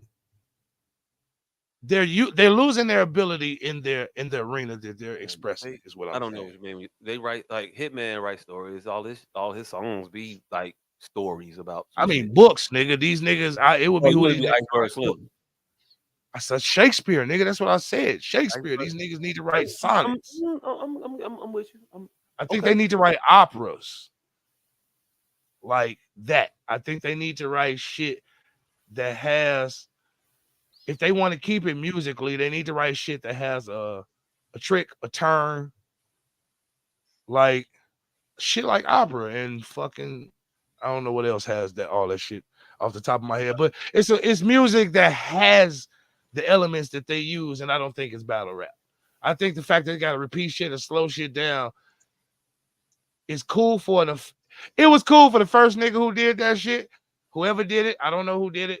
Shout out to Clean Paper. Conceded. Whoever did that shit first, shout out to down. that I just dissed you. Shit was right. They gotta put it Exactly. in subtitles. That's It's one of those things that shouldn't be what it is now. It shouldn't be the white dot. It should have been whoever that was. He shouldn't have pointed it the fuck out. I mean, hey, look, I think that sometimes, like, the thing about battle rap is this: it's happening live. It's happening in front of an audience of people that have to be with other people to watch some shit in concert. So, like, everything they say is so built on everything else that they're saying.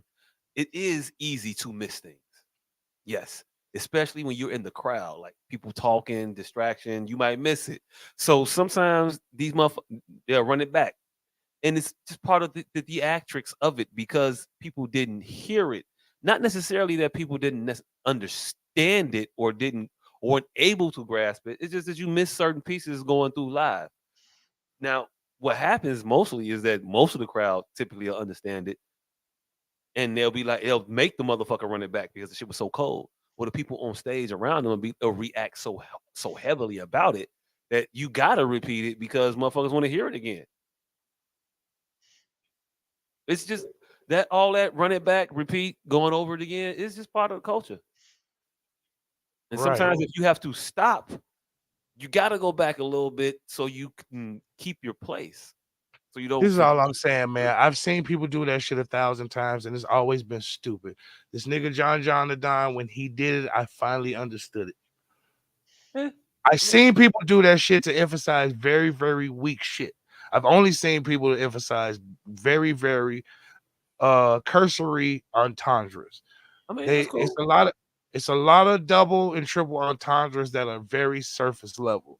That rim block shot shit is a very small bit of what I'm talking about. That's intricate on so many different levels. It's intricate because it's grammatically correct. Y'all know how big I am on grammar. Yeah, he didn't have to lean away, and he didn't have to play verbal linguistics to get across what could have been a very clean double entendre. I don't want to debate the perfection of it, but it was very clean to say the least. And he didn't have to do any verbal linguistics. He didn't have to do any colloquial tactics. He just said words. That's why Tupac was always a better rapper than most to me, because Tupac didn't really have to go too far outside of just the English language to convey a thought. Yeah, he didn't have to put too much, like he didn't have to do too many analogies, metaphors, and comparisons. He could just tell you what it was, and you could envision it. Even though now I'm talking about an analogy, but he was just descriptive. He was just describing. He was very descriptive in his analogous state. It's to the point where it was simple. It was very simple, but very, very complex. That's all. That's what it's the juxtaposition of the fact of how simple his words were with how complex the thought was. It was like a 2-year-old had wrote down the theory of relativity.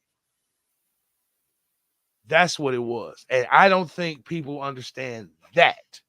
That's what I'm saying. They may have got the bar, but they don't understand that.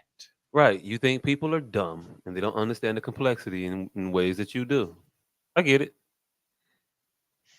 It used to be we. So I'm doing this show.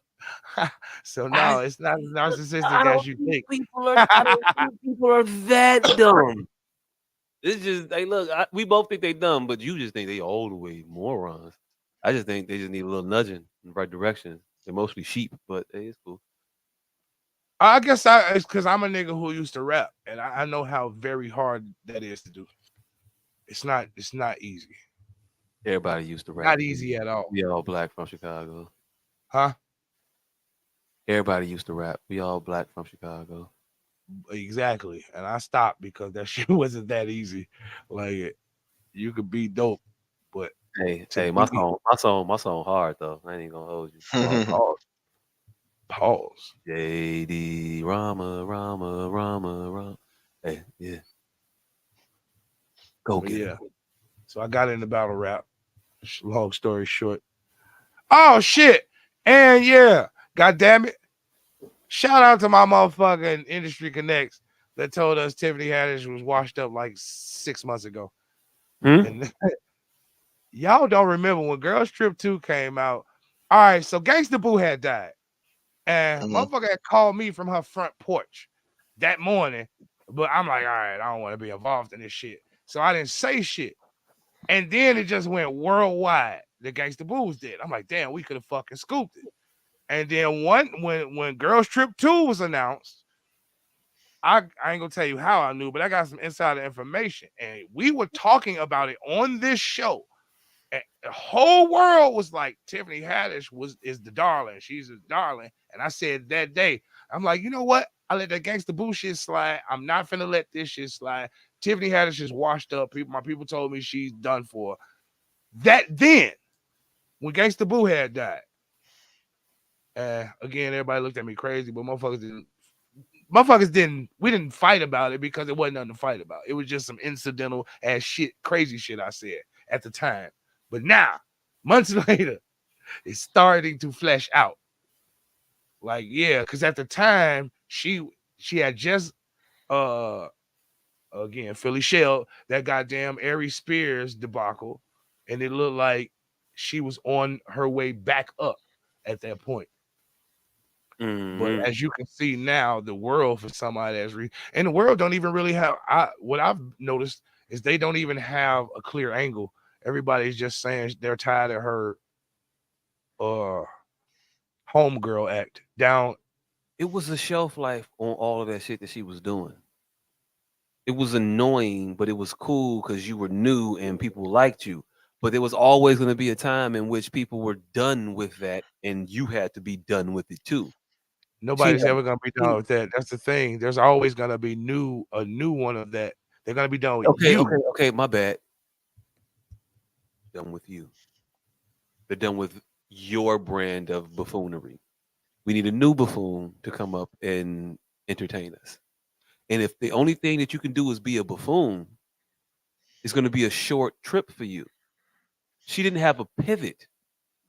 Her pivot was supposed to be that she is a comedian, and outside of everything else, she could get on a stage and tell you jokes.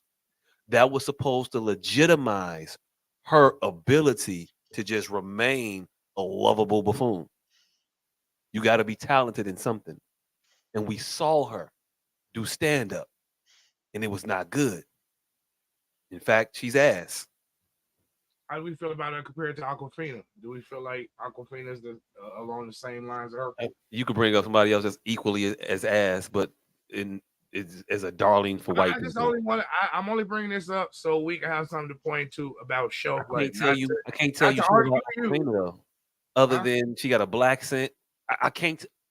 Aquafina is I'm asking not. your opinion.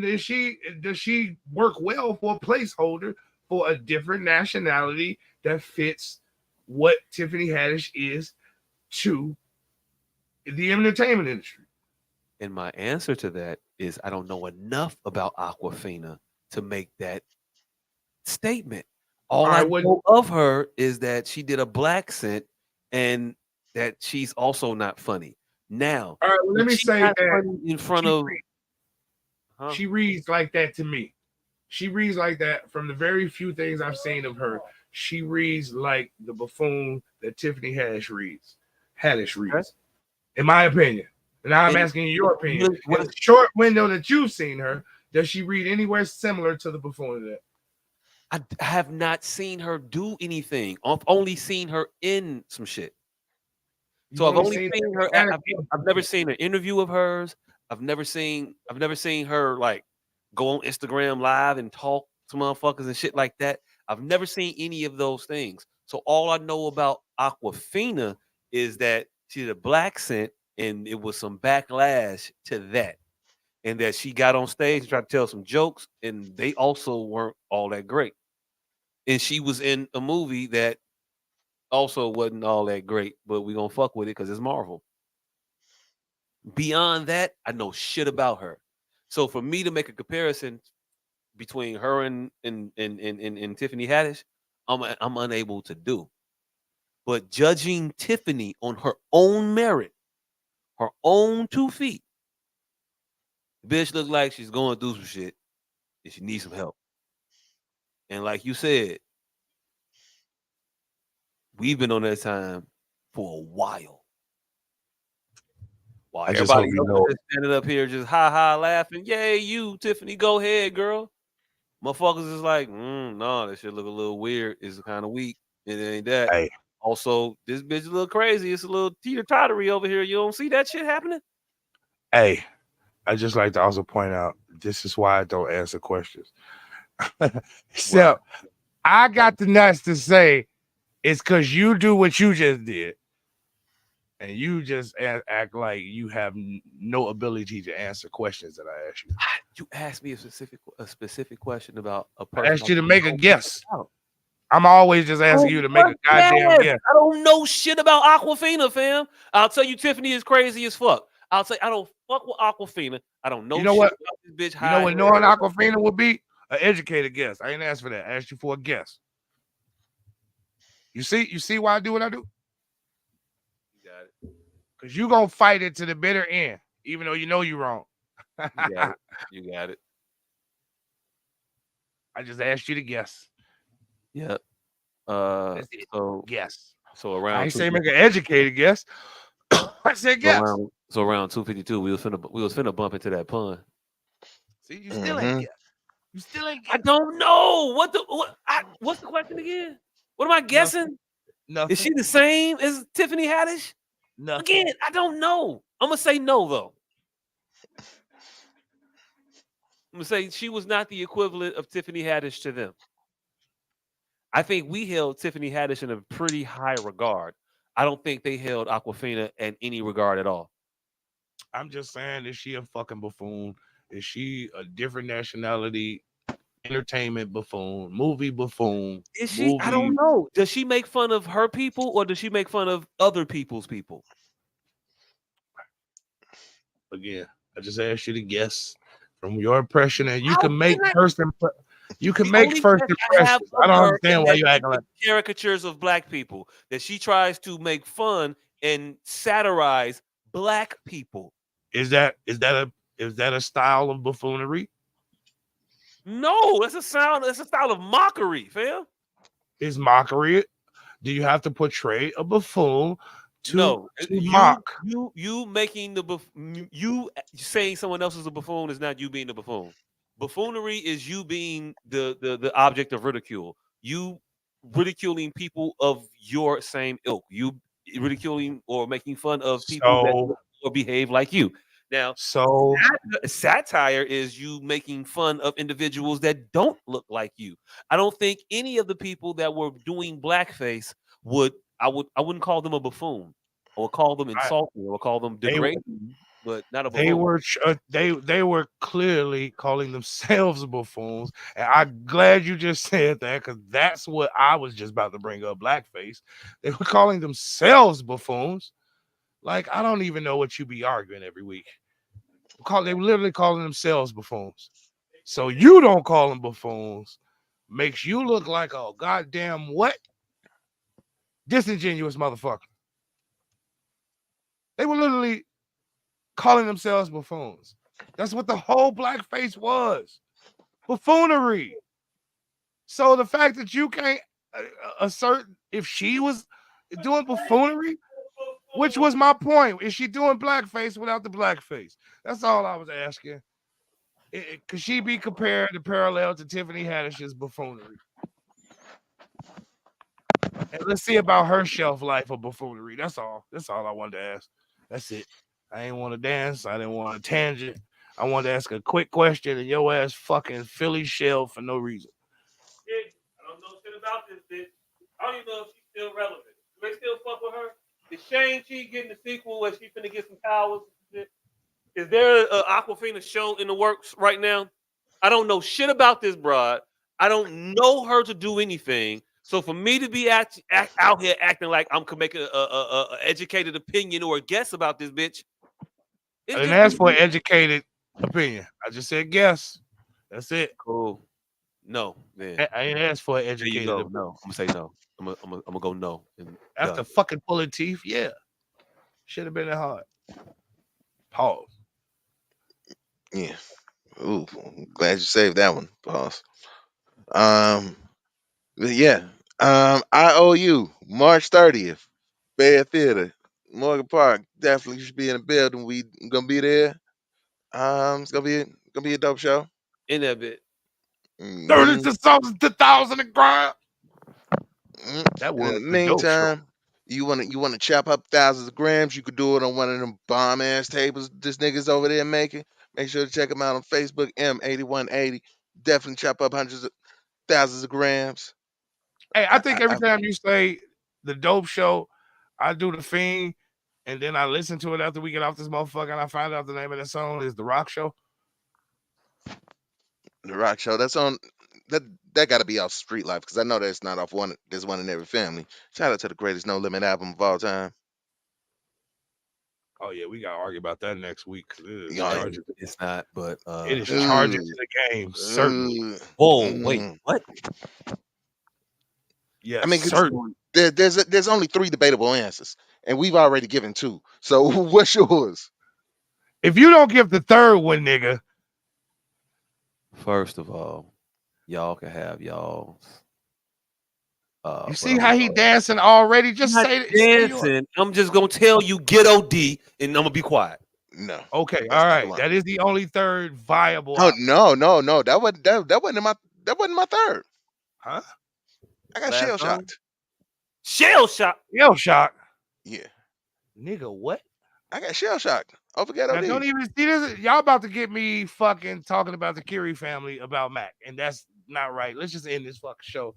Okay. Y'all already made me do that shit once with people I love and respect, and you're not gonna do that a second time. Hey, look. For anybody that thought we always agreed on some shit, hey, look. We could have. What they call that shit? The trident argument. Yeah, we could do that shit too. No, Y'all we ain't can't. seen that. Y'all ain't This seen nigga that in a while. This nigga just Wait. interjected a fourth option. Trident means 3, nigga. Hey, look, fam. He didn't agree with my third, and that's cool. But he also made his claim for one. You made your claim for another, and I as well. That's what I was saying. But we got. Let's 2. fight about the motherfucker. We our initial champions. All right, we gonna give it a week. We're gonna give We it a can't week. fight about the initial champions until we all in agreement of the third champion, nigga. Hey, look, fam. I don't know what to tell you. You be wanting to have too many stipulations about your arguments that we have. That's nonsensical. Because it's not. There's way too many stipulations about your nonsensical arguments. It's already nonsensical, so you can't interject nonsense into a nonsensical fucking argument. We got to have some ground to stand on, nigga. This nigga just said We all got one. We got one. He got his. I'm not even acknowledging the rest of the shit that he was saying. Fam. This nigga what album you say again? He just brought out a girl ball. Family. One in every family, right? Yeah, there's one in every family. It's the That's greatest yours. one. Right. Mine is Get OD. Yours is Charges to the game. Charges to the game. Stand on those squares, and that be it. Why we gotta make the argument? Why you gotta argue about the argument? Fam, because think about the 3-point contest. We sitting there. Now everybody bought Regulation USA basketballs. This nigga feel like one of the balls should be a girl ball. And we have to shoot this ball. Like we have to shoot the ball. So it's just like the Curie tire change incident. I don't want to shoot this ball. I don't want to talk about it. I think we all should know that Mac, though he did very well, it's about 7 albums, arguably, if we're going to have that debate. Damn, it's 7 albums that could go right be there in that third spot. Motherfuckers right to an opinion. And that's No, it ain't. crazy. That's not an opinion. That's not a right to an opinion. That's changing the parameters of what's going on, nigga. We were all in silent agreement about these three. That's what was going on. No, I thought we had the same top three. I thought everybody had the same We top three. weren't though. Me and you were in agreement about the three, but he wasn't. Exactly. That's the point of contention, nigga. So the shit changed from arguing about those Why three you gotta make it change? because Just- now we can't.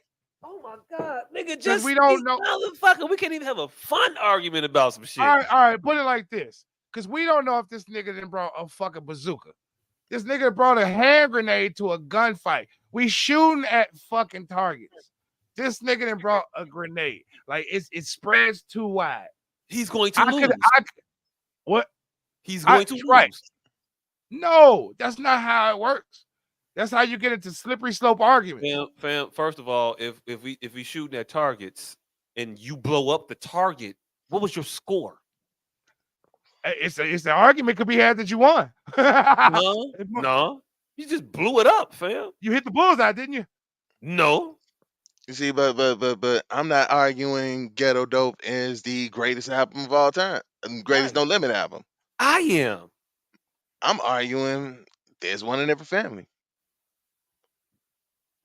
You arguing Charges to the Game. I think Charges to the Game is in the discussion. I don't think it's better than There's One in Every Family. You could put Ghetto Dope in the discussion. I thought the number three, well, the shit that's in everybody's top three was Shell Shock. Because I personally got Shell Shock over Ghetto D. But we're going to talk about that next week. And I would have said the last done. Oh, see? fuck Now no. y'all see what I'm talking Fuck about. no. Exactly. Now y'all see. Now y'all see how the shit is going from the top three to what? No, but that would have been my other entry into the top three. But the argument could just be had and have a fun, great, grand old time with I think this one better than that one. Mine better than yours. Well, mine better than both of y'all's. And y'all, mine better than both of y'all's. And you, mine better than both yours. I don't know how to explain this to you. Once a nigga bring pickleball to the tennis court, nigga, you have to fucking figure out what game are y'all playing. How the fuck did Matt get here? Because now I might have to change my answer. Why? You don't though. Because you think a motherfucker speaking Russian and they speak No, Italian. not Russian, we talking about top three No Limit albums ever. No, we actually talking about the favorite No Limit album. All right, do you think Shell Shock is better than Charges to the Game? Absolutely the fuck not. So I don't get how. All right, so it's Charges to the Game.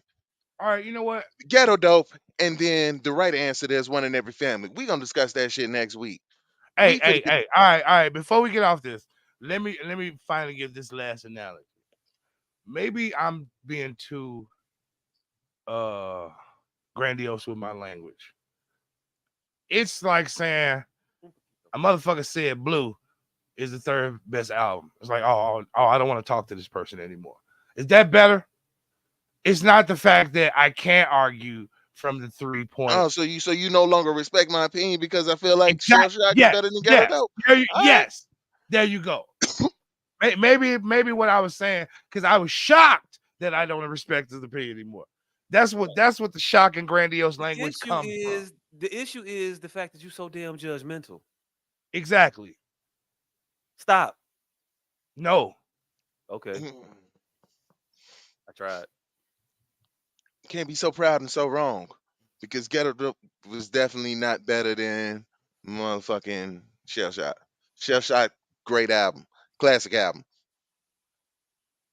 Definitely better than Ghetto Dope. I ain't argue like it's a bad album. My favorite, I will say that my favorite song out of those two albums is Make 'Em Say Second favorite is probably on Ghetto Dope too.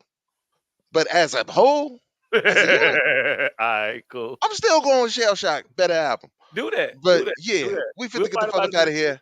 Hey, listen to all three of them again, probably tonight. But what it is. M8180 on Facebook. We finna get the fuck up out of here. God damn it. I need to tend. Hey, it's wild. I got a fucking headache. I got a fucking headache. I've been dealing with fucking bales of fucking wheat, trying to turn the motherfuckers into Tylenol. I'm just really trying to get rid of my grains.